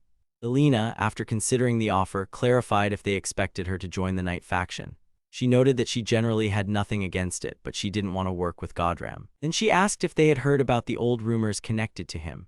Rama fell silent for a moment, recalling Meltina's words that Godram had once kidnapped Alina's husband and daughter to force her to leave her service. He nodded and replied that he understood her position, which is why he was offering not a position among the knights, but a role as the princess's personal advisor. Alina pondered for a few seconds, then smirked and asked if he was asking her to become the heir to the throne's protector. Then, with a hint of irony, she noted that such an offer would be a great honor for her. Meltina, hearing her words, began to suspect that this conversation might end well. Alina, however, after a short pause, admitted that as a former royal knight, she might not be able to accept their offer. She reminded them that before making a final decision, she needed to consider all political nuances, including the possibility that there might be another princess with rights to the throne. Meltina, hearing Alina's doubts, tried to dispel them. She confidently stated that Princess Lupis was the only one who rightfully deserved the crown. She emphasized that the heir had always thought about the well-being of the country and its people. As proof, she added that as someone close to the princess, she could confirm her sincerity. Rama, looking at her, gently reminded her that personal qualities, whatever they may be, are not the only criterion determining a person's right to the throne. Meltina, irritated by his words, glared at him and asked whose side he was on. Rama calmly explained that Alina wasn't seeking fame or power, but most likely had certain conditions she wanted to discuss. Alina, smirking, suggested he try to guess what those conditions were. Meltina, deep in thought, began to analyze the situation, wondering what could make such a respected person as the White God of War agree to their proposal. Rama, understanding the delicate moment, apologized to Meltina and asked her to leave him and Alina alone. Meltina's eyes widened in confusion, and she asked again if he really wanted her to leave. Rama confidently assured her that everything was fine and asked her to trust him. Alina, watching him, noted with slight surprise that he turned out to be a very perceptive person. Rama, looking at her, suggested that if her conditions were simple, she would have already stated them. However, she hadn't, which meant something painful had happened in her life that she found difficult to talk about. Alina, hearing these words, pondered them internally. A thought flashed through her mind that finally she had met someone who could truly understand her. Rama quietly said that he had heard about her long-standing feud with Godram and how her family had suffered at his hands. Alina looked at him and, after a slight hesitation, revealed the truth. She recounted that during her last encounter with her husband, she had only seen his head. A letter he had left was also there. It stated that her daughter would be freed if she resigned immediately. She confessed that she found this offer quite logical. As a commoner, she had made many enemies and therefore believed that to save her daughter, it would be right to give up her service. Rama, listening carefully to her story, cautiously asked if she had any evidence against Godram. Alina smiled bitterly and replied that she had nothing. However, she still put all her efforts into finding her daughter, forgetting her duty as a knight.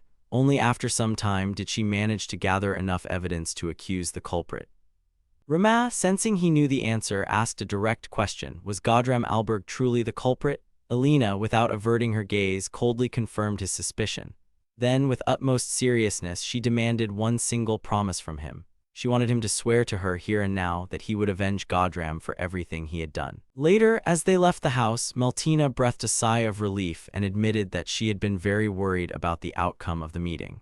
She figured Princess Lupis would be thrilled to hear that Alina had agreed to become their ally. However, noticing Rama's strange expression, she frowned and asked why he looked so down.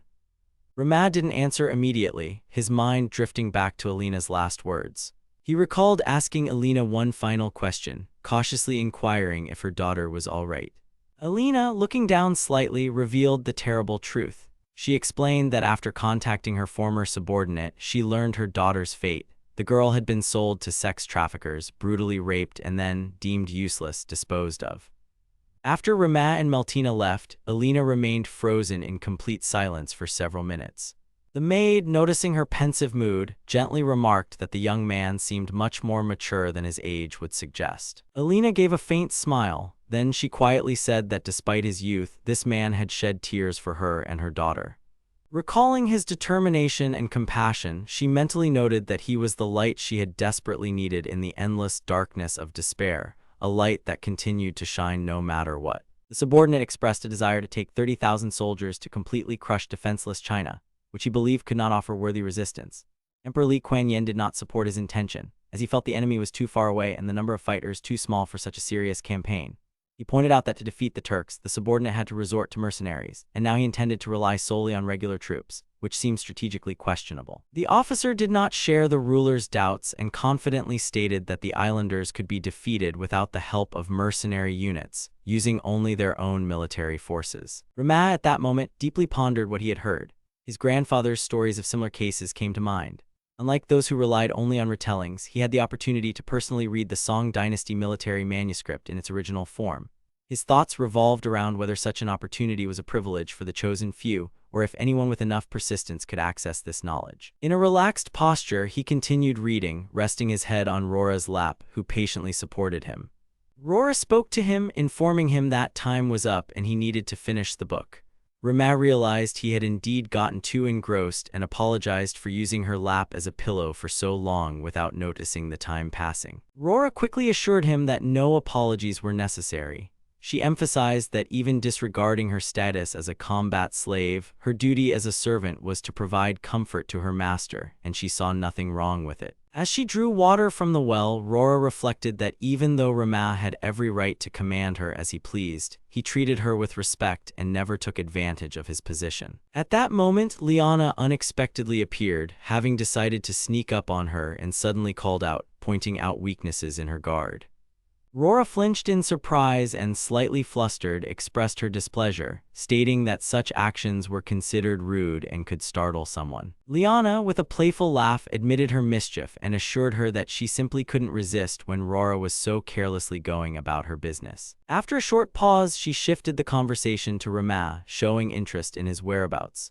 Rora first clarified who she was referring to, then explained that if she meant her master, he had recently gone to the mercenary camp because he intended to have an important conversation with them. Liana, hearing the answer, nodded briefly, indicating that she had taken the information into account. Rora, in turn, noted that Liana herself had been heading towards the camp earlier, so her interest in the matter seemed strange. Liana calmly explained that she had just finished recruiting fighters and wasn't going to waste any more time negotiating with those people, as she saw no need for it. Rora gratefully noted that Liana had done a tremendous job and expressed surprise that she managed to gather so many soldiers without using guild connections. With a calm smile, Liana clarified that her years as a mercenary leader had given her the necessary experience, making such tasks easy for her. She added that their current situation left them no choice but to ensure the princess's victory. She also admitted that she couldn't abandon the young man, but she was concerned that the knights were likely unhappy about the mercenaries occupying their training grounds. Rora chuckled softly, finding the knights' discontent quite predictable. Changing the subject, Liana suddenly asked where the other member of their group was. Rora calmly explained that Rama had ordered her to find Ryajin books in the castle, and as for Sarah, she was probably somewhere in the castle corridors. Liana mused that leaving Sarah alone might not be the best idea, and with a slight tease, suggested that Sarah might suddenly become a merchant. Rora assured her without a hint of doubt that everything was fine, as Sarah behaved much more properly than she did. Liana looked at her intently and with a smirk noted that if that was the case, Rora now had some free time. Rora, slightly flustered, quickly objected, pointing out that she was busy drawing water. Liana, feigning disappointment, sighed and expressed regret that it was a rather boring task. Then she pondered and expressed surprise that a battle mage was engaged in such a simple task when her skills could be used for more important missions. Rara, without missing a beat, explained that since she was Lord Ramaz's slave, she was obligated to carry out any orders within her strength and capabilities. Liana, hearing this, clarified whether those instructions came directly from Ramaz. Rora, after a short pause, shook her head, indicating he hadn't given her such orders. Liana smiled, noting that it was very much like him. Rora, not hiding her feelings, sincerely said that her master was a very kind person, but he never spared his enemies. Liana agreed with her words and added that he indeed showed special kindness towards her and Sarah. Rora, confused, began to deny it, stating that it wasn't true at all. Liana, noticing her reaction, smirked and said that Rora's words suggested otherwise. Rora, in response, became agitated and passionately declared that she didn't understand what Liana was talking about, begging her not to say silly things. Liana, enjoying her embarrassment, sighed and acknowledged that youth was beautiful. Then, changing her tone, she added that young men would always notice a girl like Rora, unlike herself, who was surrounded only by rough and muscular warriors. Rora, unexpectedly starting to cry, confessed that Ramaz's kindness was a heavy burden for her because she felt as if he didn't fully trust them. Liana, seeing her state, softened and realizing she had gone too far, sincerely apologized. Rora remembered that she herself had asked to be treated like livestock, but now she couldn't control her emotions. Liana frowned, not understanding what Rora was talking about, and wanted to clarify her words. At that moment, Sarah, consumed by anger, interrupted the conversation, reproaching Liana for making Rora cry. Liana quickly tried to justify herself, explaining that Sarah had misunderstood the situation and hadn't intended to make Rora cry. Rora, noticing the tension between them, asked in surprise what was happening and wanted to know if Liana had really done something wrong. Sarah, suppressing her irritation, confirmed that there was indeed a problem, but it wasn't related to Liana. It concerned a more serious threat. She reported that the master was in danger as he was being threatened with assassination. At that moment, rumors reached them that Ramaz had entered a fight. The mercenaries watching the battle discussed in shock how the ground had cracked like a spiderweb from the force of the impact. Ramaz's opponent thanked him for the help, as he no longer had to fight him while half asleep. Rora anxiously realized a duel was happening right in front of her, and she was overcome with worry. Sarah clarified that the opponent was an A-rank mercenary with powerful magic, which only intensified her concern. Rora couldn't understand why this particular person was fighting Ramaz and asked, barely concealing her anxiety. Liana, on the other hand, remained calm and expressed confidence that there was no need to rush, as Ramaz would surely handle it. Rora and Sarah both declared that they didn't share her confidence. Liana sighed, realizing she couldn't convince them, and simply agreed with their concern. Rora mentally pleaded with her master to be careful. Ramaz's opponent wondered if the rumors about his inability to use magic were true, as an F-rank adventurer couldn't possibly stand against him. Ramaz complimented his magic, noting that it was still impressive. The opponent smirked and asked if he was only just noticing it, then warned him not to get distracted. Ramaz, however, observed that his opponent relied too much on his magic and was unwisely expending his strength. The opponent was indignant at his words and didn't immediately grasp their meaning. Ramaz, with a slight taunt, asked if he would regret it and cry, mentioning Kuro's name. These words infuriated the opponent, and he furiously lunged into an attack. However, Ramaz easily knocked him to the ground with surprising ease. The opponent was in complete shock and couldn't understand what had happened. Ramaz explained that he had used skills and a technique known in Rias. Rora, full of anxiety, wanted to run to her master, but Bolt stood in her way. She called out to him in surprise, trying to understand the reason for his actions. Bolt, remaining unfazed, stated that this was a duel between warriors, and he wouldn't let anyone pass, not even them. Sarah couldn't believe what was happening and was stunned by what she saw. Liana apologized to Bolts for not being able to stop Rora and Sarah. Rora exclaimed, calling out to Liana, expecting an explanation. Sarah, trembling with emotion, demanded an answer, asking if Liana had known about everything beforehand. Liana became flustered, hesitated, and stammered, unable to answer immediately. The opponent smirked and admitted that the move Rama used indeed belonged to the Ryujin technique. He stated that he also knew one of these techniques. Rama, intrigued, asked him to demonstrate it. He mentally noted that the opponent had taken a pine corner stance. The opponent clarified that it was a Ryujin technique and noted its usefulness. He pondered and asked if it wasn't karate. Then he smirked and asked if it wasn't the case that he was using exactly what Rama specialized in. Rima, with a serious expression, rejected that idea, stating that his skills and his grandfather's techniques couldn't compare to what his opponent was using. The opponent got angry and demanded an explanation. Unable to control his emotions, he lunged forward to attack. However, Rima easily dodged the blow, grabbed his opponent's arm, and with a powerful move, slammed him to the ground. Cheers erupted from the spectators, and someone loudly declared Mikashiba Rima's victory. Rima, assessing the outcome, remarked to Bolts that the opponent could have died from such a fall. Bolts assured him that he would take care of him. Rora, still confused, demanded an explanation and wanted to understand what was happening. Rima apologized for not warning them beforehand and explained that he had received information that an assassin was disguised as a mercenary in the training grounds. He decided the best way to deal with him was to arrange a duel, which is why he asked for help. Liana declared with satisfaction that his victory was great, and thanks to it, she had also earned a decent sum of money. Rima looked at her wearily and irritably noted that she was too greedy and acting crazy.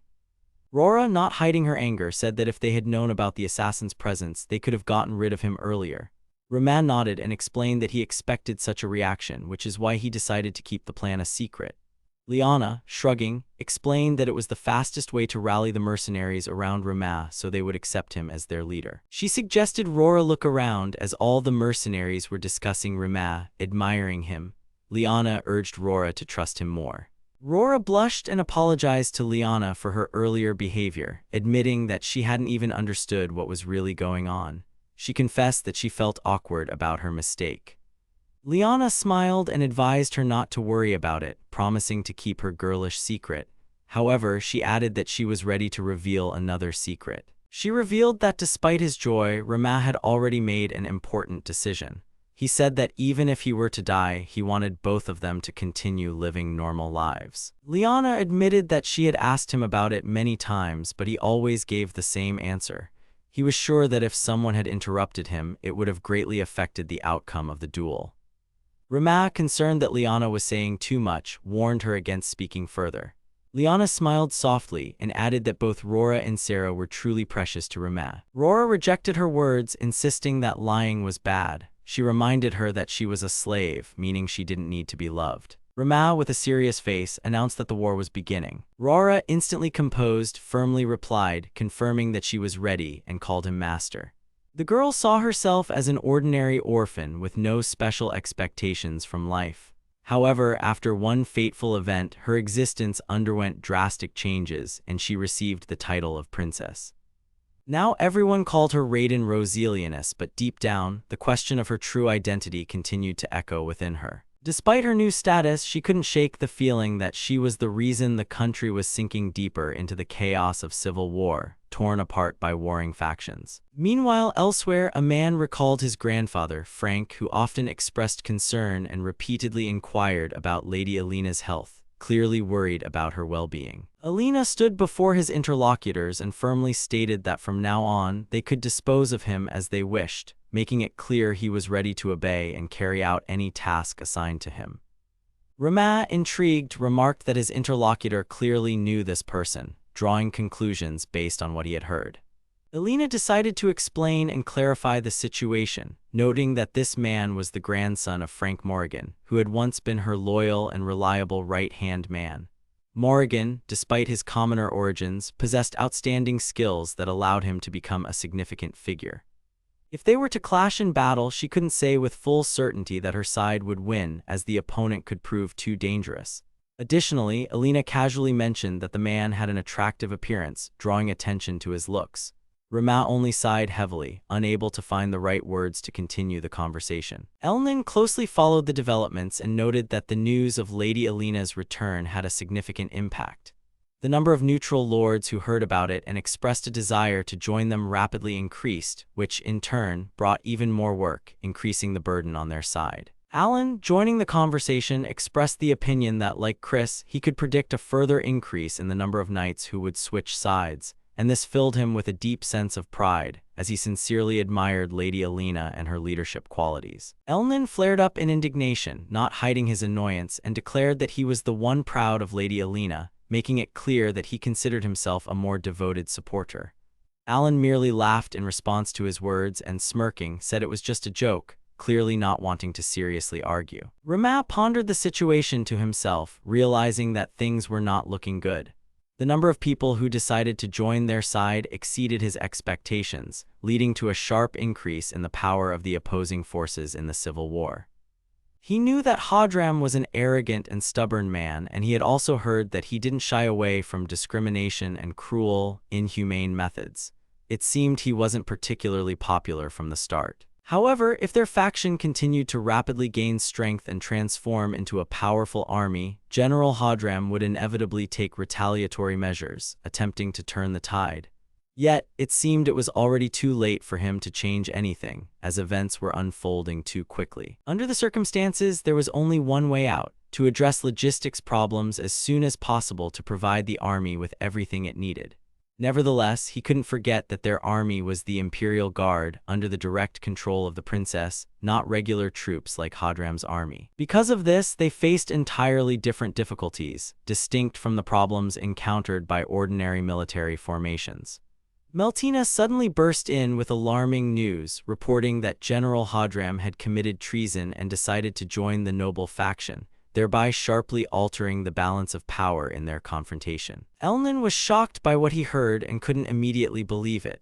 He reminded them that there had always been deep enmity and bloody conflicts between Hadram and Duke Gerhardt, who led the noble faction, and such an alliance seemed incredible to him. Meltina firmly confirmed the information, explaining that Hadram's troops, despite all disagreements, had entered the territory controlled by the nobles, thereby strengthening their position. Alan, hearing this, recalled earlier rumors that Hadram's soldiers were busy pursuing bandits, but reports indicated that he and his men ultimately joined the noble faction unconditionally, putting their forces at risk. Meltina again confirmed that this information was true. Alan felt furious, realizing that his suspicions about Hadram's strange behavior were correct. He remembered how the general had handed over his soldiers to the common people, and now understood that it was merely a clever ploy to conceal his betrayal. What angered him most was that they had fallen for such a simple trap, based on promises of fighting bandits. Meltina was speechless and couldn't object. Alina remained calm and stated matter-of-factly that Hadram's actions were now irreversible, as he held too high a position and wielded significant influence. The magnitude of his status rendered any attempts at intervention futile.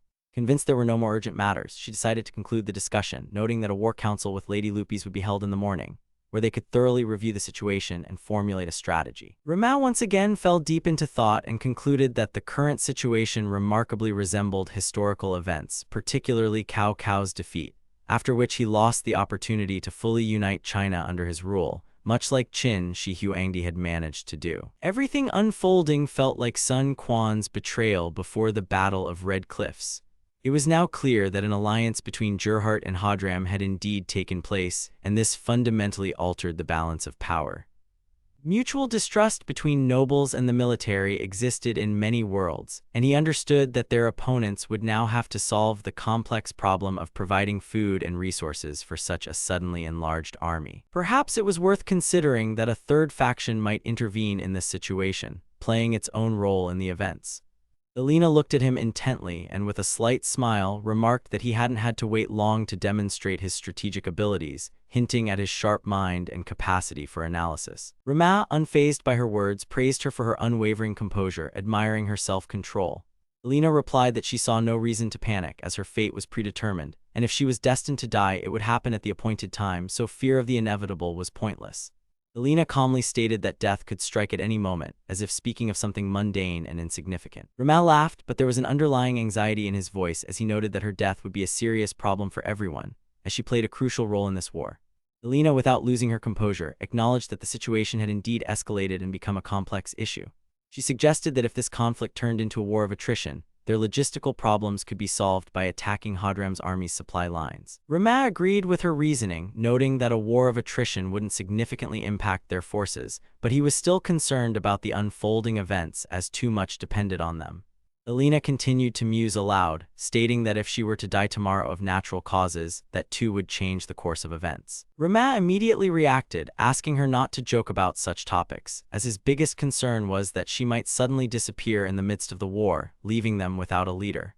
Elena looked at him with a smirk and reminded him that she hated men who gave false hope, as if alluding to his words and their hidden meaning. Rama, ignoring her remark, asked with a serious expression if he could ask her for one favor if their side emerged victorious in this war. The next morning during the meeting, Meltina flared up in indignation, exclaiming that he was insane to plan on sending mercenaries into an attack. She reminded him that the enemy had an army of over 60,000 soldiers, and that was without even counting Hadram's troops. Rama calmly looked at her and asked why she was so fixated on the idea that they needed to attack the entire enemy army, when the main goal of this strategy was to establish a bridgehead on the Phoebe River. Alan, observing the argument, clapped his hands approvingly and acknowledged that despite Hadram joining Gerhardt's forces, their army remained too fragmented to act as a unified whole. He called this an excellent opportunity to build a fortified fort on the front line, precisely where the enemy would have to cross the river.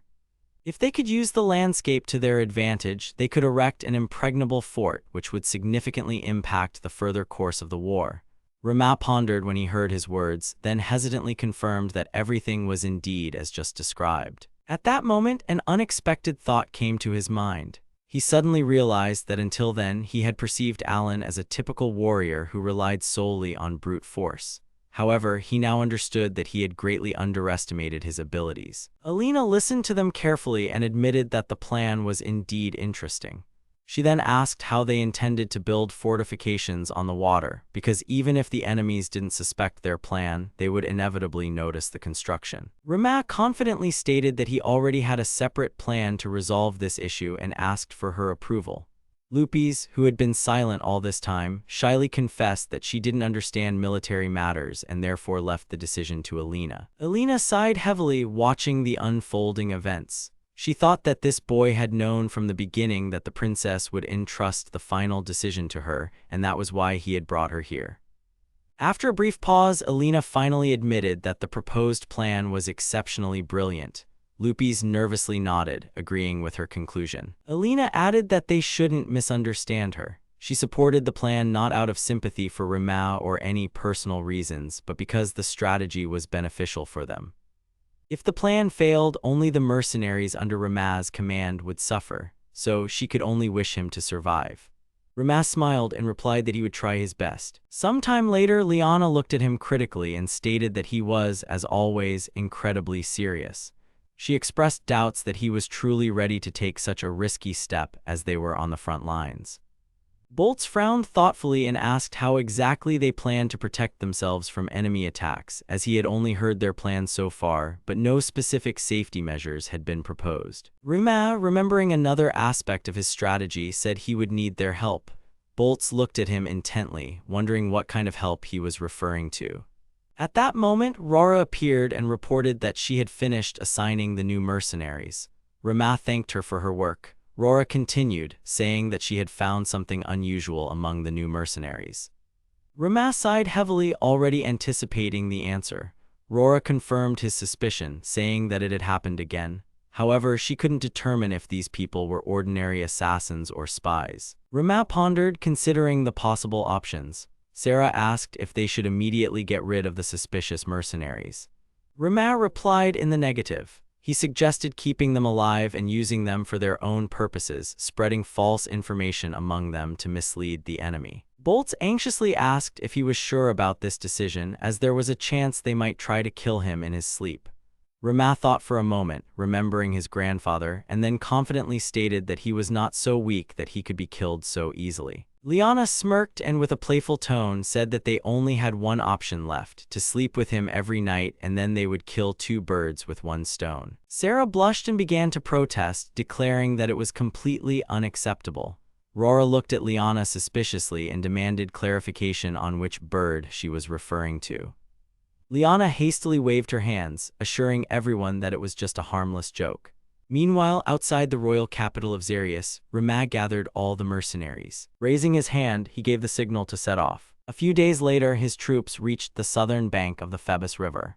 Mikkel was about to go on a reconnaissance mission with a small detachment. He informed his commander and expressed his readiness to depart immediately. Rimac gave permission and once again emphasized the importance of the reconnaissance itself, reminding them that if the enemy was detected, they would need to retreat immediately. He specifically stressed the importance of strictly adhering to this order. Mikkel, with a hint of impatience in his voice, assured them that he fully understood the importance of reconnaissance. He then gave the command to advance, and the unit began to move. Rimac, at this moment, found himself thinking about Mikkel. He mused that this knight respected him as a commander, despite his inexperience and lack of combat knowledge.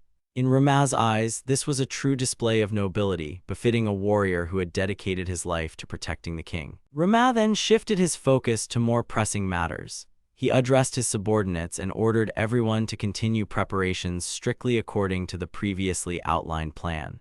Bolts confirmed the order and immediately turned to the soldiers.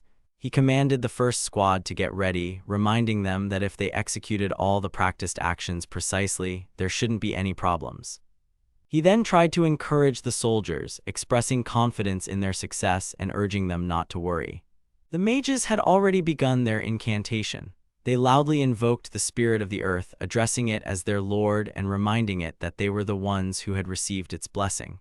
They called upon its power to change its form, and with those words, the earth collapse spell was complete. Bolts carefully observed the results of the magical effect. Once he was sure that everything had worked as intended, he noted with satisfaction that the achieved effect was quite sufficient.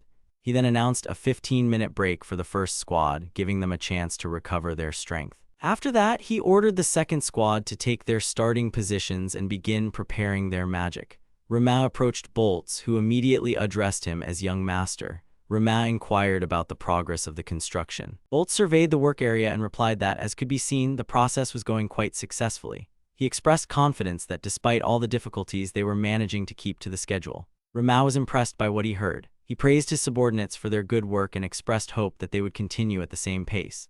Bolts, in turn, spoke admiringly of Rimac himself. He recalled that the earth collapse magic was usually considered useless, good only for digging. Many treated it with disdain and said it had no value in combat. However, Rimac used it for strategic purposes, and this approach seemed astonishing. Rimac calmly explained that there was nothing unusual about his decision. He noted that this magic was indeed ineffective in battle, as it was practically useless against mobile targets.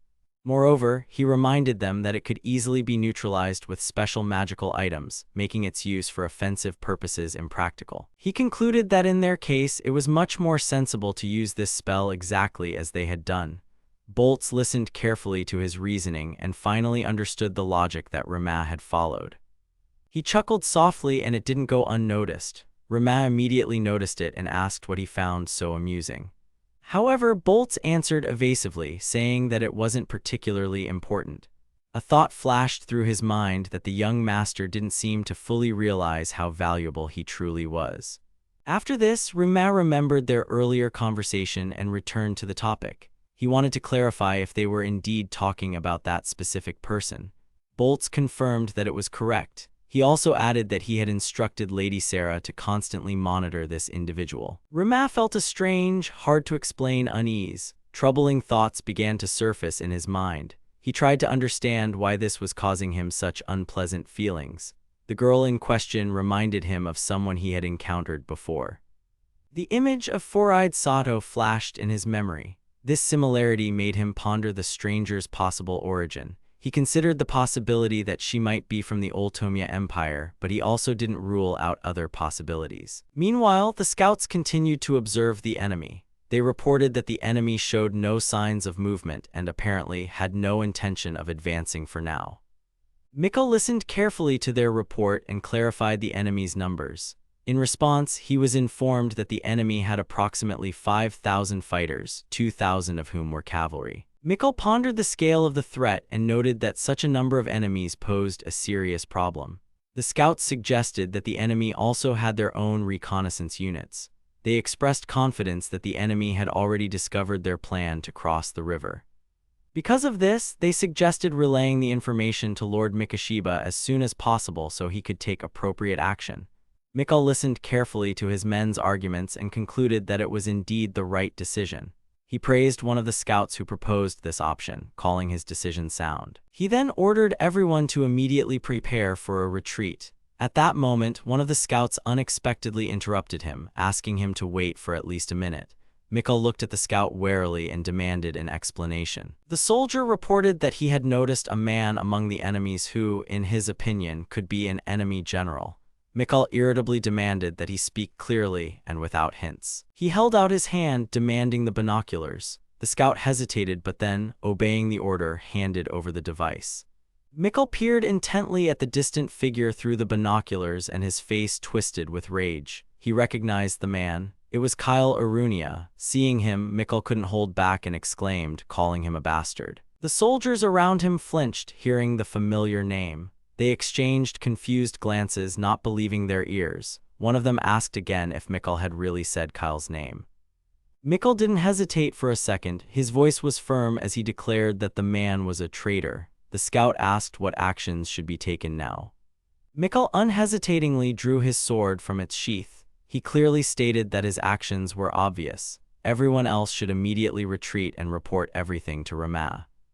The scout looked at him anxiously and tried to dissuade him. He desperately reminded Mikkel that he couldn't act alone. The soldiers supported these words, stating that they wouldn't allow their commander to rush into a solo battle. However, Mikkel didn't listen to their objections. His gaze was fixed on Kyle's distant figure. He said he couldn't forgive his sins, then ordered them to relay all information to Mikashiba and immediately leave the area. The scout hesitated, but understanding that the order was not open for discussion, he obeyed.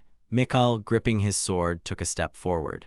Meanwhile, in the camp, Rora noticed the worry on Rama's face. She asked what was wrong, and after a slight pause, he replied that he was just lost in thought. Rama was contemplating how much progress they had made on the fort's construction. Only a little work remained, and the task would be complete. He noted that they needed to speed up the process. Bolt suddenly noticed something in the distance and hurried to report it. Soon, a wounded scout appeared before them. His body was covered in dirt and blood, and he could barely stand. His voice was weak, but he managed to report that he brought important news. Rama immediately asked what had happened. Bolts gestured to the soldier's condition, indicating that something serious had occurred. Looking at him closely, Rama immediately remembered that this man was one of Mikkel's subordinates. His name came to mind, but he didn't have time to say it. Leaning anxiously towards the scout, he demanded an explanation.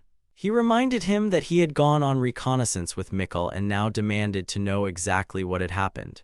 The scout spoke with difficulty, gasping in pain. He confirmed that their group had indeed gone on the mission. However, Mikkel and the other scouts were, in all likelihood, already wiped out. His voice trembled as he spoke about what had happened. Bolts immediately clarified if the squad had been attacked by the enemy. After that, he asked if this meant Mikkel had died in battle. The scout weakly nodded. He reported that Kyle was among the enemies, and as soon as Mikkel saw him, he charged into the attack despite being heavily outnumbered. The mention of Kyle caused a wave of indignation among the soldiers. They loudly repeated his name, realizing they were talking about a traitor. Rama, frowning, tried to understand who this man was and what connection he had to the knights. Bolts asked a crucial question about the enemy's troop numbers. The scout struggled to say that their army consisted of about 5,000 fighters. He couldn't pinpoint how many soldiers were pursuing Mikkel and his men. Rama made an immediate decision. He ordered Liana and Bolts to each take 400 soldiers and cover the northern and southern flanks. He and Rora would take 600 fighters to defend the central section. Bolts and Liana immediately confirmed they understood the order. The scout, breathing heavily, tried with difficulty to utter a few more words. He begged for forgiveness, explaining that his unit had disobeyed orders. He realized their mistakes had led to tragedy. Rama calmly assured him that he wasn't to blame. He explained that Mikkel was responsible for the order, so the soldiers shouldn't have taken on that responsibility. However, the scout shook his head. He spoke with difficulty but was full of remorse. He explained that Mikkel had initially followed the order to retreat, but upon seeing Kyle, he lost his composure and charged. He blamed himself for not being able to stop him. The scout spoke of his respect for Mikkel, his voice filled with genuine pain. He recalled his loyalty to Lady Lupis and stated he was ready to give his life for her. He was certain Mikkel felt the same way. Before losing consciousness, he remembered his medal, stating he had received no other awards besides it. Rimag grew wary, a flicker of doubt crossed his mind. He couldn't understand why a man on the verge of death would talk about a medal. He sensed an inconsistency in the scout's story but realized the man was dying. The scout, gathering his last strength, uttered his final words. He begged Rama to promise him that Princess Lupis would become the queen of Ridsyria. Rama turned to Bolts and asked if he had a hoe. Bolts, surprised, asked why he needed one, reminding him that he could just use an earth collapse spell if he wanted to dig a hole. However, Rama shook his head negatively. He stated that he wanted to bury this scout with his own hands because he was his comrade. Rora understood his intention and assured him she would take care of security while he was busy. Bolts pondered this, a flicker of admiration for the young lord crossing his mind. After the body was laid to rest, Rama stood before the grave, contemplating the dying scout's words. He recalled the request for Lupis to take the throne. Rora's voice interrupted his thoughts. She reported that the enemy was approaching. 5,000 soldiers were just 1 kilometer from their position. Rama, pulling himself together, realized that before he could decide the kingdom's future, he first needed to survive this battle. Kyle looked at the enemy's fortifications in confusion. He couldn't believe they had managed to erect such defensive structures in such a short time. One of his subordinates reported that the enemy camp was set up near the river and informed him of possible attack directions. He also noted that attempts to cross the river and flank them would be extremely difficult. Hearing this, Kyle clicked his tongue in annoyance. He didn't know how he was going to carry out the order given to him by Duke Gerhardt now. The soldier reminded him that they couldn't just ignore orders because of some difficulties. Kyle acknowledged this, but his displeasure was still obvious. Then the enemy commander asked him what their next move would be. Kyle thought for a moment and made a decision. He declared that they had no choice but to prepare for a full-scale attack. According to intelligence, the enemy forces numbered 2,000, while his army significantly outnumbered them. He confidently stated that the enemies were hoping to survive behind these makeshift fortifications, but it wouldn't save them from defeat. After that, he addressed his warriors, loudly announcing that he was relaying Duke Gerhardt's words to them. He promised that everything they plundered from the enemy would be theirs to keep. He was determined in his thoughts not to lose this battle. One of the warriors reported that preparations were complete. Kyle wasted no time and gave the order to attack. Meanwhile, back at Rem's camp, he repeated what he had just heard in disbelief. He felt indignant at the thought that the enemies were allowing their soldiers to loot during a civil war. Liana, aware of the danger, loudly gave orders to her fighters. She emphatically repeated that no one was to retreat. Her voice was firm as she commanded the first squad to open fire.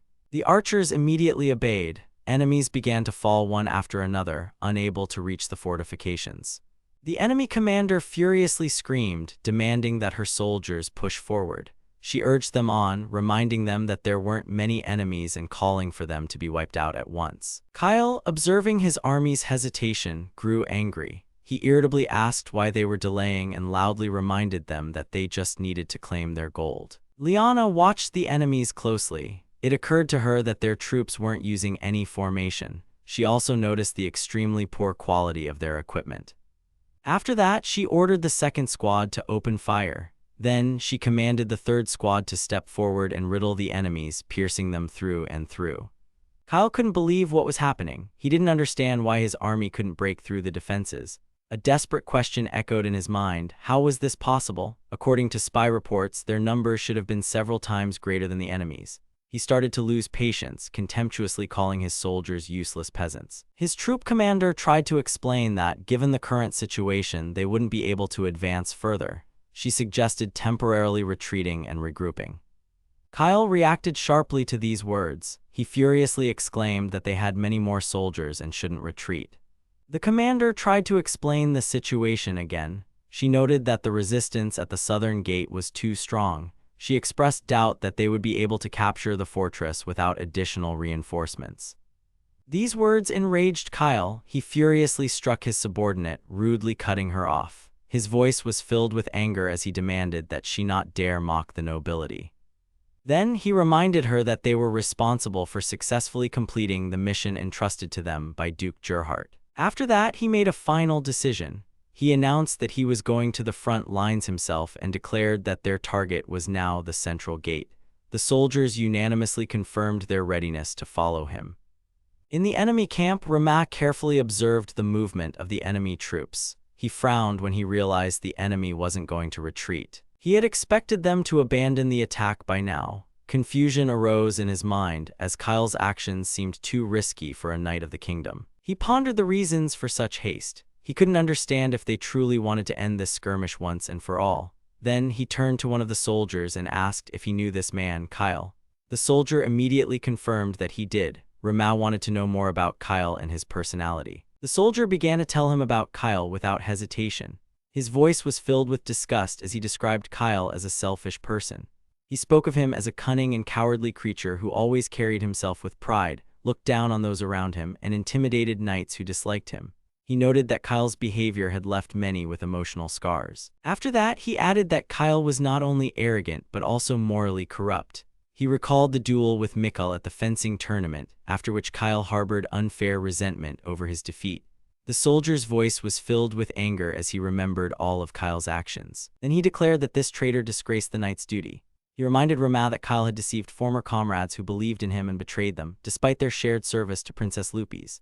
Rama froze, surprised by such a wave of indignation. He tried to interrupt the soldier, noting that he already understood their hatred for Kyle. However, he explained that he wanted to hear a less emotional description. After a short pause, he concluded that Kyle was an extremely slippery and cunning individual. He then thanked the soldier for the information.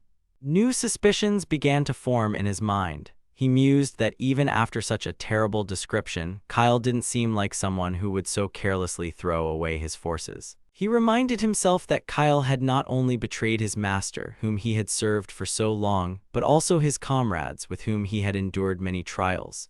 He did this for Duke Gerhardt and now stood before them as the general of the enemy army. Lost in thought, he suggested that Kyle might actually want to retreat but couldn't for some reason. The soldier thoughtfully asked if Kyle's impatience had yielded any results. Rama nodded, acknowledging that it had.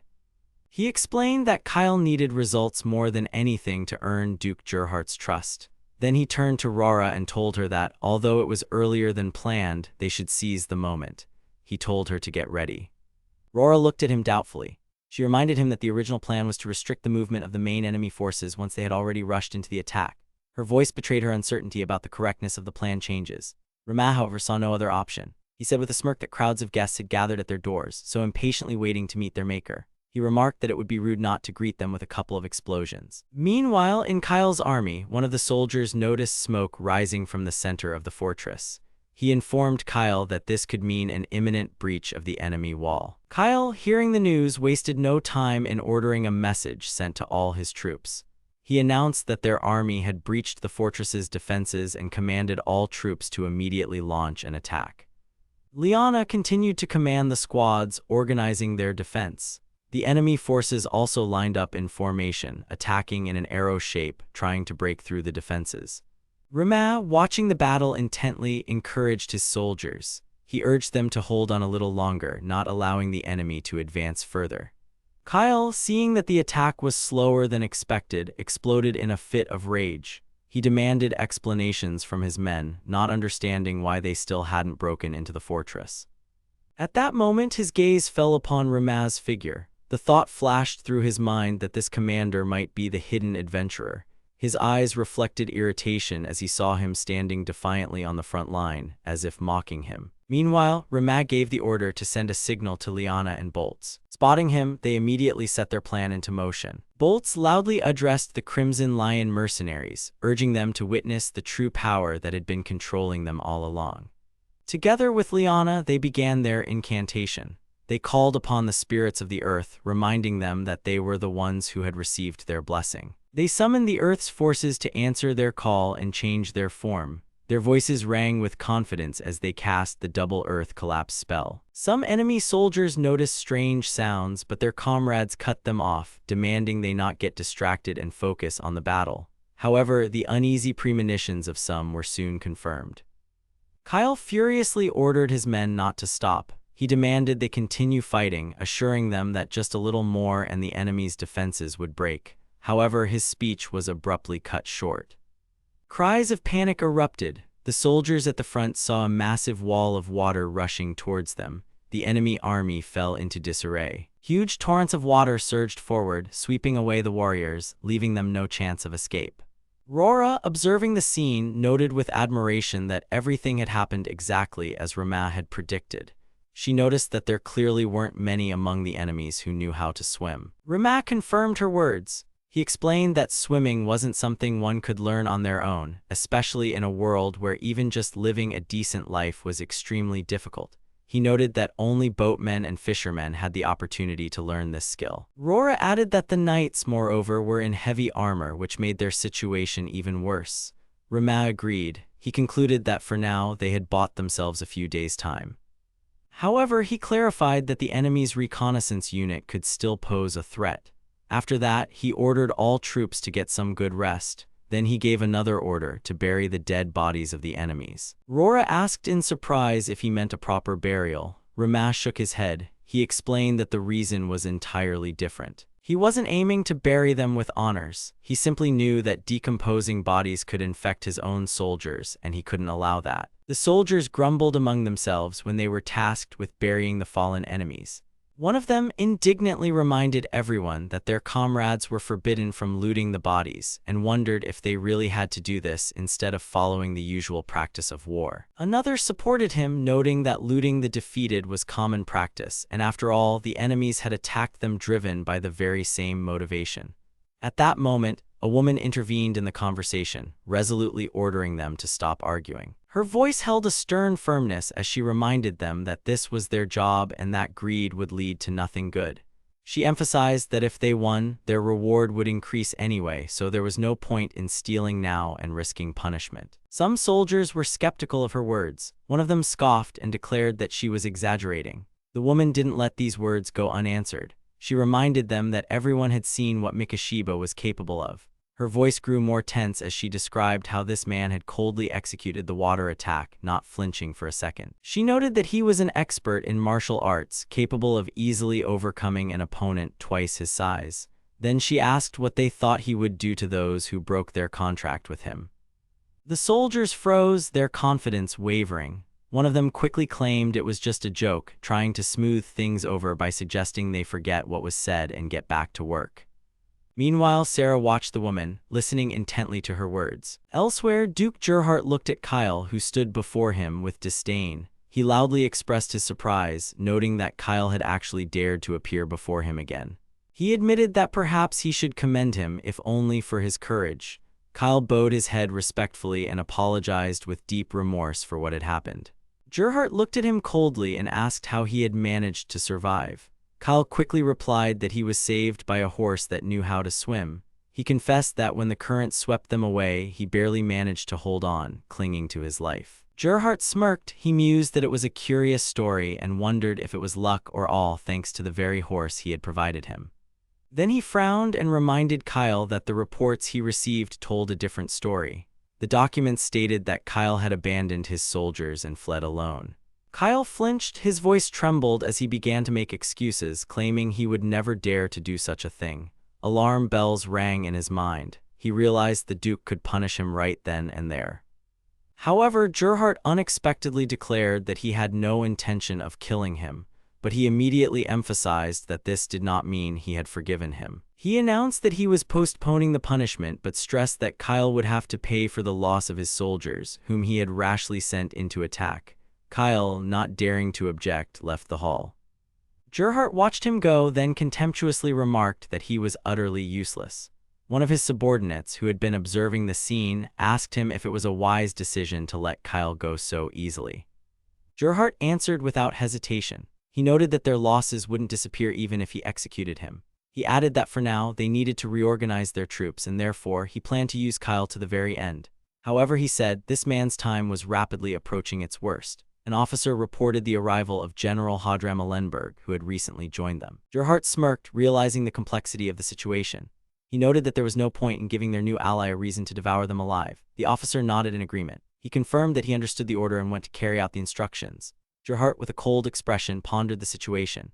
He noted that the only thing currently separating the knight and noble factions was the river, which was now in enemy hands. Doubts arose in his mind. He realized that it wasn't just about the enemy's ability to build a fortress, but also their determination to launch a water attack, which had cost him many soldiers in an instant. A question echoed in his head: where did this commander, who proved to be so dangerous, even come from? Then he mumbled something about a new land, but immediately dismissed the thought.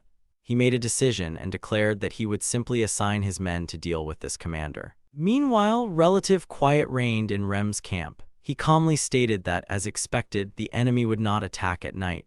Rora, observing the situation, noted that after such significant losses, the enemy forces would need several days to reorganize. Rem agreed with this. He noted that otherwise they could face serious problems, as they still needed to prepare to meet the main enemy forces. Then he thoughtfully said that while they had time, they should prepare that very thing. Boltz nodded, agreeing with him. He noted that it would be an excellent opportunity to test what they had discussed earlier. Liana confidently stated that she would take care of it. Rem instructed her to gather at least 10 people by noon and added that he was counting on her. At this moment, Sarah unexpectedly greeted her cheerfully and offered her help. The woman tensed. Confusion arose in her mind as she realized she hadn't sensed Sarah's approach. Then she frowned slightly and tried to remember her. She hesitantly suggested that Sarah was the girl who sold pots and was rumored to be known for her harsh methods.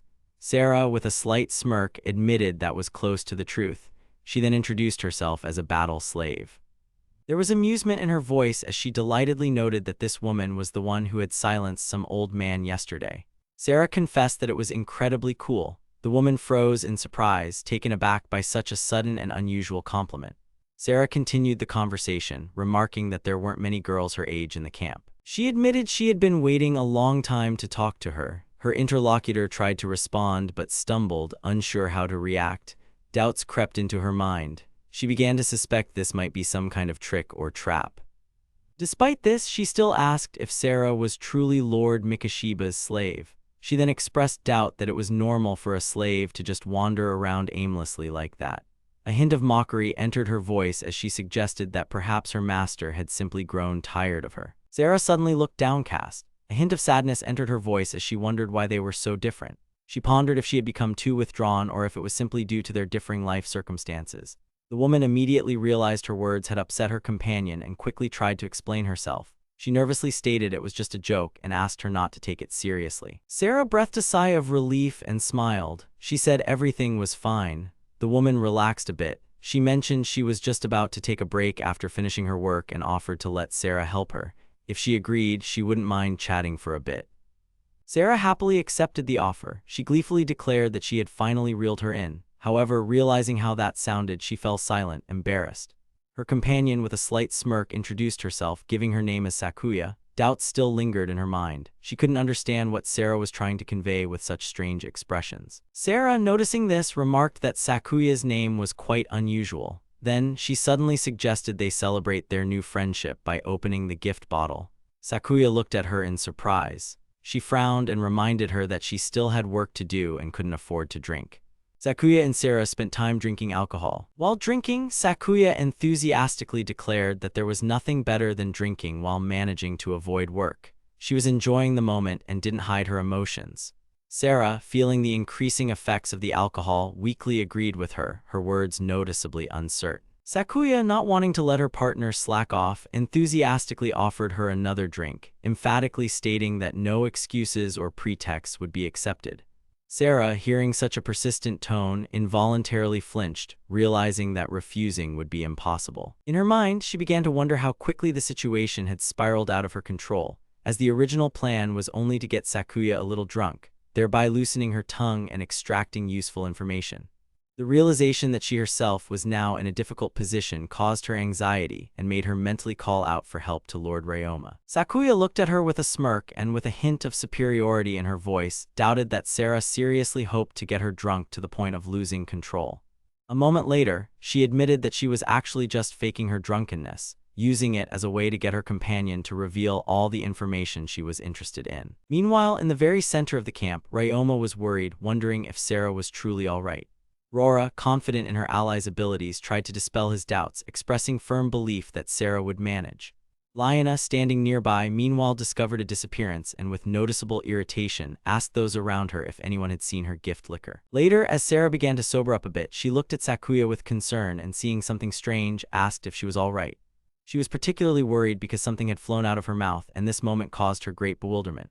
Sakuya, in a somewhat inebriated state, struggled to respond, assuring her companion that she was fine, although her speech sounded unnatural. A moment later, she was distracted by what was happening around her and noticed a group of people moving across the water, which immediately caught her attention. Sarah was intrigued by this unexpected interest and decided to respond, assuming that these people were most likely ordinary merchants from the surrounding areas who had come for business and were now returning. Sakuya, hearing such an explanation, repeated the word merchants, but her voice clearly conveyed doubts that she was in no hurry to voice. In her mind, she began to wonder when exactly these people had managed to arrive here, as she was sure they hadn't been there before. Sarah, catching the notes of concern, asked if Sakuya thought there was something wrong with these merchants. Sakuya, not wanting to reveal her suspicions, quickly assured her that everything was fine and there was no cause for concern. Suddenly, loud cries of crows echoed in the air, attracting everyone's attention with their abruptness and unexpectedness. Sarah noted with surprise that the appearance of the crows was too sudden and their behavior seemed strange. Sakuya, observing the birds, mentally registered the fact that such long and drawn-out cries meant that something important would surely happen at night. After some time, she concluded that the break had been long enough and in a businesslike tone suggested they return to work, emphasizing that the day was coming to an end and it was already starting to get dark. When night fell, Sakuya meticulously oiled her sword with a special liquid, preparing for the task ahead.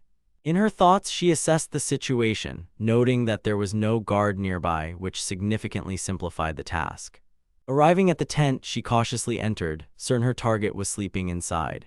Without wasting a moment, she raised her sword and struck, only to realize that instead of a living person, she had merely hit a straw dummy. Looking at the decoy, she exclaimed, realizing she had fallen into a trap. At that moment, Ryoma attacked her, taking advantage of her confusion. Sakuya quickly recovered and counterattacked, not hiding her irritation at what had happened. Sarah appeared beside her and, with a hint of regret in her voice, declared that the game was over. Sakuya shifted her gaze and noticed Rora and Sarah nearby, which sparked a new train of thought. She began to analyze the situation, wondering if it was a shadow cloning technique, but upon closer inspection, she realized they were most likely just twins. Ryoma, without hesitation, struck her with such force that she lost consciousness. When she came to, he greeted her, noting that he was glad to see her at this beautiful moment. Then, with a slight smile, he informed her that they finally had a chance to talk calmly. Sakuya, her expression unchanged, sarcastically replied that he might be confusing conversation with torture. After that, she added that despite her current predicament, she remained a shinobi, meaning she was prepared for the worst. Ryoma paused in surprise at her words, realizing she had just called herself a shinobi. Sakuya, understanding she had made a slip of the tongue, reacted sharply and expressed concern that it might be a trick question. Ryoma, a little flustered, asked what she meant. Sakuya, feeling annoyed, stated that the conversation was becoming unpleasant and hinted at dishonesty in his actions. Watching his behavior closely, she suddenly came to a conclusion and furiously blurted out an accusation, claiming he was plotting something indecent regarding her body. After that, she indignantly noted that despite already having 2 slaves, he clearly wasn't satisfied. Upon hearing such words, Rora instantly flared up in anger and declared in a cold tone that anyone who dared to insult her master should die immediately. Sarah, observing the unfolding events, merely reacted nervously with a short exclamation. Ryoma, realizing the situation was escalating, quickly intervened and suggested not rushing into magic. He then explained that one of the main reasons he captured Sakuya was his personal interest in her identity. Sakuya, still suspicious, expressed her conviction that his true goal was to humiliate her. Ryoma, looking at her disapprovingly, loudly stated that this was not the case. Ryoma carefully observed Sakuya, mentally noting her physical features. Her black hair, deep dark eyes, and tan skin immediately caught his attention. Despite its dark hue, her skin resembled his own, which made him ponder. Before him was the assassin who had previously tried to attack him in Chi. She called herself a shinobi, which in itself sounded unusual. Moreover, her name, Sakuya, aroused certain suspicions in him. Her katana was another important factor, adding even more mystery to the situation. However, despite all these details, he still had doubts that needed answers. Sakuya, clearly confused, asked what he meant by Japan. At that moment, Ryoma became completely convinced that the person in front of him was either hiding something or genuinely didn't know the truth. Without wasting time, he directly told her that Japan was the name of a country and asked her the obvious question of whether she was from there. Sakuya, showing no hint of recognition, calmly replied that she had never heard of such a country. She clarified that she didn't even know the location of such a country, as she had never heard that name anywhere on the Western continent. Ryoma pondered her words. A conversation with a blacksmith came to mind who had told him that katanas were weapons known in the culture of the Eastern continent. Deciding to test this theory, he turned his attention to the other continent and asked her a new question, though he wasn't entirely sure of his assumption. Upon hearing this, Sakuya remarked with a slight smirk that, as far as she knew, their clan had never set foot outside the Western continent. This answer presented Ryoma with another puzzle. He wondered where she had gotten the blade then.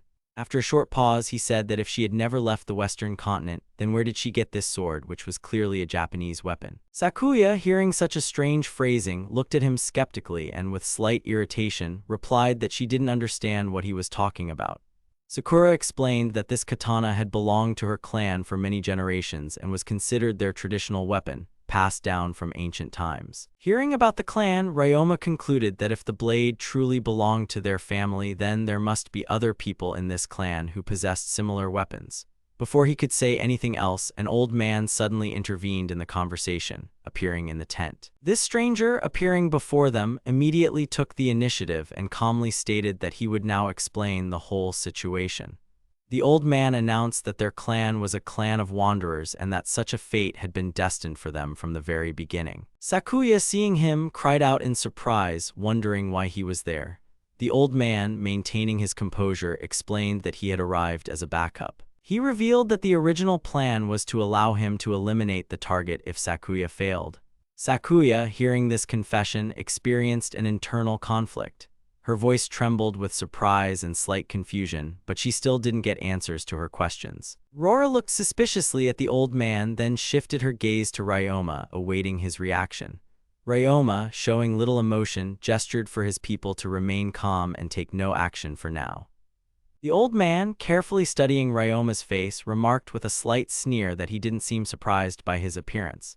He then offered two possible reasons for such composure. Either he was a fool who didn't understand the seriousness of the situation, or a person so confident in his abilities that he didn't even need to give it much thought. Ryoma, hearing these words, chuckled and replied in a serene tone that he was actually quite surprised. He noted that he didn't recall inviting the old man here, which sounded like a rather transparent hint. New thoughts arose in the old man's mind. He watched Ryoma carefully, mentally noting that he had managed to completely dispel his subordinate's anxiety while remaining perfectly calm, as if he were in his own home. A moment later, the old man addressed Ryoma, asking him a question with a touch of cunning. He wanted to know why he hadn't killed Sakuya, despite her being an assassin who had tried to kill him. Even stranger to him was that Ryoma hadn't even tried to detain him. Ryoma, looking at the old man, remarked with a slight smile that if he had been listening to their conversation from the beginning, he should already have a theory about the true motives. The old man didn't argue but clarified that he wanted to hear it from him personally to be completely sure. Ryoma, without hesitation, replied that he came from Earth and, moreover, he was from the same country as their clan. The old man, hearing this confession, nodded as if confirming his own suspicions. Then he calmly stated that everything was clear and that he had suspected from the beginning that Ryoma was also a person from Hinamoto. Ryoma confirmed his guess but clarified that in his era, their country was called Japan. The old man nodded thoughtfully, recalling something distant. Then he quietly said that he had heard that the people of Hinamoto in modern times had forgotten how to fight and had become cowardly weaklings. However, considering the formidable strength of the man before him, he couldn't help but wonder if he might be mistaken. After a brief pause, the old man turned to Sakuya, asking how much longer she intended to remain in shock. Sakuya, still not fully grasping what was happening, quickly confirmed that she was ready. Without wasting any time, the old man ordered her to remove her clothes. Upon hearing this unexpected command, Sakuya, bewildered, asked if he meant right here, right now. The old man, unwilling to hear any objections, firmly stated that there could be no buts. Meanwhile, in another location, Duke Gerhardt was reviewing the status of his troops. His voice sounded irritated as he asked if the reorganization of their army was complete. One of his subordinates, anticipating his lord's wrath, began to make excuses, explaining that he had encountered far more problems than expected. Hearing such excuses, the Duke flew into a rage and loudly exclaimed that 3 days had already passed since he gave that order. The subordinate, standing before Duke Gerhardt with noticeable anxiety in his voice, tried to justify himself, reporting that they had encountered serious problems conscripting farmers from nearby territories. The Duke sharply raised his head, dissatisfaction etched on his face. Genuine anger resonated in his voice as he demanded an explanation of what exactly had happened. The subordinate sighed heavily, clearly aware that his words would only anger his lord further, but he had no other choice. He reported that somehow information about their army's defeat had leaked out.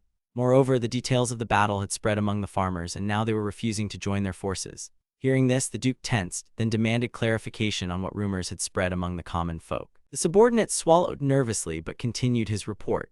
According to him, rumors were circulating among the peasants not only about the complete annihilation of over 5,000 soldiers under Sir Kyle's command, but also about how it happened. The farmers spoke of the enemy using a mysterious method to change the river's course, thereby drowning their army. Most alarmingly, the name of the person behind it was being discussed among the common people.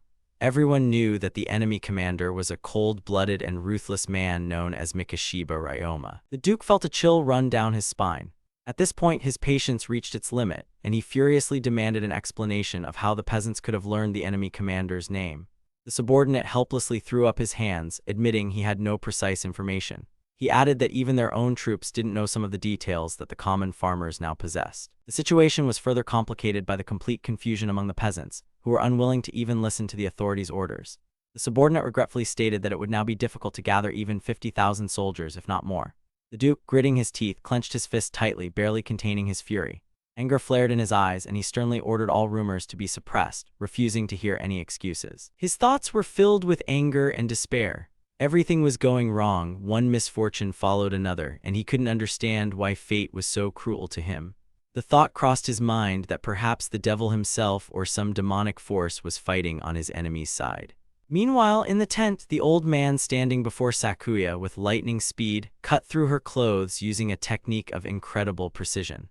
Ryoma watched this movement with astonishment, mentally noting that the technique used resembled ijutsu but was more primitive compared to the modern art of Iai. However, the effect was astonishing. He couldn't help but admit that the old man's skill was impressive. To cut through clothes without harming the body required incredible ability, and this man clearly possessed it.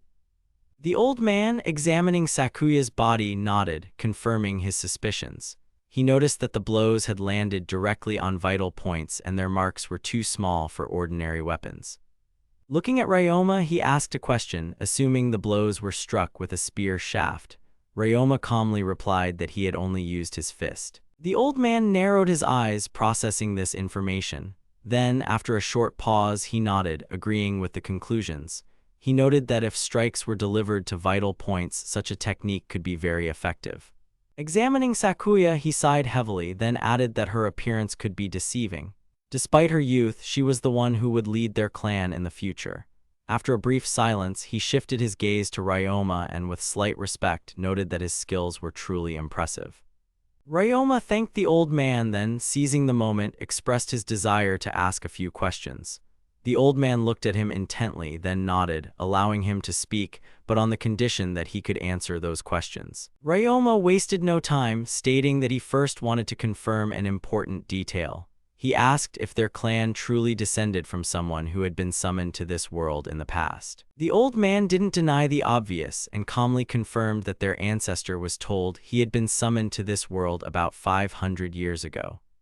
However, unlike modern summons in their ancestor's case, it wasn't just him who was summoned, but his entire village.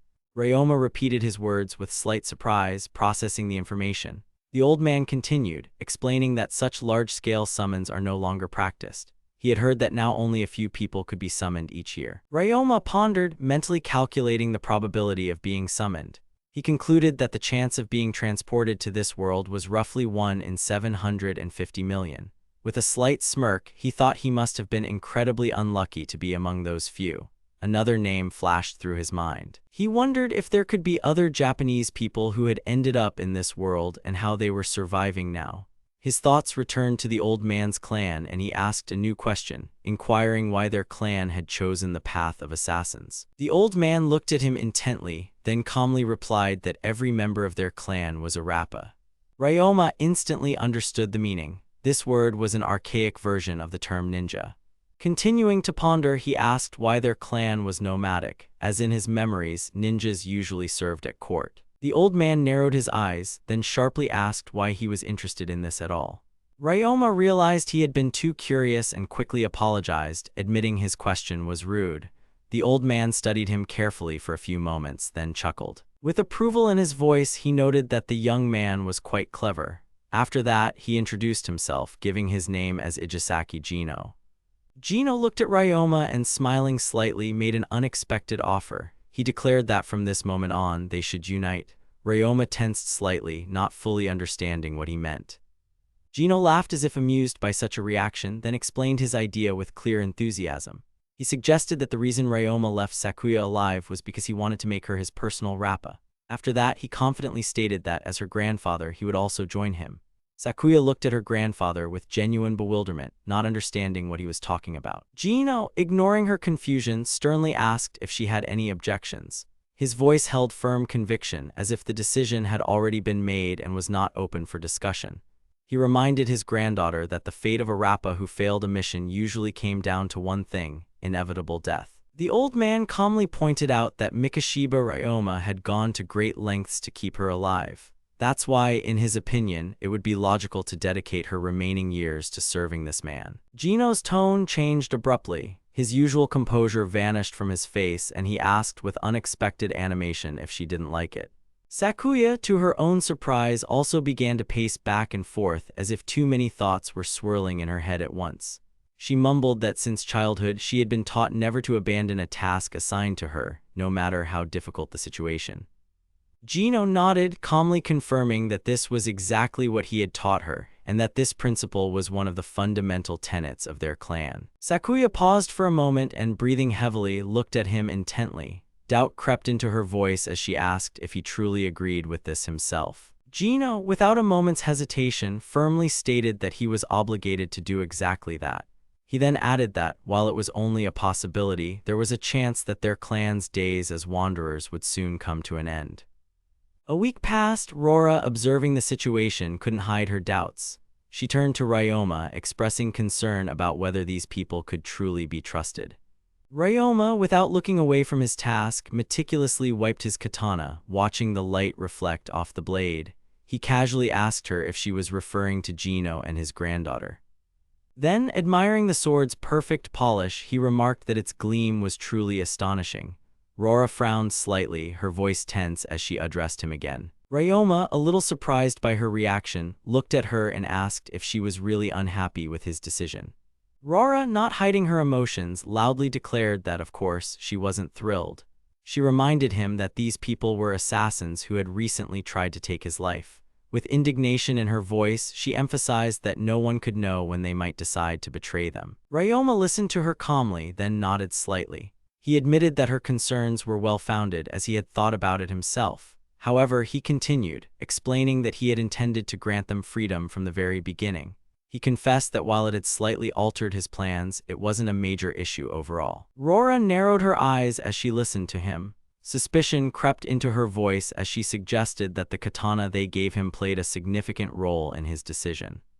Ryoma looked at her with a slight smile and didn't deny the obvious. He admitted that, of course, the katana was part of the agreement. They had given it to him as a token of their friendship, and that in itself was a noteworthy gesture.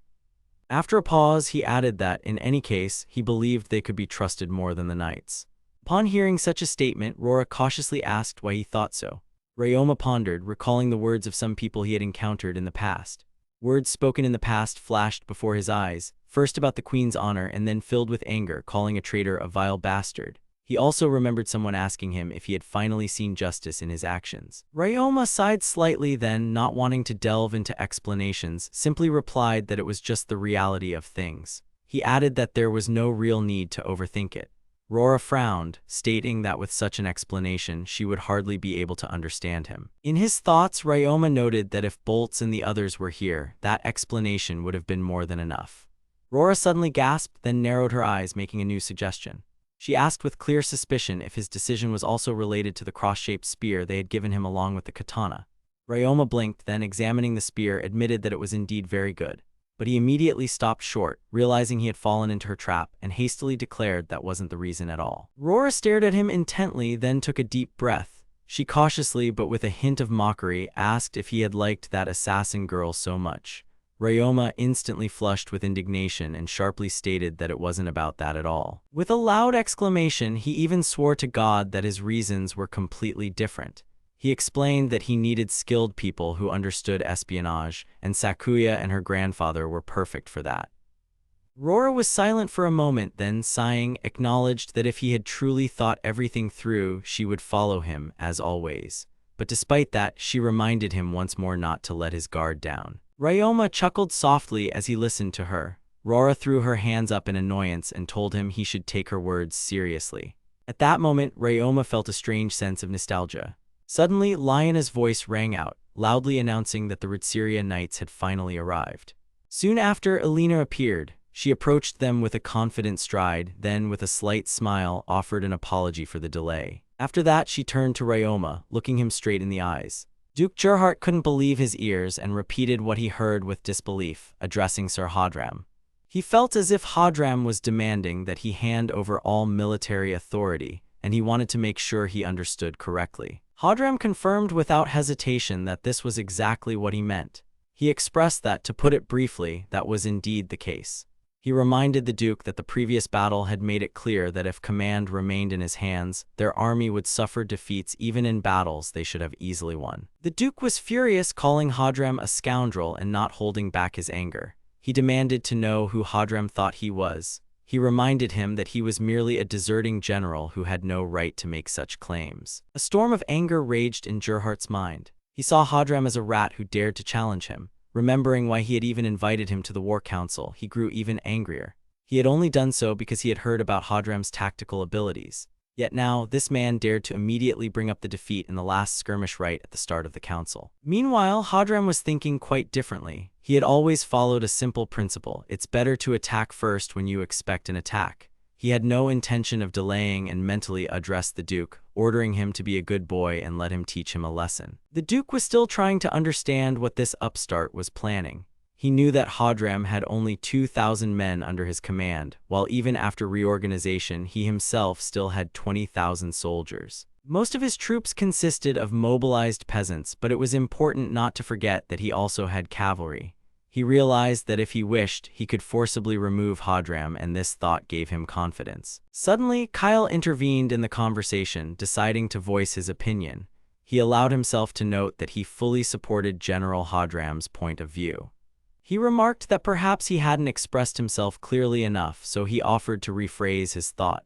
In his opinion, transferring the authority of Commander-in-Chief to General Hadram was truly necessary.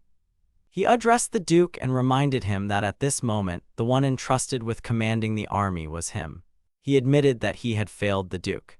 He reasoned that the only logical solution in this situation would be to transfer leadership to a stronger and more capable leader who could lead their troops to victory. The Duke was stunned by what he heard. He turned to Kyle, demanding an explanation. He didn't hide his indignation and could barely believe what was happening. He was worried that Hadram had somehow swayed Kyle to his side.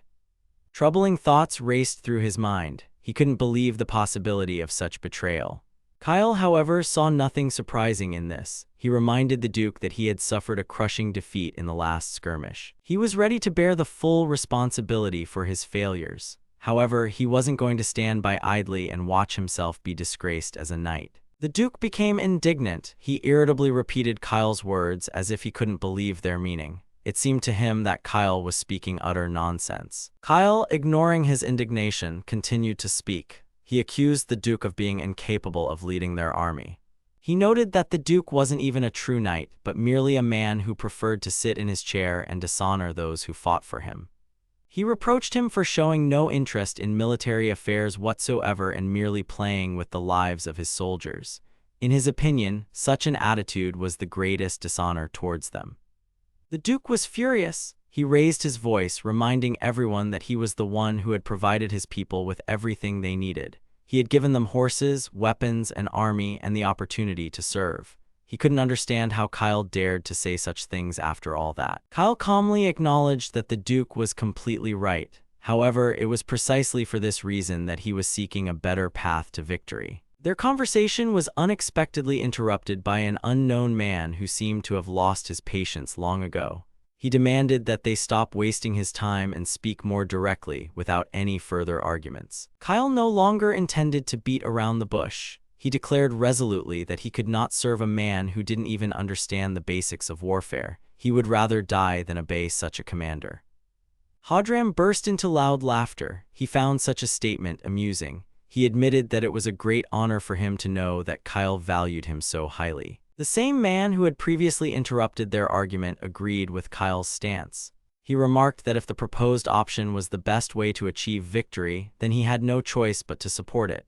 The Duke was stunned by what was happening. He couldn't believe that even this man was speaking out against him. Seeing his confusion, Hadram assured him there was no need to worry. He explained that everyone present wanted the same thing, victory. He swore that if he was entrusted with command of the army, he would be able to get the most out of the soldiers. He reminded them that with such an approach, they would have a chance to crush the Lupi's faction. The other council members, except for Gerhardt, enthusiastically supported his words. They loudly approved of his statement.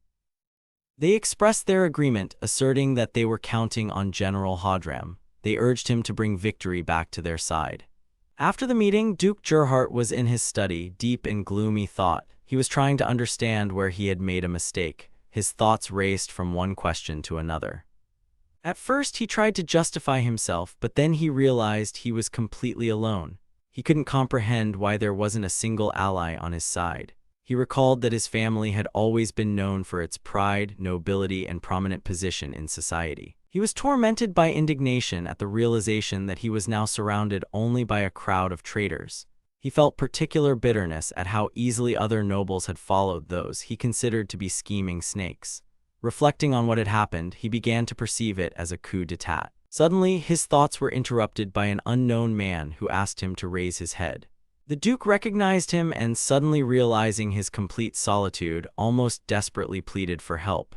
He confessed that he had no one left but this man. The stranger sighed heavily inwardly, contemplating his situation. He understood that his country had tasked him with prolonging the civil war for at least another 6 months. However, he increasingly felt that current events boded nothing good. Nevertheless, he tried to encourage the Duke and confidently stated that he had a plan. Gerhardt, clinging to his last hope, demanded an explanation. He couldn't believe that there was truly a way to change the situation. The stranger calmly confirmed that, of course, he could influence what was happening. However, he admitted that their actions would be limited by Hadram's influence. The Duke abruptly cut him off, declaring that he didn't want to hear reminders of Hadram like salt rubbed into his wounds. The stranger wasn't offended and asked him to listen to the end. He emphasized that they shouldn't underestimate the enemy commander. He reminded him that not only had he defeated Kyle using a water attack, but he had also shown impeccable skill in controlling the spread of rumors after his victory. The Duke suddenly latched onto this remark and asked if he was referring to rumors about a certain demon of Heraklion. The stranger confirmed his guess. He explained that when such rumors reach a critical mass and pierce people's hearts, their fear becomes practically ineradicable. This indicated that their enemy was not only strong but also extremely clever. He also suggested that everything happening might be a trap set for them. The Duke tensed, realizing the seriousness of the situation. He frantically pondered what to do next. He expressed concern, asking if they should warn Hadram about this. The stranger categorically rejected this idea. He explained that such a step would not benefit them at all. Instead, he suggested using the rumor itself to their advantage. Meanwhile, Rara was reporting on the situation. She informed her superior, Lord Reme, that there were no signs of a further enemy attack on the fortress. She suggested that the enemy might be planning a confrontation with them on the plains to settle old scores. Reme thoughtfully commented on the possible turn of events. He mused that a decisive battle in the wheat fields would ultimately deplete the kingdom's resources. He believed this could significantly impact tax revenues the following year.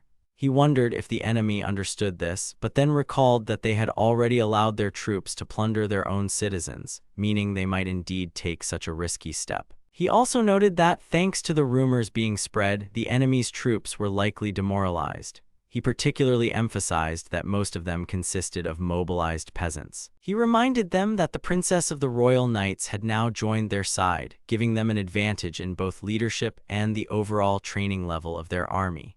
He was convinced that this would play a decisive role in open combat, concluding that their victory was inevitable. Sarah, hearing his words, was delighted and remarked that it was excellent news.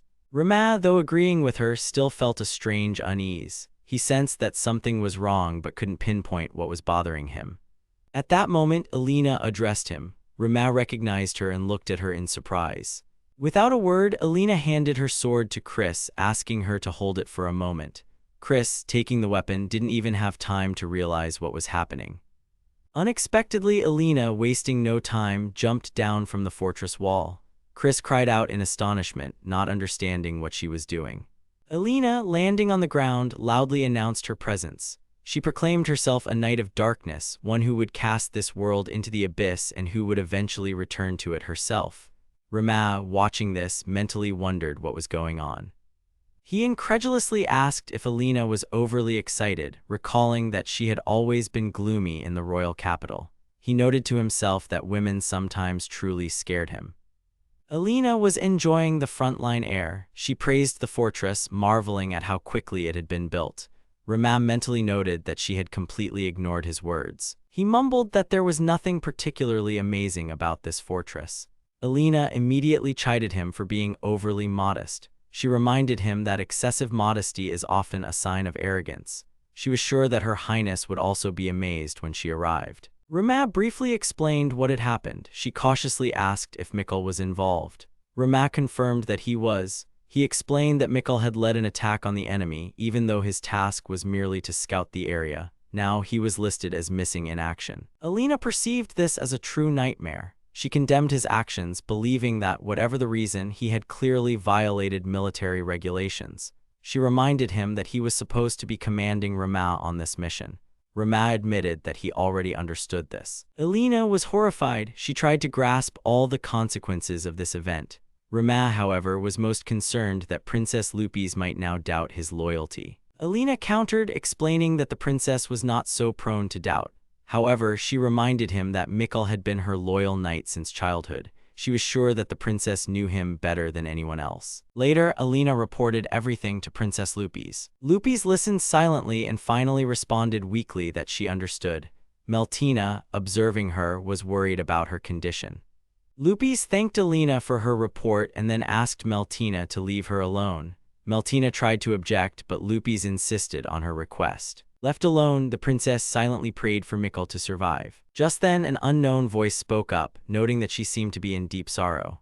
Lupis glared furiously at the stranger who dared to enter her chambers. She struggled to control her anger, realizing how calm and composed he was. She demanded an explanation, unable to believe what was happening. She couldn't understand how this man had managed to sneak in unnoticed without raising any alarm. She wouldn't tolerate such insolence and wanted to know exactly who she was dealing with. The stranger, unfazed by her indignation, calmly introduced himself. He called himself Pseudo-Akidake and suggested she consider him a humble liaison for a certain individual. He made it seem as if he wasn't talking about anything important, but soon mentioned the name of the army's commander, Mikashiva. Pseudo noted that this man was truly talented. Then, as if an afterthought, he complained about the difficulties of his journey, saying that because of it, an old man like him was forced to swim upstream for a long time. He laughed cheerfully, comparing himself to a fish swimming against the current, and continued to joke, saying his old back was really strained from such an ordeal. Lupis watched him closely, trying to figure out what this man was up to. She couldn't believe he had actually crossed the river by himself, as there should have been patrols on the water. An unsettling thought crossed her mind. This man was too dangerous if he could pull off something like that. Unwilling to tolerate his joking tone any longer, the princess sharply demanded an explanation from him. She ordered him to stop messing around and get straight to the point. Sudo, as if oblivious to her irritation, continued to speak in his light-hearted tone. He admitted that he worked for the Duke, though he immediately added that things were a bit different than they seemed. Then, with a tired sigh, he asked if she would object if he borrowed a chair. He complained that his legs were trembling from exhaustion. He noted that age was catching up to him, adding that people can't fight the current of time forever. Then, he finally got to the main point. He informed her that Duke Gerhardt was considering pledging his loyalty to her. Lupis didn't believe his words. With a cold sneer, she repeated his statement, clarifying that he was talking about loyalty. She reminded him that the Duke would rather have them surrender than offer them an alliance. Sudo, remaining unperturbed, tried to continue, but the princess was no longer going to tolerate this absurdity. She sharply interrupted him, demanding to know if he even understood the situation. She saw no reason to accept the Duke after everything that had happened. She reminded him that he had instigated this rebellion because she had fulfilled the king's last wish and brought an unnamed child to the capital. Now, after all these events, he wants to pledge allegiance to her, and he expects her to forget everything. She didn't want to hear any more excuses and made herself perfectly clear. She declared that the Duke deserved the death penalty. Sudo, without showing a hint of concern, noted that despite all this, the princess deeply valued Mikkel's life. Then, with a calm smile, he asked her a question that made her tense up. He inquired if she could trust people, no matter what. Lupis, unable to bear it any longer, furiously yelled at him not to dare speak to her in such a tone. Suddenly, the air in the room flared with a chakra attack. The princess froze, not understanding what had just happened. Sudo cheerfully commented on the situation, noting that it was quite dangerous. He mockingly expressed surprise at being attacked without warning. Then, with slight irritation, he opined that while he was an intruder, treating him so cruelly was probably unfair. He then spoke about the weapon used in the attack, noting that such a technique is extremely rare. He thoughtfully uttered the word chakra and added that probably only one person here could use it. His attention shifted to a dark corner of the room. He loudly called out Mikashiba Rama's name and smirked, remarking that Rama was trying to ignore him. He demanded that Rama stop hiding and finally show himself. Meanwhile, Meltina silently crept up to Lupis. She quietly called out to the princess, urging her to follow. Lupis, hearing her voice, turned around with relief. Meltina quickly apologized for the miscalculation made during the guard duty and assured Lupis that she would accept her punishment later. She then loudly informed Mikashiba that Her Majesty was safe. Rama responded briefly, indicating that the plan could begin. At that moment, fire suddenly erupted, engulfing the tent. Seeing this, Lupis tried to stop them. She cried out in a panic, asking them to wait. Meltina turned to her in confusion, not understanding why the princess was reacting this way. Despite the danger, Lupis asked for water to put out the fire. Meltina, bewildered, tried to object. She couldn't believe the princess was asking to save an assassin. However, to her horror, the fire was already burning too fiercely, and it was impossible to help. Sudo, still calm, smirked through the flames. He mockingly noted that it was a rather cruel act.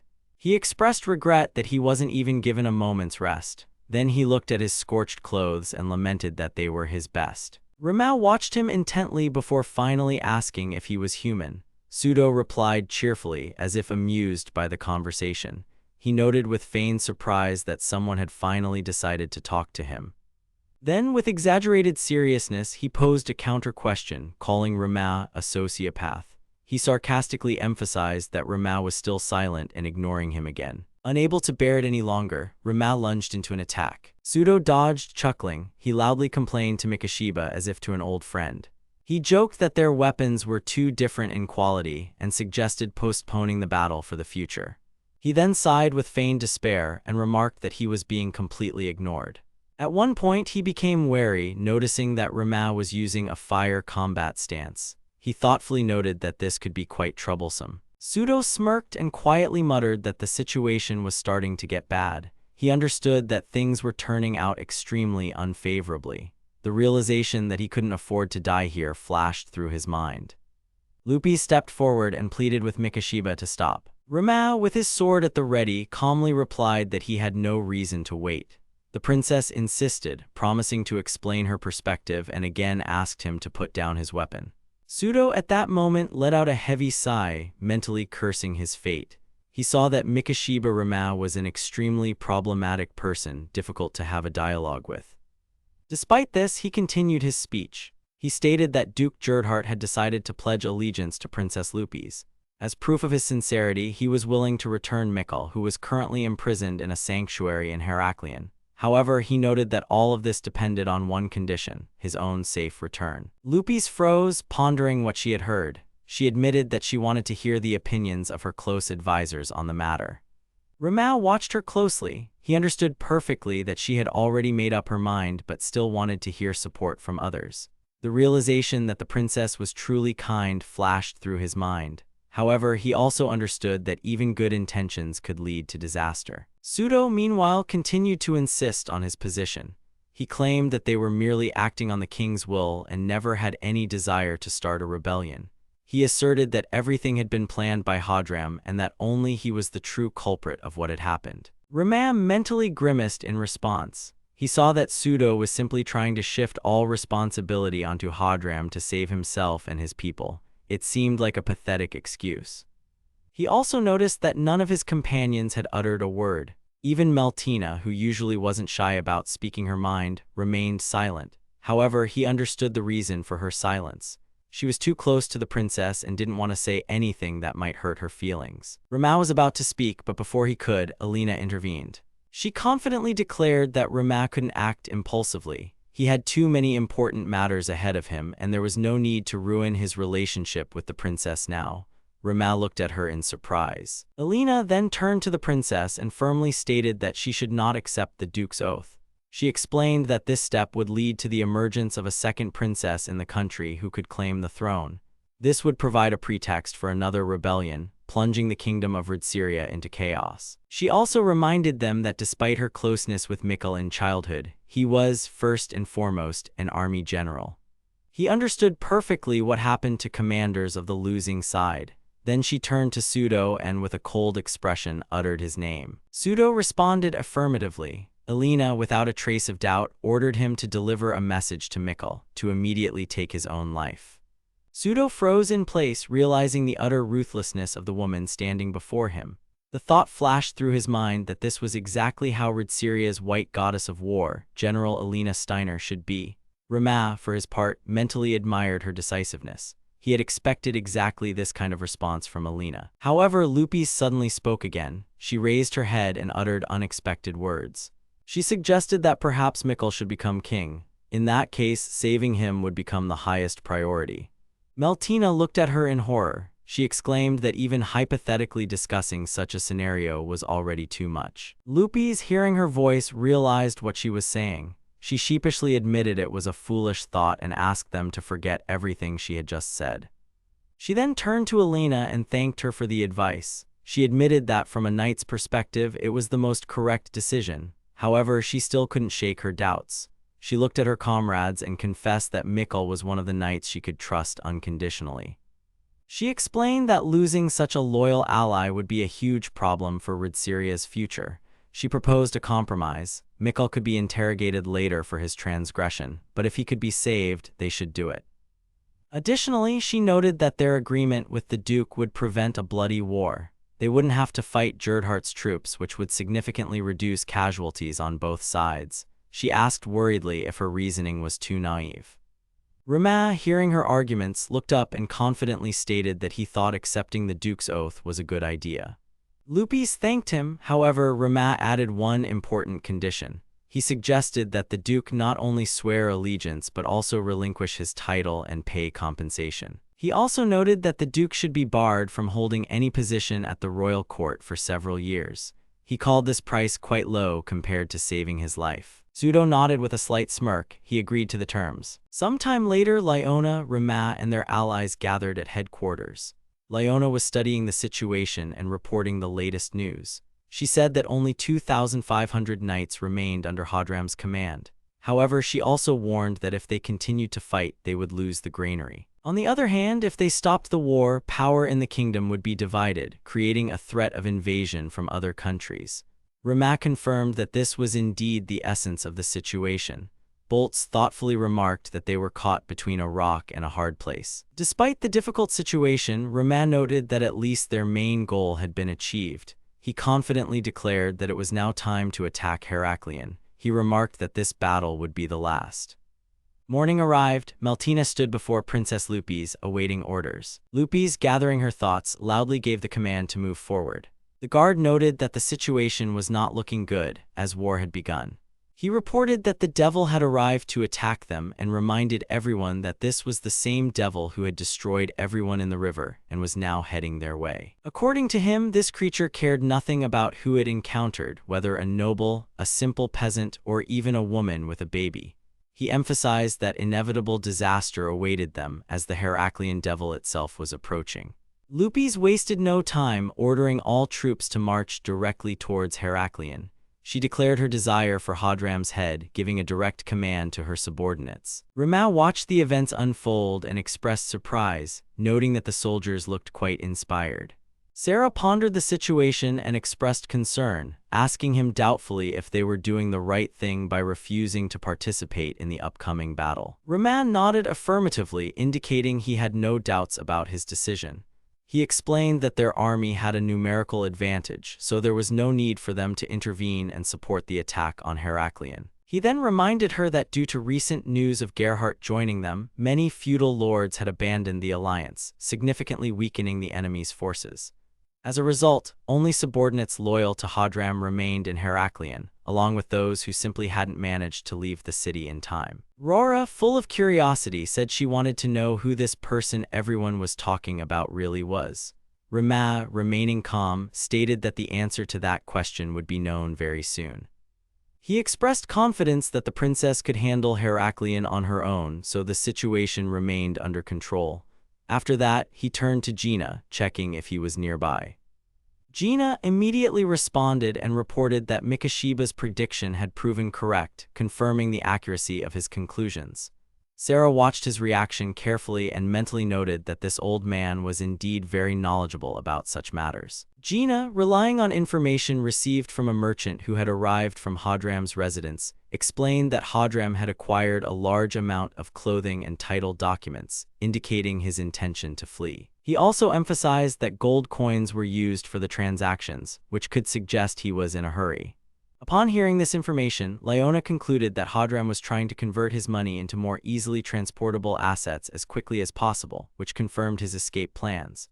Boltz, based on the data, suggested that Hadram, realizing his inevitable defeat, was deliberately accumulating natural capital, preparing in advance for a potential escape. Sakuya added another important fact to the discussion, noting that apparently Hadram had also purchased a significant amount of long-lasting provisions. Among his acquisitions were pickled cucumbers and other products that wouldn't spoil quickly. Rama listened to her carefully and expressed doubt, suggesting that such provisions could have been part of his soldiers' standard rations. Sakuya calmly disagreed, explaining that in this situation it was highly unlikely, as such supplies were probably not intended for the army. Rama concluded that Hadram was a true scoundrel, exactly matching the description Alina had given earlier. Sarah, intrigued by his words, asked him to clarify what he meant to better understand what was happening. Rama, without rushing, clarified the situation, explaining that under normal circumstances, a special unit responsible for food supplies handles the army's provisions. He mentioned that a commander shouldn't acquire provisions personally, as specially appointed people handle that. However, in this situation, Hadram personally exchanged some of his money for long-lasting food, which indicated his intention to leave the country without his army's knowledge. Alina, joining the conversation, added that it was highly probable Hadram would try to escape precisely during their advance on Heraklion, taking advantage of the chaos of battle. Leona, hearing these words, contemptuously called him a scoundrel, emphasizing her opinion of him. Alina, without a hint of surprise, noted that such an act was entirely consistent with his character, reminding them that he had always acted this way. She then turned to Rama, asking if he agreed with this assessment. Rama, noticing her presence, asked in surprise why she was there and not accompanying Princess Lupis on the military campaign. Alina calmly explained that she had never intended to go with the others from the start, as she had made that decision in advance.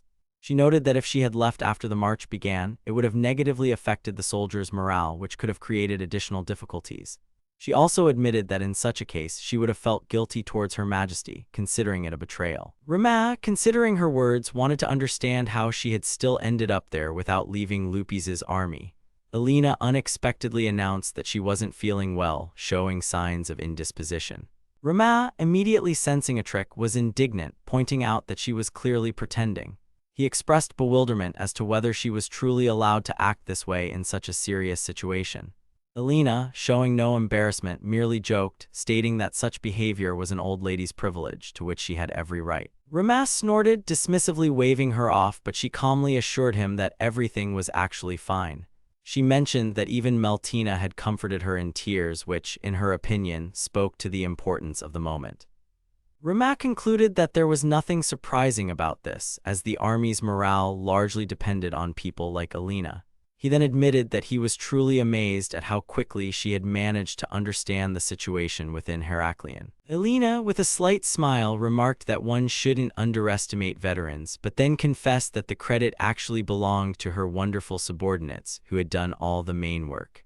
Boltz then shifted the discussion to their next steps, asking Alina about Hadram's possible escape routes. He pointed out that Hadram only had 4 directions left: southeast, south, southwest, and west, which significantly narrowed down their search.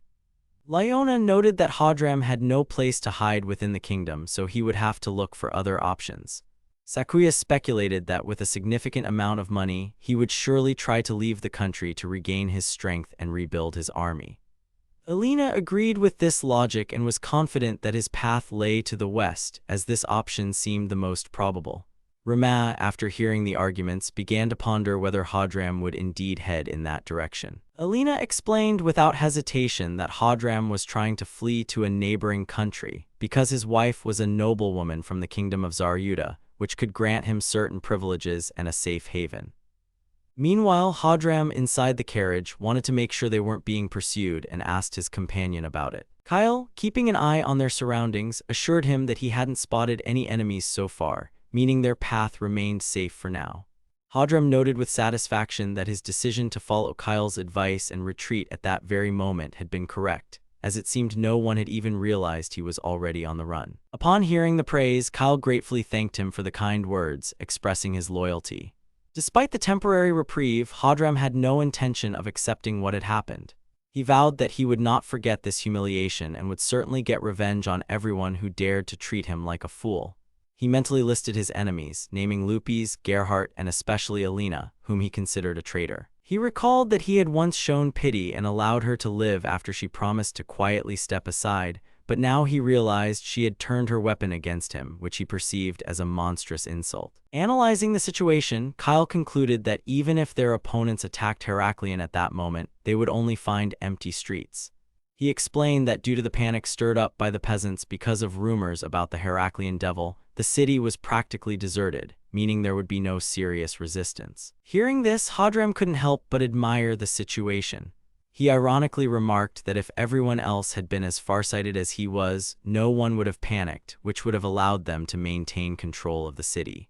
Kyle also wanted to check on Hadram's family, asking if they had encountered any problems on the road. He assured him that everything possible was being done to ensure their journey was comfortable. Hadram, fully understanding the importance of his family, ordered them to be taken care of, considering them his last trump card. He particularly emphasized the importance of his daughter, noting that she would play a key role in his plans by marrying the Prince of Zaryuta.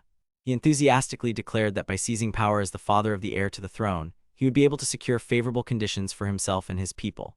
He promised Kyle and his men that in the future they would be amply rewarded and would hold honorable positions as royal guards. Upon hearing such bold promises, the guards responded with loyalty, expressing their readiness to follow him. That night, Kyle reported to Hadram that they would continue their journey at first light, so he advised him to rest before the onward travel. Hearing the voice of his loyal comrade, Hadram offered him some wine to lift his spirits. Kyle politely declined, explaining that he had to remain sober as he was responsible for their safety. Hadram didn't insist but noted that, given the circumstances, the taste of the wine seemed particularly pleasant to him.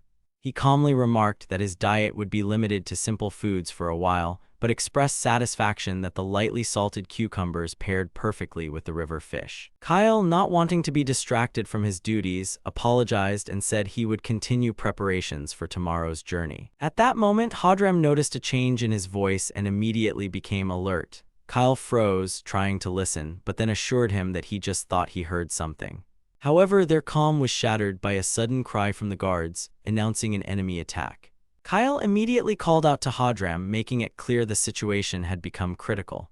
Hadram, realizing the danger, ordered them to leave immediately without wasting time thinking. His wife, though confused, quickly confirmed she was ready to follow him. Kyle, analyzing possible escape routes, noted that the road through the mountains towards the kingdom of Zaryuta should remain safe, making it the best option for escape. He decided to hold off their pursuers, giving Hadram a chance to get away, and urged him to take that opportunity immediately. The guards who remained with Kyle expressed their readiness to fight and wished him luck, understanding the gravity of their situation. Hadram, trusting his comrade, handed command over to him and stated that they would meet in the capital of Zaryuta.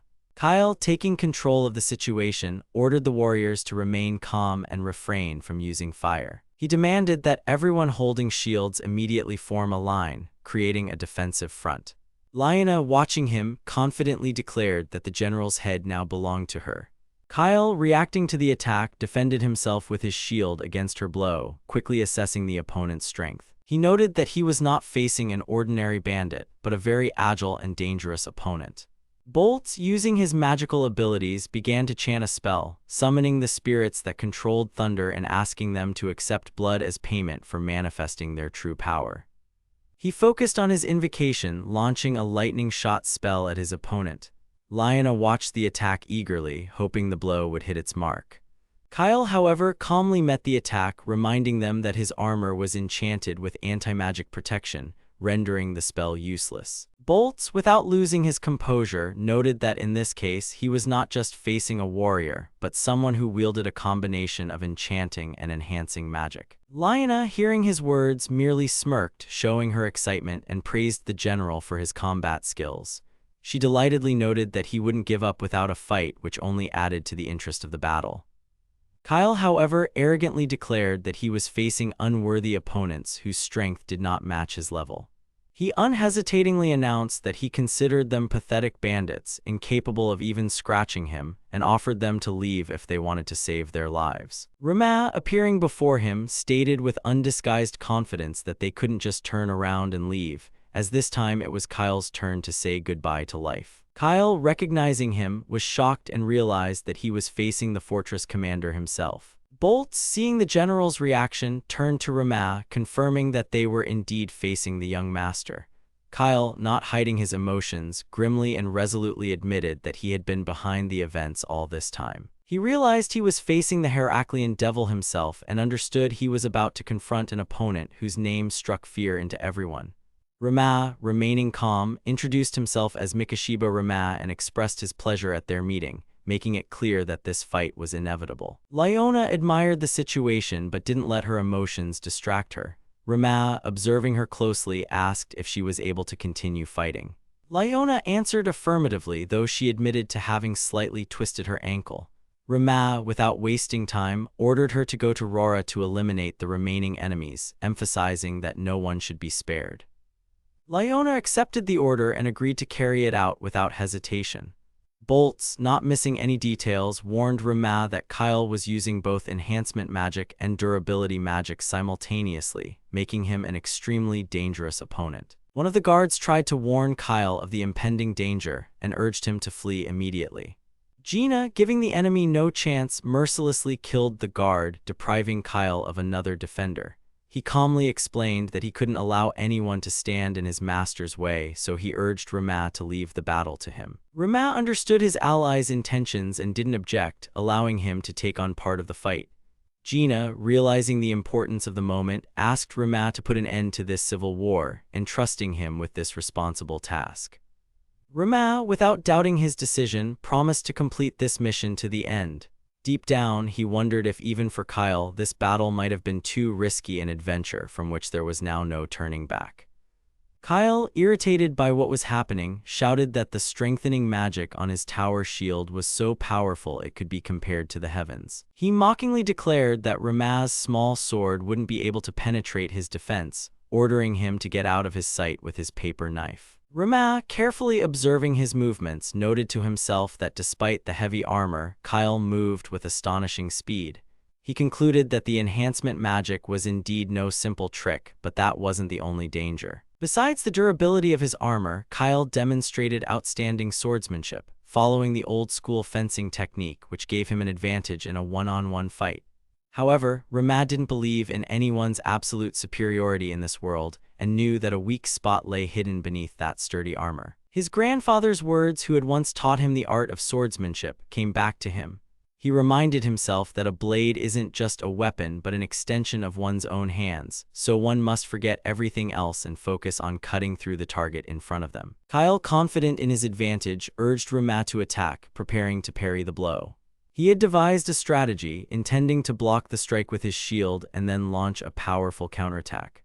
Rama, not falling for the tricks, focused all his strength on the point he had previously identified as the weak spot in the defense. In the next second, his sword, driven by both strength and calculation, cut through Kyle's arm, making him freeze in shock.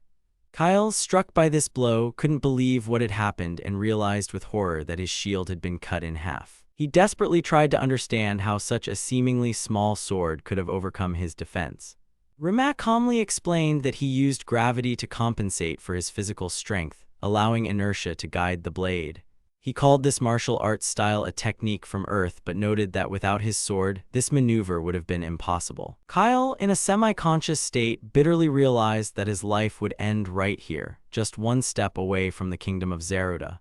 Despite this, he found a certain irony in the situation, believing that even such an end could be considered fortunate. Rama, without any remorse, pointed out that Kyle had fallen victim to his excessive overconfidence, both in his own strength and in his magic. Kyle grimly admitted that he had indeed been too confident, but noted that he had only ever heard such words from Mikkel before. Rama understood that he was facing the man who had framed Mikkel and reminded Kyle that it was his mistake that ultimately led them to join Princess Lupi's. Kyle, slowly grasping what was happening, realized that Rama was the low-grade adventurer who had been part of Princess Raiden's escort to Heraklion. Rama confirmed this, clarifying that they had taken the guild quest not by choice, but under duress. He reminded Kyle that having a silver-haired person among them made them a perfect target for Mikkel, turning the situation into a fatal trap. Kyle chuckled, admitting that he had set a trap for a mouse but ended up catching a tiger, ironically summing up what had happened. Rama agreed with this conclusion but emphasized that if luck hadn't been on his side, he wouldn't have survived. Kyle, realizing his end was near, asked Rama to grant his last wish, to allow him to die with dignity like a proud knight. Rama, showing respect for his opponent, agreed to accept his challenge. Kyle, feeling grateful, thanked him for this gesture, believing he was now indebted to him. Meanwhile, in another part of the battle, Alina was engaged in a fierce fight with the guards accompanying Hadram. The guards, realizing the critical situation, urged each other to protect the general and his family, understanding that their fate depended on it. Chris watched in horror as Alina instantly annihilated a knight with enhancement magic. He was astonished to be facing the legendary White War goddess of the Sarai clan, whose fame was truly justified by her incredible power. Chris, suppressing his excitement, addressed Alina, informing her that their plan had been executed exactly as she had predicted. She emphasized that now all they had to do was capture Hadram and take his head to end this long conflict. Alina agreed with cold resolve, noting that Rama had done an amazing job securing their victory. Chris, impressed by Rama's actions, admitted that his strategy of leaking information to the enemy camp and surrounding the opponent was brilliant.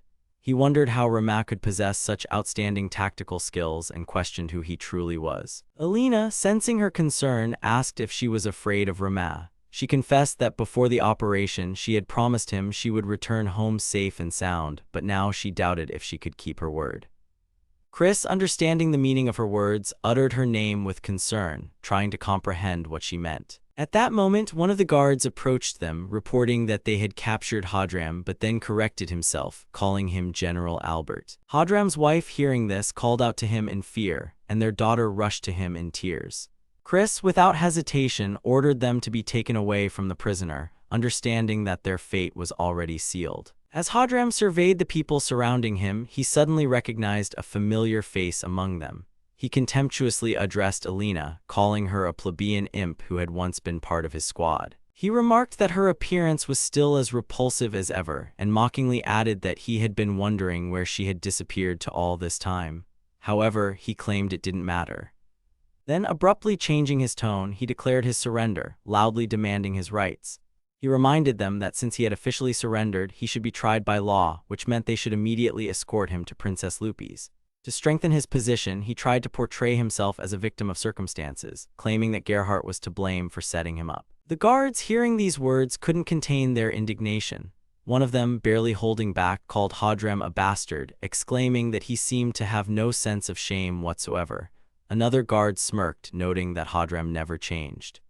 Alina, standing before the prisoner, calmly replied that his behavior even reassured her. She pronounced his name with cold clarity, emphasizing her disdain. Hadram, looking at her irritably, asked in confusion who she was. Chris, interjecting, angrily reminded him that Lady Alina Steiner was standing before him, and she wouldn't allow him to pretend he had forgotten her. Hadram, hearing the familiar name, froze, processing the situation. He couldn't believe that it was truly Alina standing before him. He noted that he was sure she had participated in the march on Heraklion, but then shrugged, stating that it no longer mattered. With undisguised contempt, he remarked that time had not been very kind to her. He recalled that she had once been more beautiful than any maid he could afford, but now she had changed significantly. Then he mockingly pointed out that many of his soldiers had joined her in this war, including one particularly brazen upstart. However, despite this, he expressed confidence that Alina remained popular only among the dregs. He concluded his speech by calling her a low-born whore. One of the guards couldn't take it anymore and stepped forward, clearly ready to deal with the prisoner on the spot. Alina, without batting an eye, told him to stand down, not allowing emotions to take over. Then she turned to Hadram, ordering him to stand up. Hadram, showing no remorse, irritably reminded her that he had already declared his surrender, which meant he should simply be exiled from the kingdom or something similar. Internally, Alina was seething with rage. She realized that Hadram had been counting on his high birth from the very beginning, knowing that a trial would prolong his life. She wondered how much depravity could be hidden in one person. However, maintaining her composure, she stepped forward and loudly announced that General Hadram had shown astonishing resolve. She emphasized that even after being surrounded, he had not lost his honor and had challenged her to a duel. Then, as if summarizing his story, she declared that in the end, he died as a true knight, upholding the code of honor. She turned to Chris, asking if he agreed with this statement. Chris, understanding her intention, confidently confirmed that it was exactly as she said. Hadram, realizing what was happening, cried out in horror that Alina had gone mad. Alina, ignoring his outrage, silently drew her sword and extended it to the prisoner. She stated with icy calm that she was lending him this blade as a token of gratitude for not killing her once upon a time. Hadram, feeling fear, screamed hysterically, calling her a filthy whore. He frantically demanded an answer, asking if she would really dare to break the kingdom's law. Alina, tilting her head slightly, smirked. She found it incredibly amusing that a man who had broken laws his entire life, exploited his status, and ruthlessly trampled his subordinates was now clinging to the law in his final moments, hoping for salvation. However, she assured him that he wouldn't be alone. She promised that his daughter and wife would follow him, and then added that she herself would join them after she was done with him. Chris, watching her, shuddered internally. She realized that Alina intended to take her own life. Realizing he had no way out, Hadram frantically began begging for mercy. In fear, he cried out for her to at least spare his wife and daughter. However, his pleas were cut short by a swift movement of the sword. With one precise strike, Alina decapitated Hadram, ending his life instantly. Her final thoughts raced through her mind. She bitterly realized that it was finally over. She quietly whispered the names of her loved ones, Celia and her husband, mentally apologizing to Rama for not being able to keep the promise she made to him. Chris approached her, looking intently at her face. Alina, without taking her eyes off the dead Hadram, spoke to her. Chris, in a steady voice, informed her that everything was finished. She explained that she had already dealt with Hadram's wife and daughter, considering it her burden to bear alone.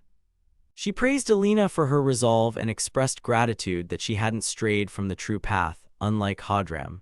Then, she coldly concluded that Hadram's family met their fate the moment his men attacked the knights who were pursuing them. She emphasized that they were simply unlucky, nothing more. Alina, listening to her words, nodded silently. She accepted what she heard and added nothing further. Meanwhile, on the other side of the kingdom, Princess Lupi stood stunned, unable to believe her eyes. She couldn't comprehend what was happening. Meltina, her closest advisor, quickly reported that Heraklion was practically deserted. She stated that only a few remained in the city, some mercenaries who hadn't managed to leave, a small part of the administrative staff, and a couple of nobles. She expressed confidence that suppressing the remaining few would be easy, meaning the civil war would soon end. Lupi's, still not fully grasping what she heard, only mumbled in confusion that she understood. Meltina, on the other hand, felt relieved. She joyfully noted that today had been a good day as they had managed to avoid major casualties. Lupi's, lost in thought, did not share her joy. Deep down, she couldn't believe this was truly the end. It seemed to her that the war had ended too quickly and her contribution to the victory was negligible.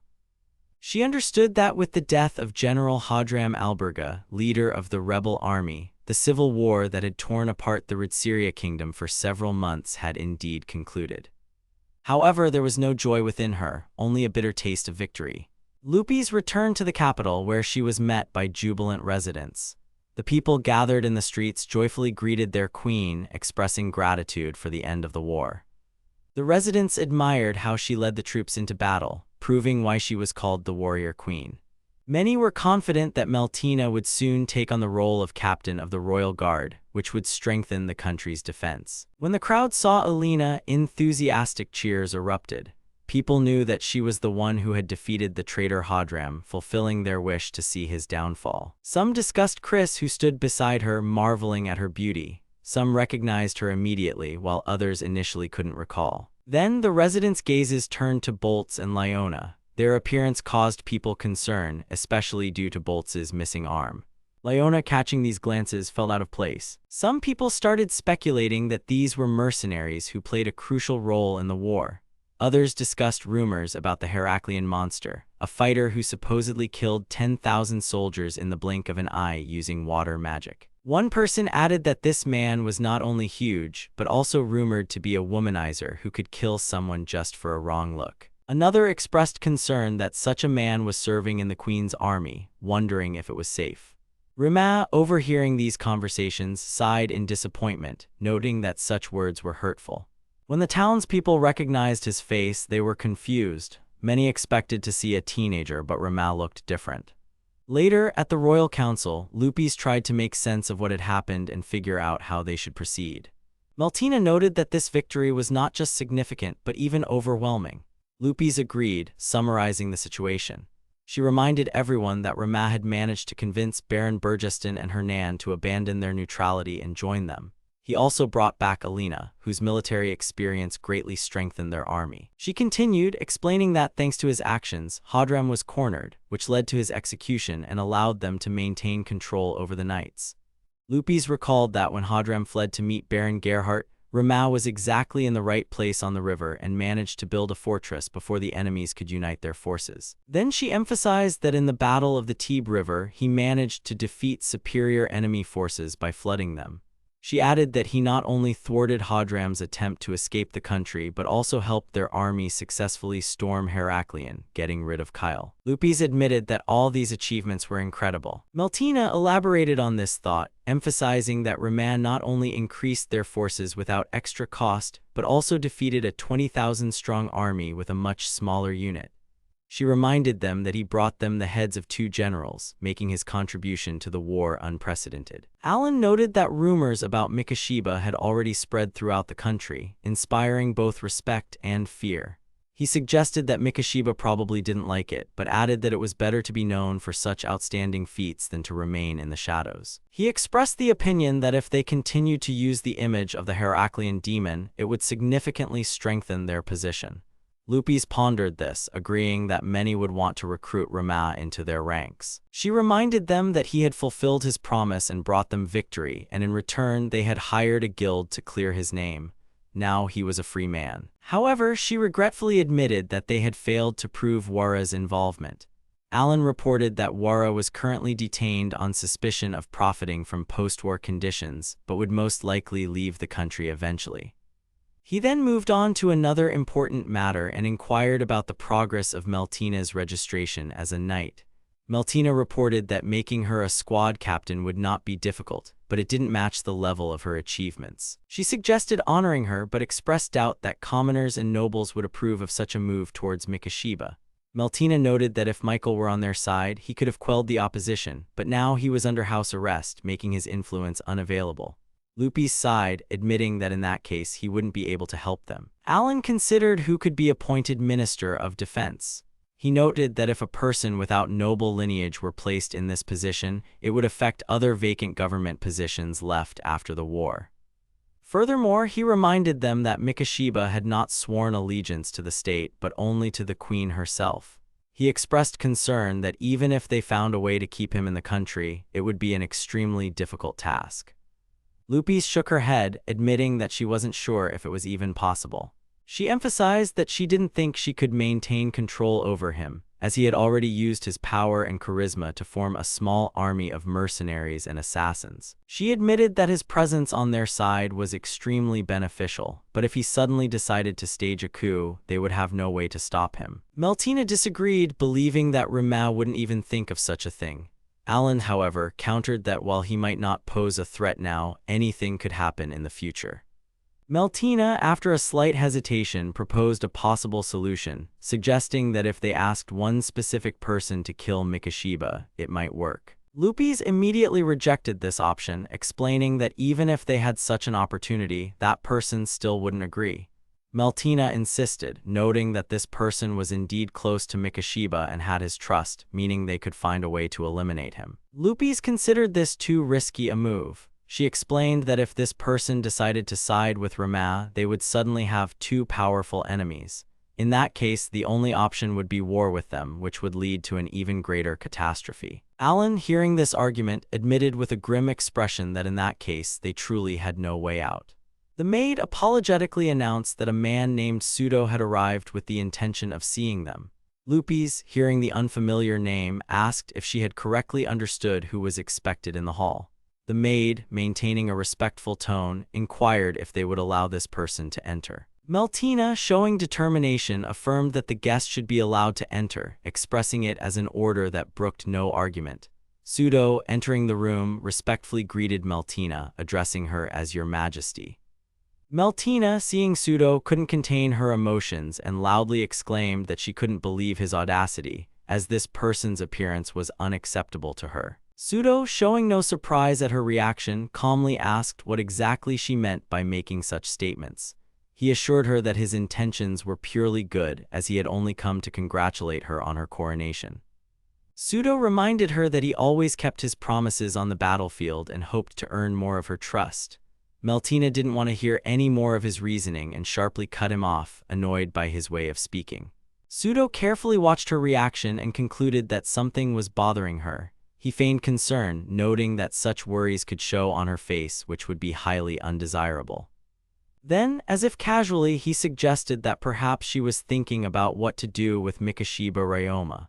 Alan, who was present during this conversation, mentally noted that Pseudo hadn't flinched once and had said exactly what needed to be said in that situation. Pseudo continued, speculating that Meltina had many concerns ever since he encountered Ryoma. He emphasized that the complexity of the situation lay in the fact that Ryoma couldn't be made a knight, but it was also impossible to let him leave the country or eliminate him in any other way. Meltina, irritated by his words, demanded that he watch his language. Lupis, sensing the rising tension, quietly uttered Meltina's name as if trying to urge her to be restrained. Pseudo continued, stating that such arguments would not lead her to anything useful. Lupis realized that since Pseudo had started this conversation, he must have had a plan, and she voiced this aloud, indicating that she was ready to hear his proposal. Pseudo, pleased with her reaction, praised her perceptiveness and declared that with such a queen, the country would definitely prosper. Pseudo emphasized that Ryoma's existence was an undeniable problem, but hasty measures were unacceptable in this situation. He proposed an alternative solution to keep him in the country without allowing him to influence politics. To do this, in his opinion, he should be granted high honors without being given the title of knight or nobleman. Pseudo also pointed out that the only place meeting these conditions was within the state itself, which made his proposal even more reasonable. Lupis, weighing everything that had been said, made a decision and officially announced that in the name of the kingdom of Ridsyria, she would bestow the title of Baron upon Mikashiba Ryoma. Thus, she decreed that from now on, Ryoma would be the ruler of the Wartenia Peninsula, which meant a drastic change in his status. Ryoma, in complete shock, realized he was now a nobleman, his thoughts racing from the unexpected news. Those present were also stunned, unable to believe that a mercenary had been elevated to the rank of baron. One of them voiced his doubts aloud, noting that Wartenia was a very unusual land and couldn't be considered an ordinary domain. Lupis continued, explaining that his military merits had been highly valued. She emphasized that his loyalty and actions had exceeded the expectations placed on a citizen of Ridsyria. Lupis assured him that his contribution to the kingdom's glory was invaluable, and therefore it was decided to reward him appropriately. She acknowledged that the decision took time and apologized for the delay, asking him to accept his well-deserved reward. Pseudo, mentally analyzing the situation, concluded that Ryoma remained a problematic figure, but for now, the kingdom needed him to stay in a golden cage for some time. Later, Ryoma reflected on everything that had happened and realized that the queen had masterfully outmaneuvered him. Lyona expressed her surprise at the events, feeling a mix of emotions. Ryoma compared his situation to historical events, recalling the fate of Liu Bang, exiled to Bashu by Xiangyu. He also noted that his situation was far more preferable than that of Han Xin. Lyona showed curiosity and tried to get more details from him, but he advised her not to think about it too deeply. Lyona looked at Ryoma with a slight smirk and expressed her opinion that there was nothing wrong with his position. She noted that he had gone from a common mercenary to a nobleman, which was a great achievement in itself. Boltz crossed his arms and thoughtfully asked if Ryoma could even refuse such a position. He then remarked that although the lands were vast, he had heard many bad things about the area and doubted it would be easy to survive there. Rama calmly replied that he was connected to too many people to just give up and leave. He explained that if the authorities talked to the guild, he wouldn't be able to take on quests anymore, which would make everything they did to escape Altomia pointless. He then added that he didn't want to lose face by making hasty decisions. Alina, who had been silent until then, thanked him and said she had to fulfill her promise. Sarah, hearing these words, cried out in surprise, not understanding what they were talking about. Rora became noticeably nervous and started to stammer, asking why they were suddenly acting so strangely. Rimac calmly explained that Alina had promised him a duel once the war was over.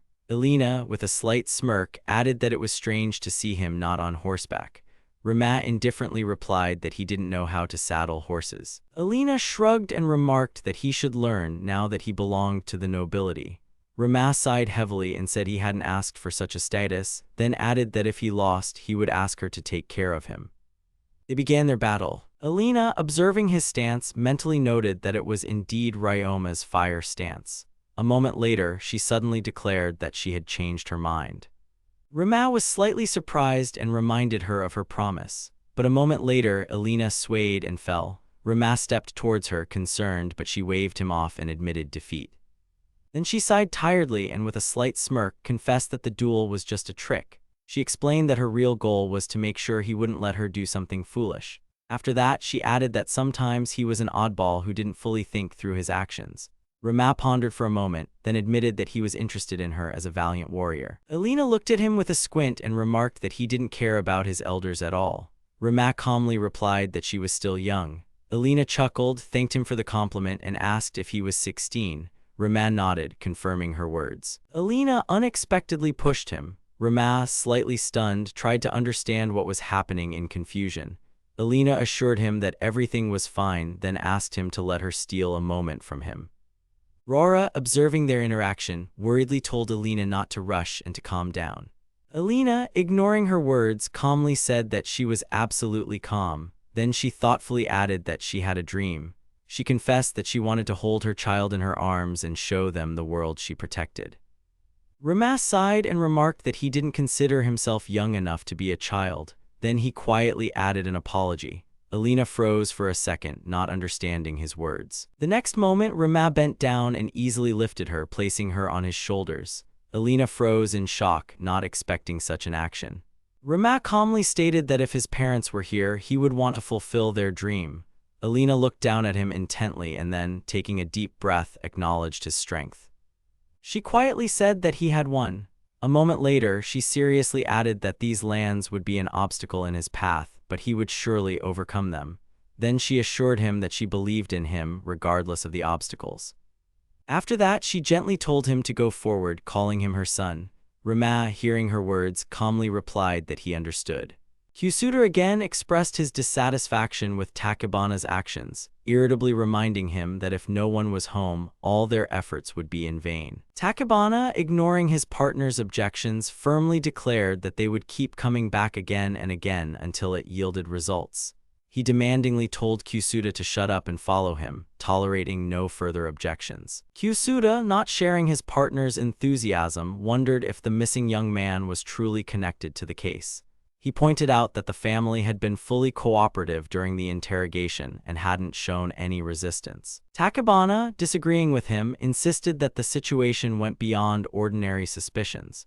He expressed his bewilderment at how someone could simply vanish without a trace, as if transported to another world. He declared that they needed to restart the investigation and keep trying until they got results. Meanwhile, the Wartenia Peninsula technically remained part of the Ridseria Kingdom, but it was effectively a place of exile for criminals. As a result, there was practically no civilian population, and the region itself remained untamed territory. Dangerous monsters and half-demons roamed these lands as they pleased, while pirates plundered along the coasts. Shaldana surveyed the surroundings and noted with satisfaction that their opponents had been successfully eliminated.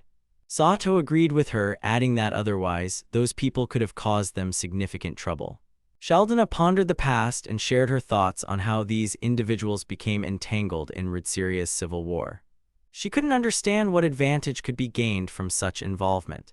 She then mentioned the criminal who killed Gies Volkland, the head of the Royal Mages Lodge. Sudo, remaining composed, reminded her that they should start from the beginning. He mentioned the three kingdoms, Meist, Ridseria, and Zeruda, and explained that Gies had devised a plan for these three weak states to be drawn into conflict, weakened, and destroyed. Then, while they were preoccupied with their internal disagreements, the Ultomia Empire could invade their lands with little effort. Sudo explained that this strategy would allow them to absorb the three kingdoms while maintaining a balance of power with Erniskull to the north and Cultania to the west. He emphasized that this was the only possible scenario for the Ultomia Empire to conquer the entire world. Sato, lost in thought, grimly stated that everything had been ruined because of one person.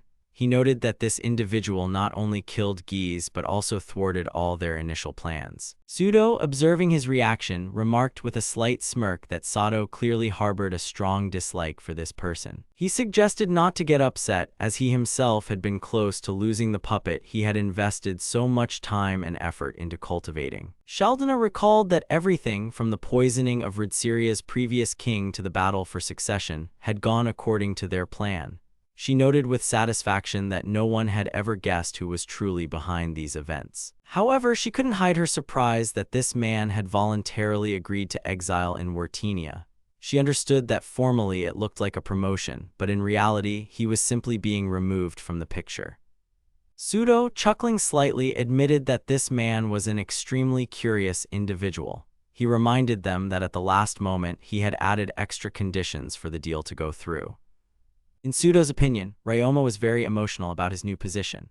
He loudly declared that the honor he received went beyond what was usually available to a simple mercenary. He solemnly swore to cultivate the land so that no one would be disappointed in his rule.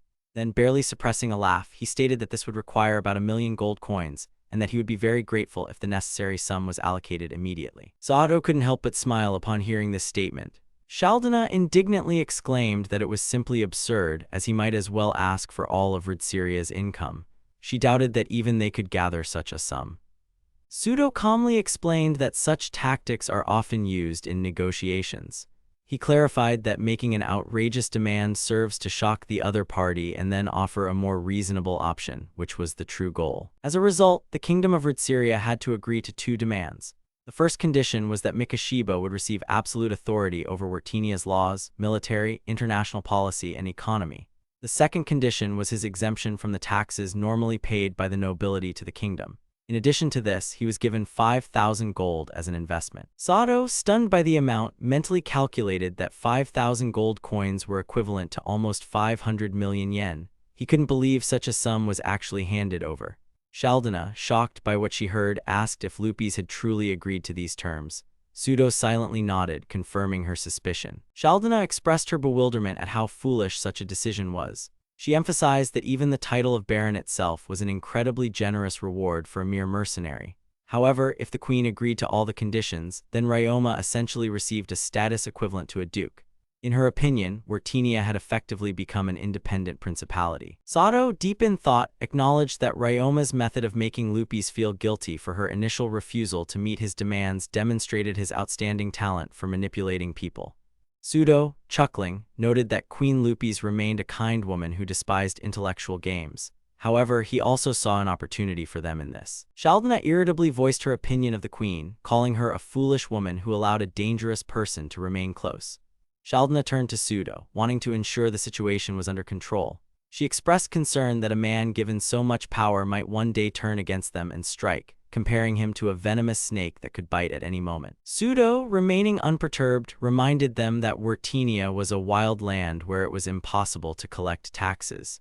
He confidently noted that even with all his talents, this man wouldn't be able to make significant progress in a few years. Sudo emphasized that as long as Ritsyria had this ticking time bomb, they wouldn't be able to send reinforcements to Zeruda.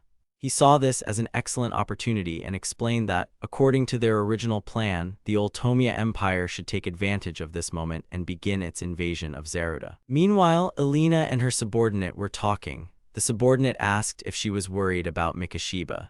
He reminded her that half a month had passed since Mikashiba left the capital. If everything went according to plan, he should have already reached the fortress of Epillos, which served as the gateway to Wartenia. Elena pondered his words and admitted that it sounded quite logical. The subordinate suggested that Elena regretted not being able to stop him. Elena replied that the decision was made by the queen herself and she had to respect it. There was a restrained bitterness in her words, but she firmly stated that all she could do now was protect her ruler and guard the peace in the country with all her might. The subordinate considered her words and casually mentioned that he had heard rumors about the queen's intention to lift Mikkel's house arrest. Elena calmly confirmed that Her Majesty was still worried. She noted that the queen still had no close confidants she could fully trust. She didn't want to continue the conversation and made it clear that he shouldn't speak about it further. Troubling thoughts about the court situation arose in Elena's mind. She reminded herself that Raiden had been drawn into the royal family's affairs and Gerhardt had been demoted from Duke to Viscount. It seemed that all matters were settled, but an unsettling premonition lingered. She didn't feel the situation was improving and even began to suspect that things were getting worse. The subordinate, continuing to ponder, suggested that when Mikashiba saw Wartenia with his own eyes, he would surely hate all of them.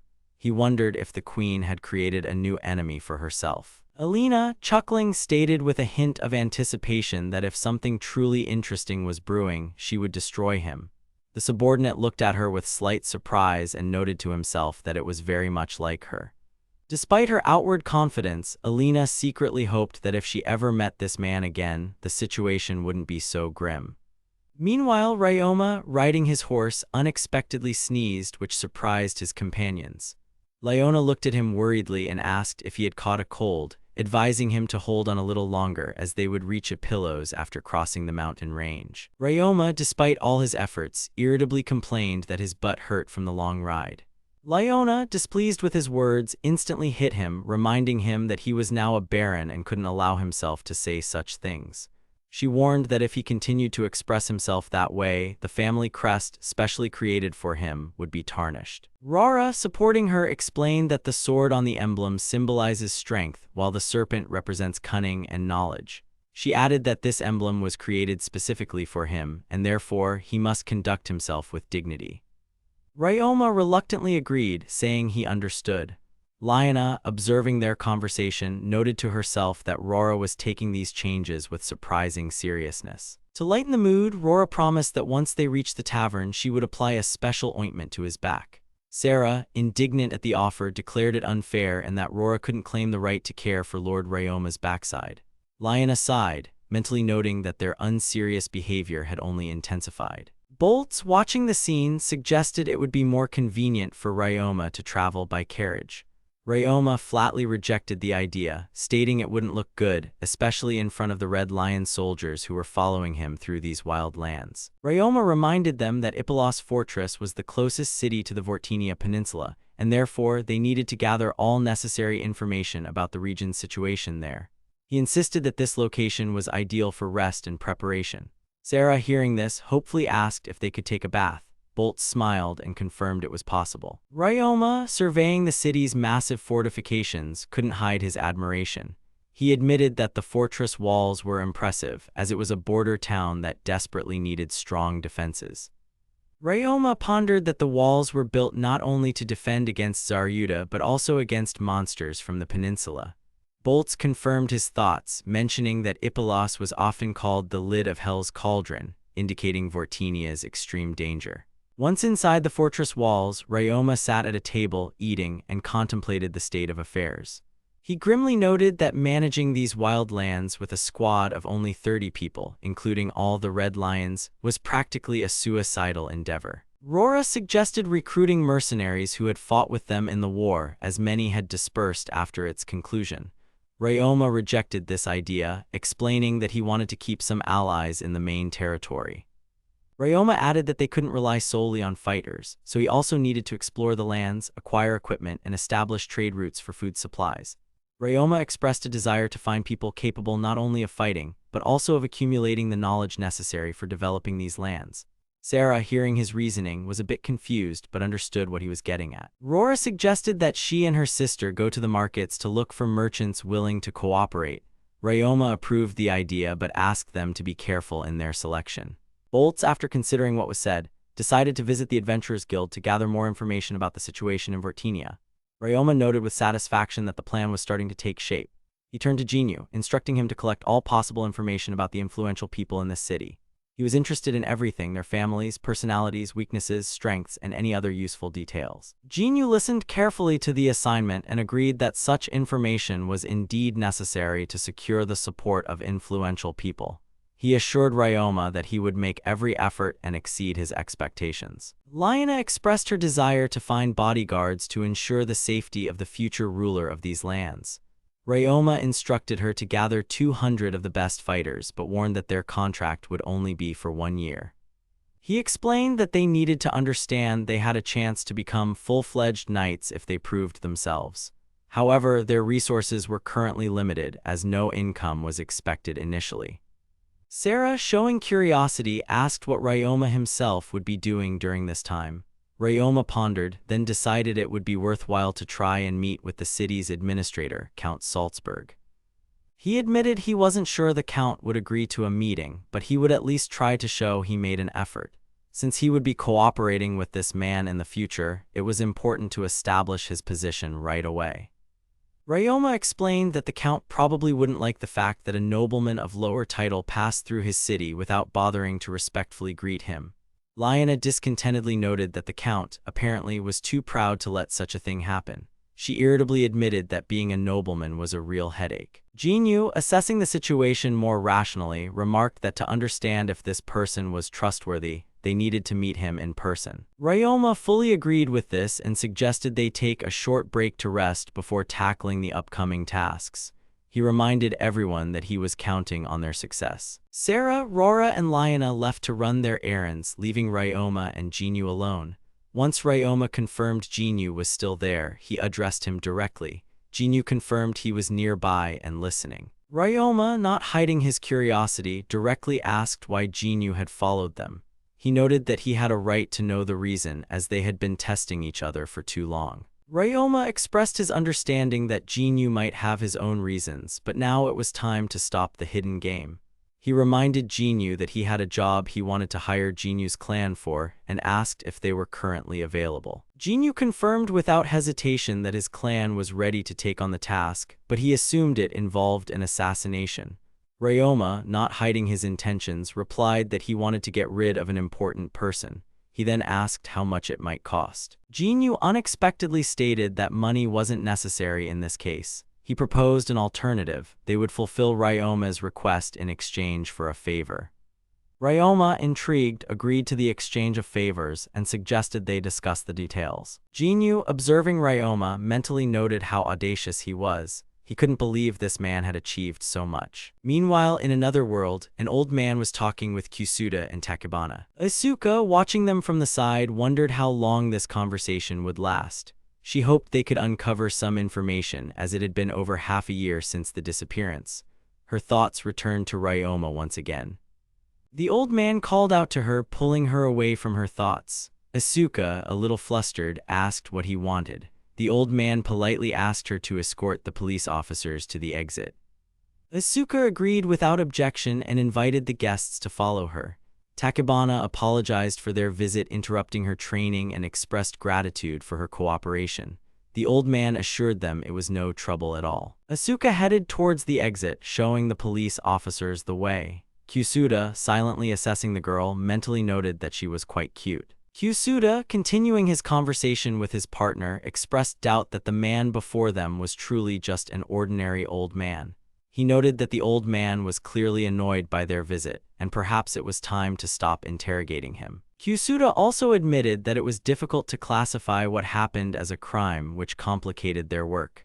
Takebana strongly disagreed with Kusuda's opinion. He was convinced that this old man was far from as simple as he seemed. Kusuda chuckled, noting that perhaps the old man was just too calm for someone whose grandson had disappeared.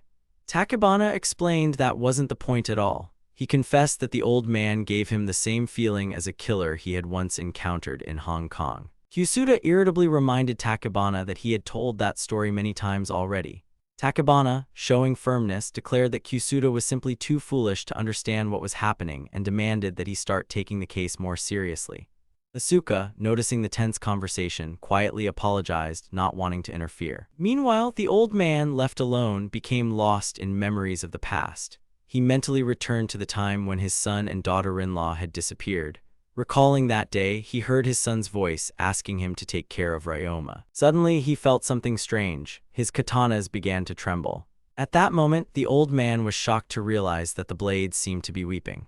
A terrible premonition gripped his mind. He suddenly understood that he no longer felt Asuka's and the police officer's presence. A terrifying thought flashed through his mind. Could this really be happening? He recalled the familiar vibrations he felt when he himself was pulled into another world. The old man tried to deny what was happening, but his intuition told him otherwise. He asked himself if this world was now trying to take Asuka from him. Memories flooded back with renewed intensity. He remembered fighting with all his might after being pulled into that world. It was only by a miracle that he managed to return, enduring countless sacrifices. However, he never found any of his comrades in arms. They either remained in that world or vanished forever. Decades later, he lost both his son and his son's wife. Now he realized that Ryoma hadn't run away. Most likely, he had been transported to that world. And now the same threat loomed over Asuka. The old man suddenly remembered his duty to his son. When his son was taken, he taught Ryoma everything he knew about martial arts so that if he ever ended up in that world, he could survive. But Asuka was different. She was just a normal girl. Deep down, he begged for forgiveness for his helplessness in the face of this fate. Now he swore he would protect Asuka at any cost. Asuka, Kusuda, and Takebana were transported to another world, completely unaware of what had happened. Asuka looked around, realizing she was in an unfamiliar place, and tried to make sense of what was going on. She felt confused and internally tense, trying to figure out where she was now. The woman standing before them addressed the strangers, greeting them with emphasized politeness and saying that they had received the most sincere and warm welcome one could wish for. She stressed that this welcome came from the heart, as if trying to create an impression of goodwill. Fragmented thoughts flashed through Asuka's mind, and she noticed the woman's unusual appearance. Observing her light hair and pale skin, she realized the woman couldn't be Japanese. Then she looked at her clothes, which seemed unfamiliar and unlike anything she had ever seen before. However, despite the obvious differences, Asuka concluded that they could somehow understand each other. Takebana wasted no time pulling out his police ID and displaying it, hoping to inspire trust in those around him. He calmly and confidently stated that he was a Japanese police officer, then asked the woman if she spoke Japanese. Realizing the situation might be more complex than it seemed at first glance, Takebana switched to English and in that language stated that they represented the Japanese police. After that, he demanded an explanation in a firm voice, asking who they were and exactly where they had ended up. Kyusuda looked at the strangers with a grim expression, wondering to himself who these people really were and what all of this meant. The woman looked carefully at the three guests, then tilted her head slightly in thought and concluded that language standardization had only been performed for the girl. Asuka tensed internally, hearing the strange word standardization, and couldn't immediately grasp its meaning. The woman continued speaking, noting that the young men couldn't understand their language yet, but their physical condition indicated they knew how to fight. Based on this, she concluded they could become excellent pawns at their disposal. Kyusuda felt annoyed once again, mentally calling the woman's speech meaningless gibberish. His thoughts raced through various guesses, and he suddenly realized they were standing at the entrance of an unfamiliar house. His mind tried to explain where these people had come from. Kyusuda's irritation only grew, and he loudly addressed the woman, demanding she look at his ID.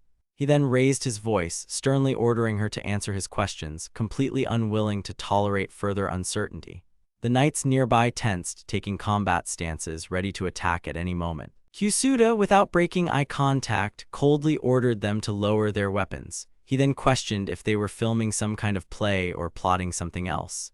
Asuka looked at him anxiously, trying to warn him that the weapons were real and the danger was imminent. Kyusuda reacted with surprise to her words, asking again, trying to process what he'd heard. Before he could do anything, the knights rushed forward and Kyusuda, along with Takebana, was seized. Asuka screamed in horror, calling out for the detective, hoping he could escape. The woman, observing the situation, remarked with a slight sneer that the men were mediocre, but the girl showed perceptiveness. After that, she declared that once the connection was complete, the girl would serve His Majesty. Takebana, despite his predicament, furiously shouted a protest, demanding they not touch her. Ignoring his shout, the woman calmly assured him there was nothing to fear. She explained that His Majesty possessed generosity and a kind soul and would therefore treat her well. However, she then added that this would only last until he lost interest in his new toy. Hearing these words, Asuka felt a cold dread, realizing something terrible was about to happen to her. The woman raised her hand and began a ritual invoking Menios, the god of light, and demanding he fulfill an ancient contract that would bind Asuka's soul to their world. Continuing to speak calmly, she added that it was just a small cursed seal that would only cause minor pain. Asuka frantically tried to call for help, mentally praying for salvation. Realizing no one was coming to her aid, she screamed and desperately called out someone's name, Rama. At that moment, an elderly man unexpectedly appeared. The old man stepped forward, looking at the scene with icy contempt, and ordered them not to dare touch his granddaughter with their filthy hands. Asuka looked at him in astonishment and quietly murmured, recognizing who stood before her. The old man looked at her carefully and asked worriedly if she was hurt. The knights, noticing the stranger, instantly tensed and demanded to know who he was. The man remarked with a slight smirk that they were making a grave mistake because they couldn't properly assess their opponent. He then added that their stances were too open. Without delay, he attacked and swiftly dealt with the knights. Afterward, he looked at their emblem and concluded that they were knights of the kingdom of Verzibia. He added with relief that it was good it wasn't Elnestor or the cult of the god of light. Asuka froze in place, realizing her grandfather had just killed people, and it was impossible to believe. The woman, consumed by rage, struggled to contain her anger, repeating several times that such an act could not be forgiven. Then, trembling with fury, she shrieked that she wouldn't allow some pawn summoned from another world to take her right-hand man. Hatred blazed in her eyes, and without hesitation, she threatened to chop her assailant into pieces and feed him to pigs. The old man, wasting no time, calmly ended her life. He then contemptuously remarked that instead of making empty threats, she should have immediately cast a spell or taken other actions that could have saved her life. Asuka, stunned by what was happening, looked at him and, stammering, asked what exactly was going on. Meanwhile, Takebana continued to fight the knights, shouting threats and urging them to surrender. In the heat of battle, he let out a crude expression, confirming how tense the situation was. The old man, observing his movements, noted with slight interest that he was using a triangular leg lock. He then acknowledged that the technique itself wasn't bad, mentioning that in the old days it was called Nanate Judo. He then added that it's now more commonly known as Kozen Judo. However, despite this acknowledgement, the old man calmly pointed out that such a move wouldn't succeed against an armored opponent. He then turned to Asuka and told her that he understood her confusion, but she needed to realize one important thing. He stated that this place was not Japan. Moreover, it wasn't even on their home planet. Takebana, hearing his words, cried out in complete shock, trying to process what he'd heard. The old man briefly confirmed that they had indeed been transported to another world. He then speculated that the woman was most likely responsible. Hyusuda, standing nearby, frowned, trying to make sense of it all, but then irritably admitted that he had no idea what they were talking about. The old man, looking at him, calmly replied that perhaps that was true for now, but he would understand everything in time. Takebana, still unsettled, asked the next logical question, demanding to know why they had been summoned to this world. The old man, without much thought, replied that it was merely an accident and that he couldn't say anything else. Takebana, hearing such an answer, was clearly dumbfounded and tried to get more clarification. The old man, not making a big deal of it, informed them that they were currently in the kingdom of Verzibia, which was their version of Earth. He then explained that this kingdom was located in the southernmost part of the western continent. After finishing his explanation, he calmly added that they had been summoned here for one sole purpose: to be made slaves. Kyusuda stared at the scene in a daze, struggling to find words to express his emotions. He was overwhelmed with shock and could only stammer out that it was all some kind of hellish nightmare. Takebana, despite his own confusion, tried to calm Kyusuda, understanding that panic would only complicate the situation. Kyusuda, still in shock, suddenly cried out Takebana's name, hoping for some confirmation of the reality of what was happening. Takebana, frowning, sharply replied that he wasn't thrilled about the situation either, but they needed to get out of there together. He added with emphasis that this was their top priority. In an attempt to find a way out, he turned to the eldest person present and asked if there was anywhere they could run. The old man, without hesitation, replied that they needed to leave this country and head north to the capital of Elnastura. He then added that this was possible if they managed to get there alive. Takebana, hearing this answer, looked at the man suspiciously and asked how he knew such things. The old man fell silent for a moment, then suddenly tensed as if he sensed something. A flicker of unease crossed his gaze, and he reported that he felt someone else's presence. He then explained that he felt a wind coming from the left corridor. Asuka, noticing his reaction, panicked and quickly asked what they should do now and if they should go back. The old man turned to her and said in a confident voice that she should take Aoka with her. Asuka, hearing the unfamiliar name, asked again in confusion, not understanding who he was referring to. The old man continued to explain, stating that it was a katana that came as a pair with another sword named Kikyuka. He then added that even if they separated, they would surely meet again. After that, he calmly ordered the others to leave this matter to him and immediately leave the castle. Assuring them of his confidence, he said he would follow them later. Asuka gripped the hilt of her sword, but then shook her head and replied in a firm voice that she couldn't just leave her grandfather and run away. Hyusuda, realizing that any delay could cost them their lives, firmly pulled her hand and told her to come with him, stating that they would only get in the old man's way. Takebana nodded with a serious expression and said he wanted to hear all the details of what happened later. He then emphasized that survival was the most important thing to him and asked to meet with them again. The old man looked at them and replied briefly that if they wanted to survive, they had to get out of there no matter what. He then added that he was entrusting Asuka to them and ordered them to move forward. Asuka made a promise to herself that they would definitely survive, no matter what. Meanwhile, elsewhere, the maids stood waiting, bowing their heads in respect as they greeted the arrival. They informed him that they had been expecting his visit, addressing him as Baron Mikashiba. Lord Salzburg stepped forward and, with a smile, thanked him for coming, announcing that he welcomed his guest with open arms. Rama, maintaining his politeness, expressed his deepest gratitude for the warm reception and emphasized that he had not expected such a generous agreement to accept his visit. He mentioned his youth and inexperience, then expressed hope that they could begin their cooperation today. The Lord's wife, with a slight bow, expressed her thanks for the visit and noted that the journey from the capital must have been long and tiring. She then offered him rest in their home, adding that after arriving on the peninsula, there would be no more towns or villages. Lord Salzburg, looking at his guest, remarked that before they could bring order, they would have to resupply Ina pillows. He then added that since they had become neighbors, he wanted to get to know him better and lay a strong foundation for their relationship. Rama thanked him for his kindness and expressed his desire to learn from him.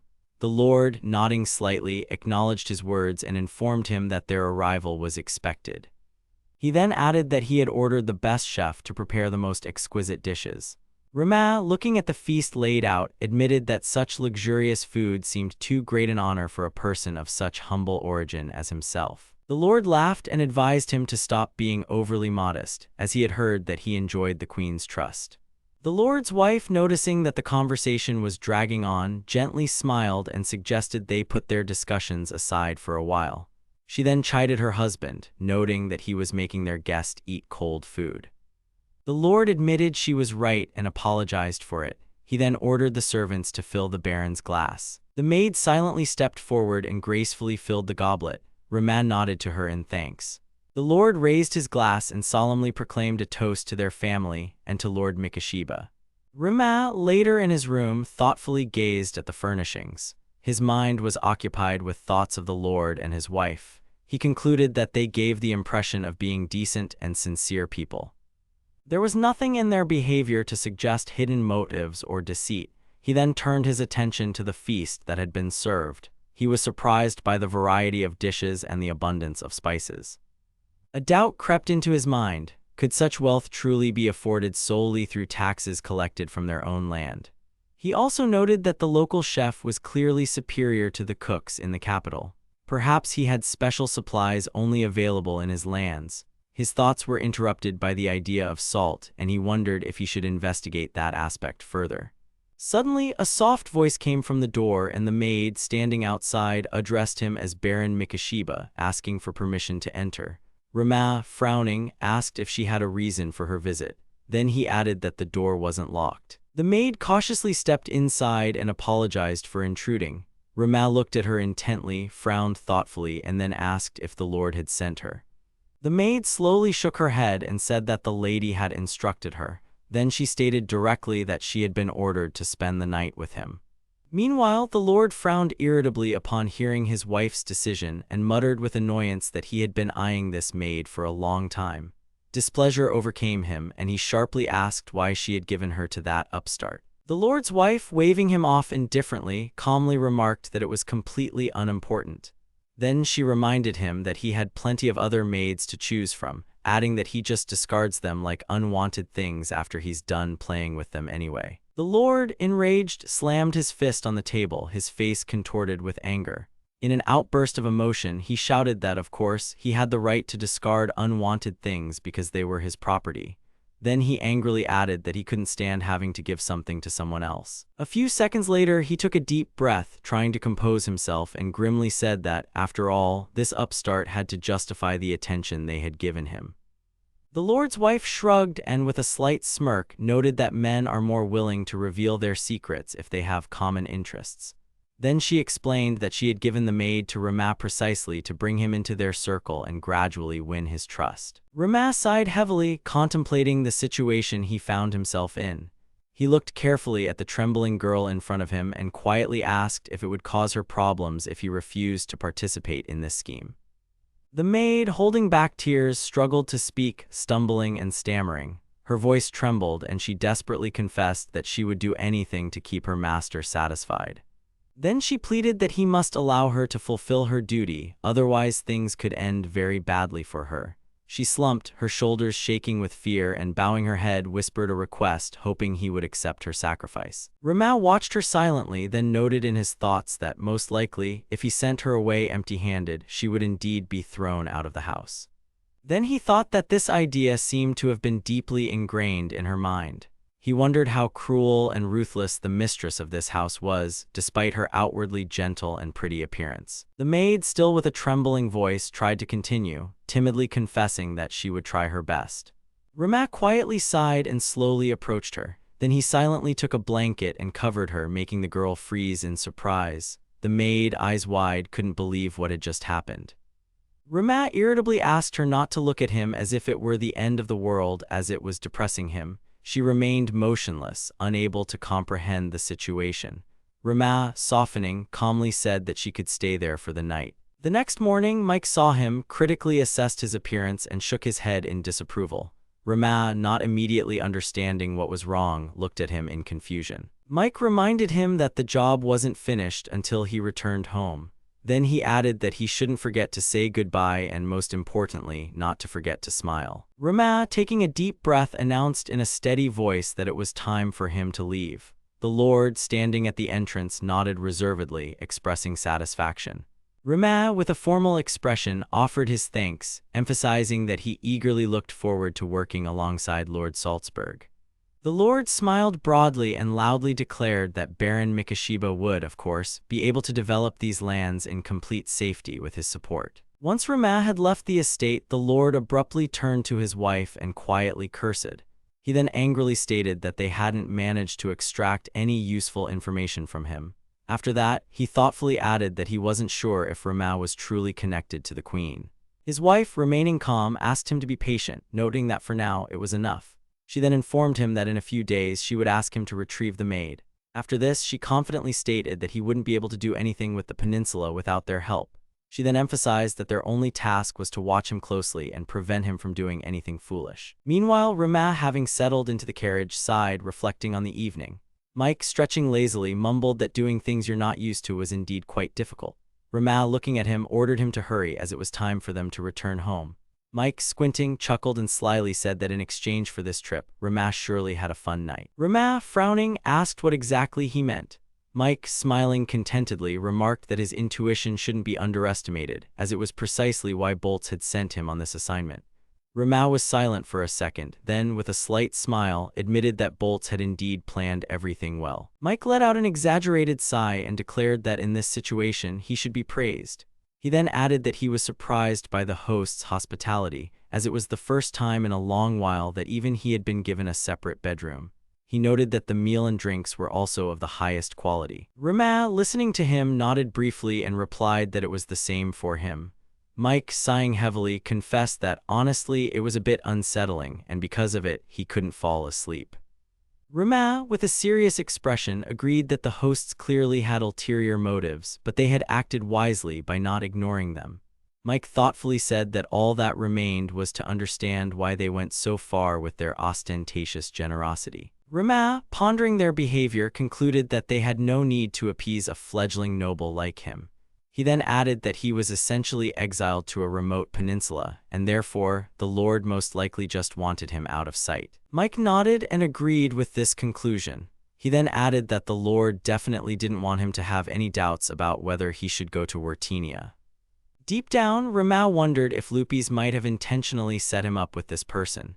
He then doubted it, reminding himself that the Lord had not participated in the war, excusing himself by claiming to defend the borders. Making a final conclusion, he angrily mumbled that it was all nonsense.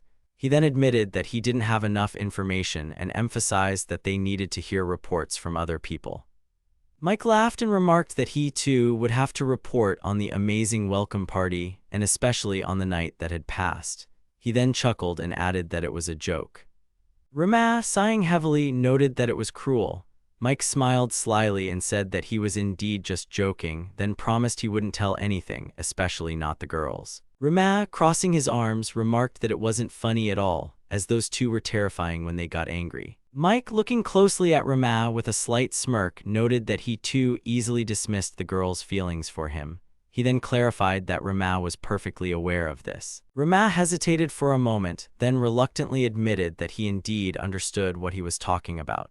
Mike, hearing his answer, nodded slightly and thoughtfully remarked that it was probably hard to let go of thoughts about his own world. He then confessed that he himself had never known what it meant to have a place to return to. Rama, after a moment of thought, quietly replied that he had to accept reality as it was. He then firmly added that he had actually realized a long time ago that there was no way home for him. Mike, observing his expression, mentally noted that the man before him was truly strange. He concluded that Rama could be frighteningly calm at times, yet he wasn't heartless. He then noted that even now, Rama was worried about dragging everyone into dangerous situations. Changing his tone, Mike suddenly thanked him with a slight smile. He expressed gratitude that, thanks to Rama, they all had the chance to become knights, an opportunity they would never have had in their ordinary lives. He then assured Rama that he regretted nothing and emphasized that the others felt the same way. After that, with a serious expression, he asked him to continue doing what he thought was right, as they all relied on him. He then slyly added that if the Baron treated him to a few bottles of good drinks in exchange for keeping quiet about last night, they would definitely be even. Rama chuckled and replied without hesitation that Mike could drink as much as he wished. Mike grinned contentedly, pleased with the answer, and admitted with a smile that the attempt had paid off. Rama looked at him and fell into thought. The realization that life was moving on and everything now depended solely on him flashed through his mind. He then firmly resolved to move forward. Later, when he returned, Rora and Sarah met him. Without wasting time, Rama immediately asked them about the trading companies, expecting a report. Rora and Sarah nodded in sync, confirming they had information. Rora began to explain that most trading companies in Ipolis maintained close ties with Count Salzburg, who governed the city. She then added that all trading structures were very close to him. She then elaborated that among all the companies, there were 10 major ones that had formed an alliance. This alliance completely controlled Ipolis's economy, preventing anyone from entering their market. Sarah supplemented her words, reporting that this alliance originally came about thanks to Countess Julia Salzburg. She then explained that Julia was the only daughter of the head of the Mr. Trading Company, who managed this association. Rama frowned and cursed, realizing the gravity of the situation. He then irritably remarked that the next stage of their plan would be impossible as long as the Count completely controlled their life support system. Boltz, standing nearby, considered what he heard and noted that the trade alliance had become a dominant force precisely because of the head's daughter. Leona, narrowing her eyes, remarked with slight surprise that it was strange to see a nobleman marry a merchant's daughter. Rama nodded and agreed that such a marriage raised suspicions. He then noted that many surely believed the merchants had simply bought their way into high society using their daughter. He added that it was especially strange, considering she became a wife, not a mistress. Rora continued to clarify, noting that rumors circulated that Count Salzburg had previously faced serious financial difficulties. She then specified that perhaps the merchants offered him investments as bait to win his favor. Rama, deep in thought, suggested that a military budget might be the reason a nobleman would swallow his pride in exchange for money. Rora confirmed his guess and explained that a large part of the budget went to border protection and fighting monsters from the peninsula. She then added that a major attack from the peninsula occurred once every 10 years. She also clarified that during such times, all northern houses mobilized their troops to repel the attack. Leona, listening carefully to her explanation, noted that the situation was not much different from a real war. She then added that it was now clear why these lands were allowed not to participate in the civil war. Boltz, after a little thought, concluded that these lands were not hospitable and likely faced serious difficulties in providing for their inhabitants. Rama, lost in thought, concluded that despite all these factors, the situation didn't look like the Count needed money. After that, he switched to another question and asked about salt, noting that apparently the Count controlled its extraction. Upon hearing the question, Jinyu shook his head and replied that there was no salt mining in the Count's territories. Rama, hearing this, pondered, trying to understand the meaning of what was said. He then concluded that the Count was likely hinting at a stable channel for salt supplies. Sarah, after considering what she heard, suggested that the Count might have access to salt mining outside his lands. She then cautiously hypothesized that the mining could be taking place on the Wartinia Peninsula. Everyone, hearing her words, almost simultaneously concluded that this was quite probable. Jinyu, with a slight smirk, expressed his impression of their ability to quickly reach the correct conclusions. He then confirmed that the Count indeed had a secret source of salt on the peninsula, about which he was concealing information from the kingdom. Leona, her eyes wide, exclaimed, realizing the gravity of the situation. She then furiously remarked that this was against the law, as such embezzlement was a crime. She also added that even if the kingdom had forgotten about the Count's territories, if the full truth were revealed, he and his family would be executed. Sakuya expressed surprise at his level of greed. Jinyu unrolled a map and pointed to a mountain range that separated the two territories.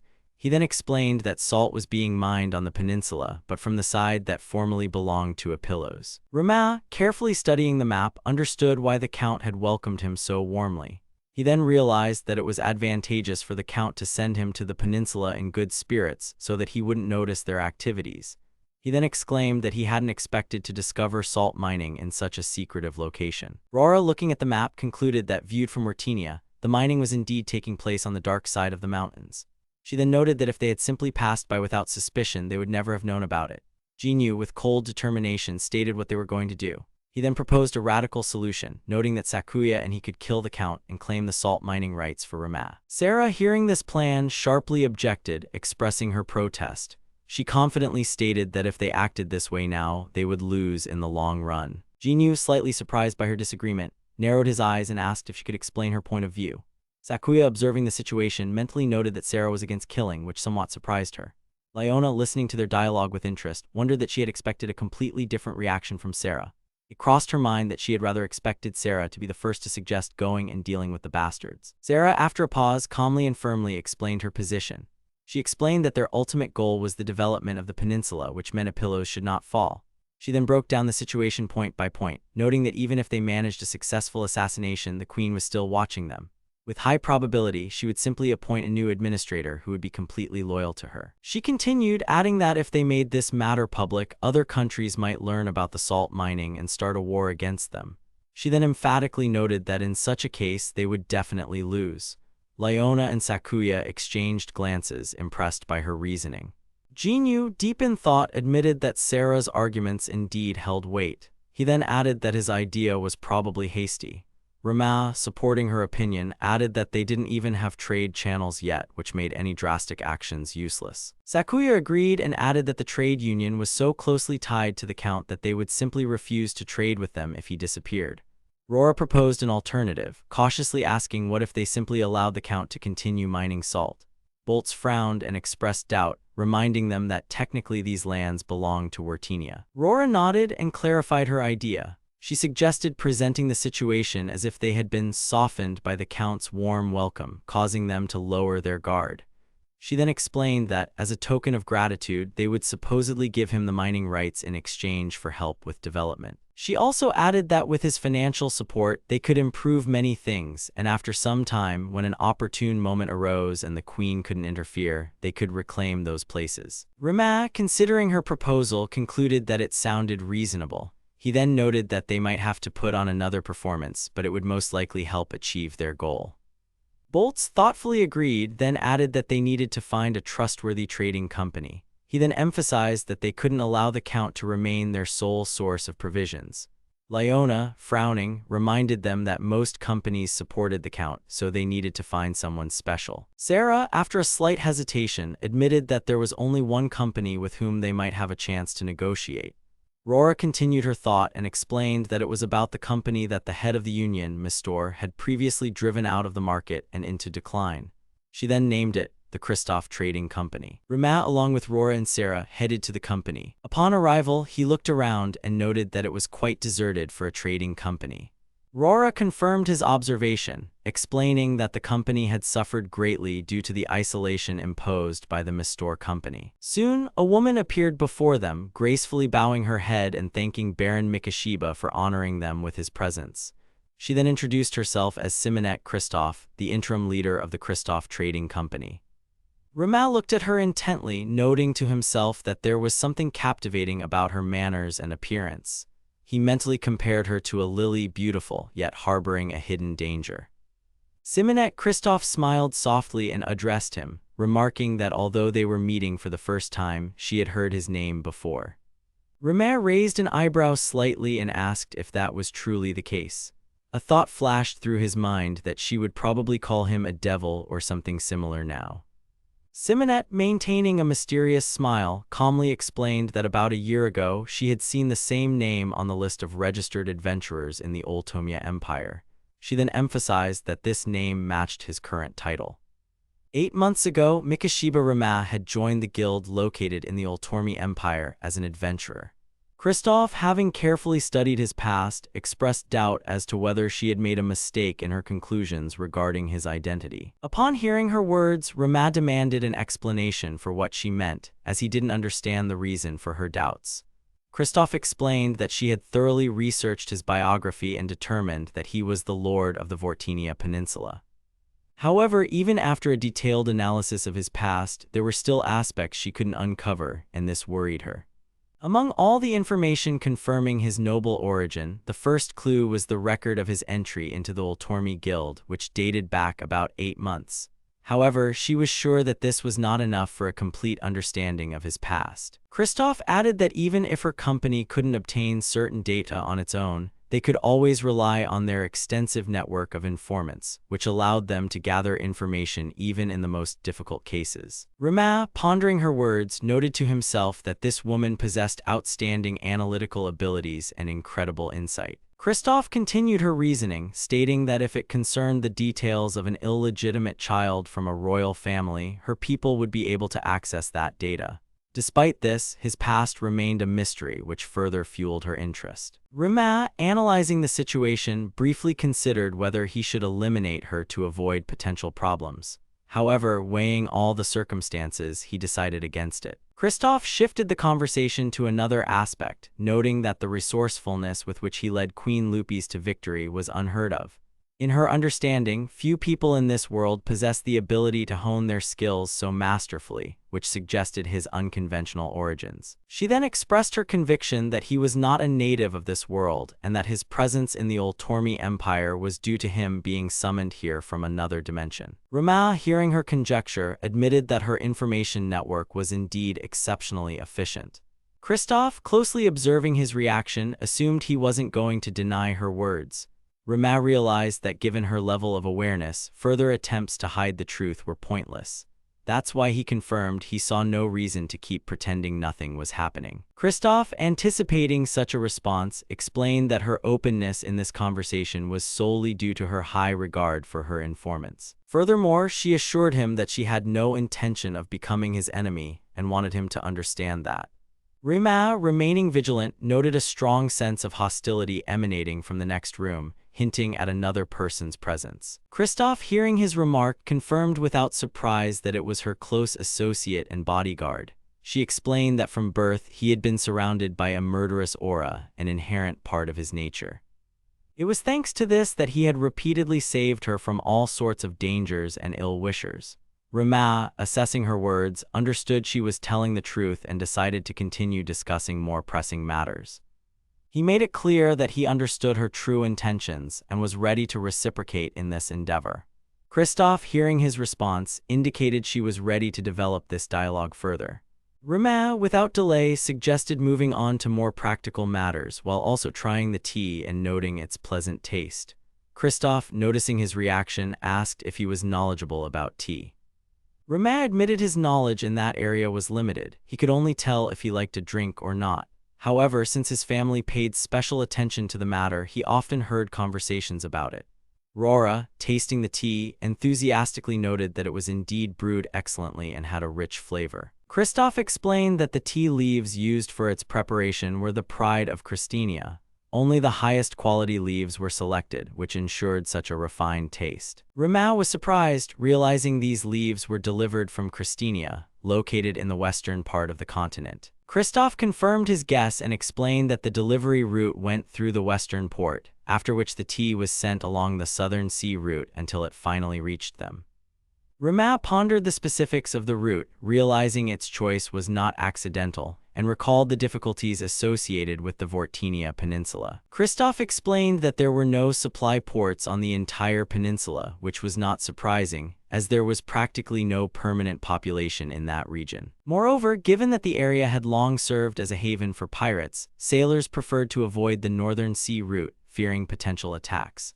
Rama, reflecting on her words, realized that if a full-fledged port were established in Vortinia and the safety of sea routes ensured, it would open up entirely new prospects. Kristoff enthusiastically supported his idea, expressing confidence that such a step would bring enormous profits. She noted that the Northern Sea route, with Vortinia as an important intermediary, held exceptional value, as it would enable trade with other continents. Rama realized that having a monopoly on these sea routes would give them a significant advantage.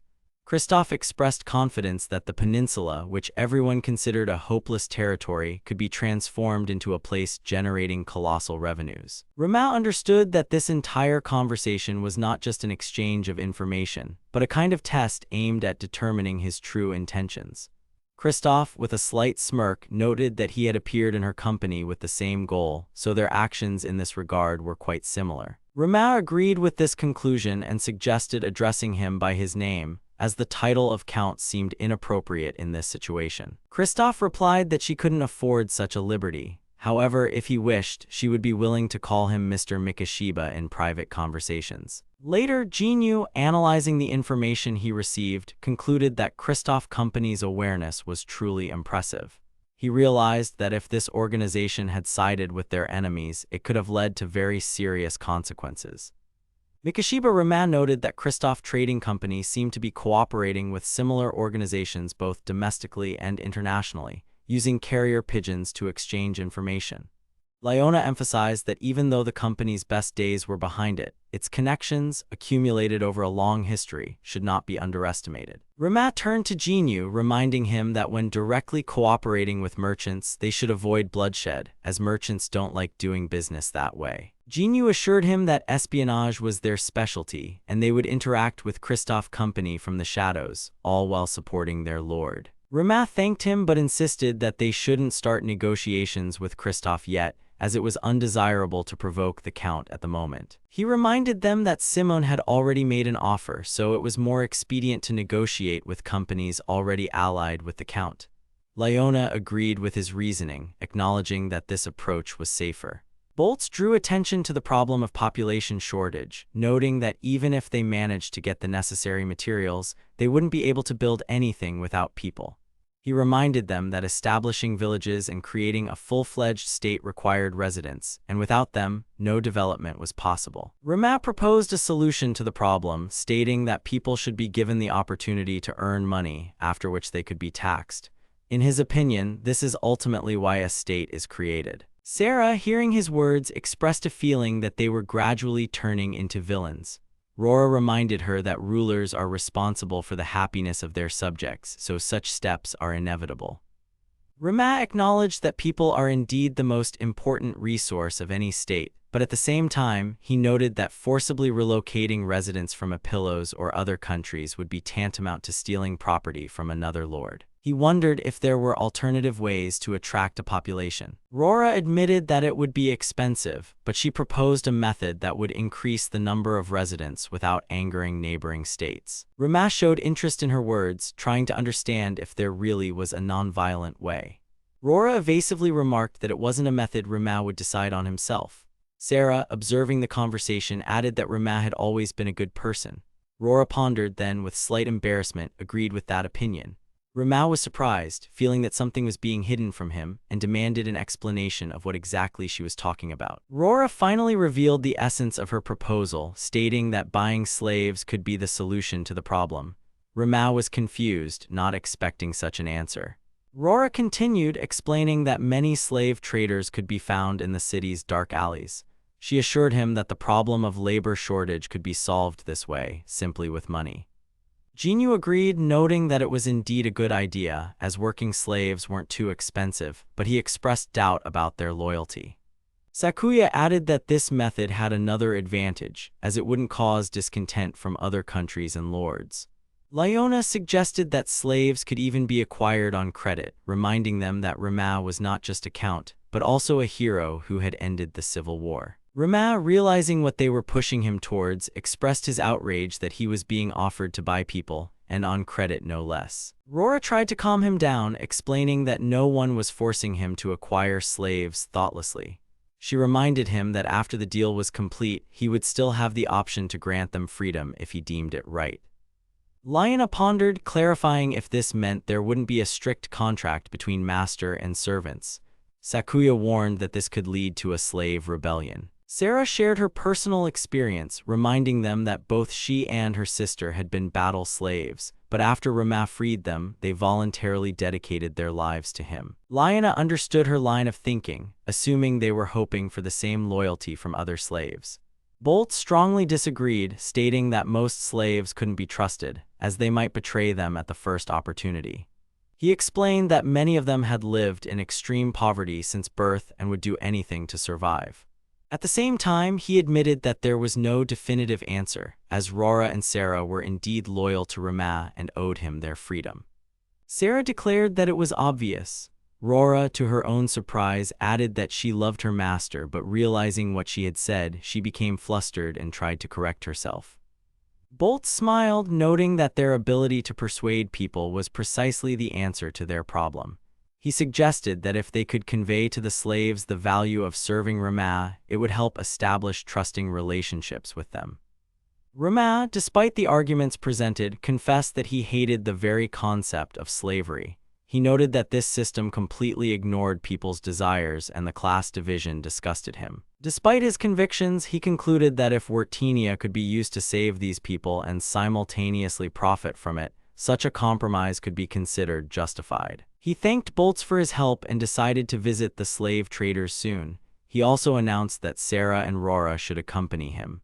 Both girls expressed their readiness to obey the order. Rama thought that his actions looked like he was playing on the feelings of those around him, but he simply had no other choice. Rora, watching him, realized that he didn't even notice how different he was from others. She reminded herself that in this world, slaves were not perceived as people. He, however, made no distinction between them, and that was why she was ready to stay with him forever.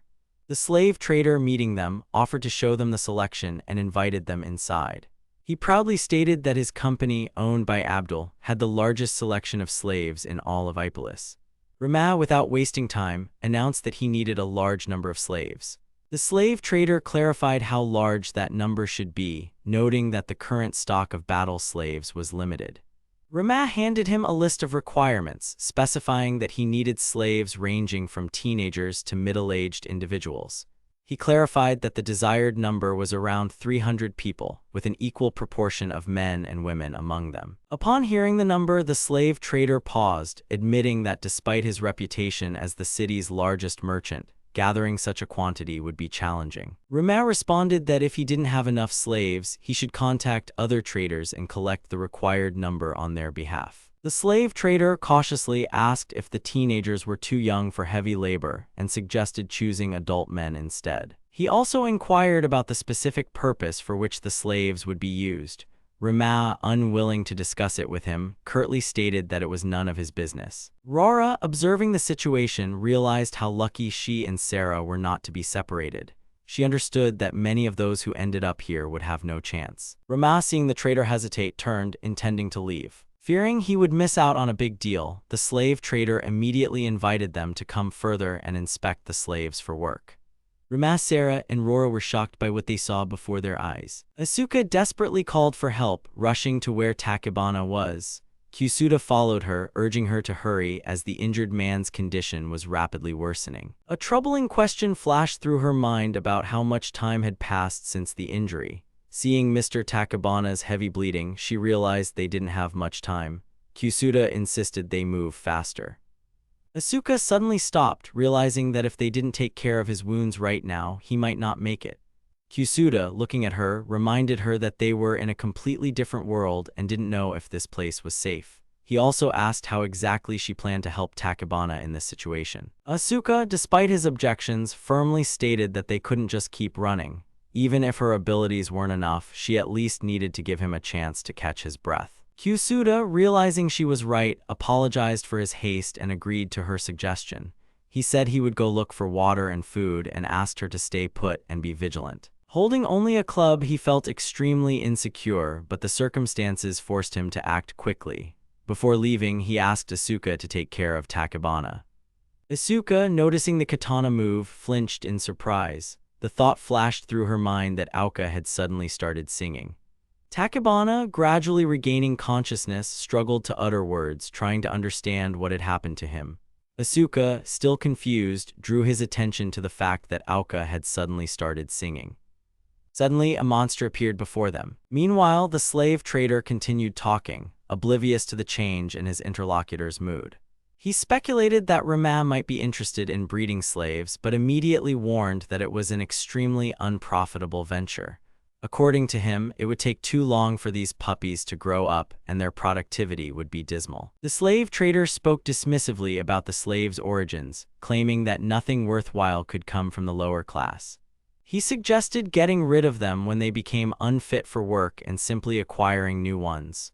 He considered this method the most cost-effective, yielding maximum benefit. Rama, hearing his words, flew into a rage. Unable to control his anger, he grabbed the slave trader by his clothes, ready to use force. Rora and Sarah quickly intervened, stopping him before the situation escalated.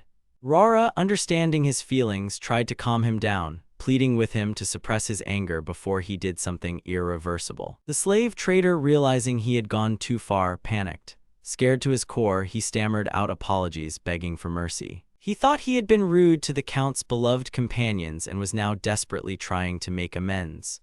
Words of repentance poured from his mouth, one after another, hoping Rama would show mercy and let him go. Rama sharply ordered the slave trader to look up and clarified the situation, asking if he could procure 300 slaves or not. The slave trader, trembling with fear, immediately assured him that he would fulfill the order as the nobleman desired. He swore on his life that he would not fail the client and would complete the deal. Rama nodded in satisfaction and asked what the total cost would be. The slave trader, still nervous, began to explain that the price depended on the slave's age and gender. Rama, noticing his hesitation, increased the pressure, demanding a specific sum in a menacing voice. The slave trader flinched and, stammering, quoted the amount, around 150 gold coins. Rama mentally calculated the cost, comparing it to yen, and figured that the price per person was approximately 50,000. Making a decision, he agreed to the terms but added that he would only pay half the amount as an advance. He would hand over the rest when he picked up the slaves. Later, reflecting on what had happened, he realized he had encountered the dark side not only of this city but of the entire world he had entered. Rora cautiously called out to him, trying to get his attention. Rama flinched and returned to reality, hastily apologizing for his distraction.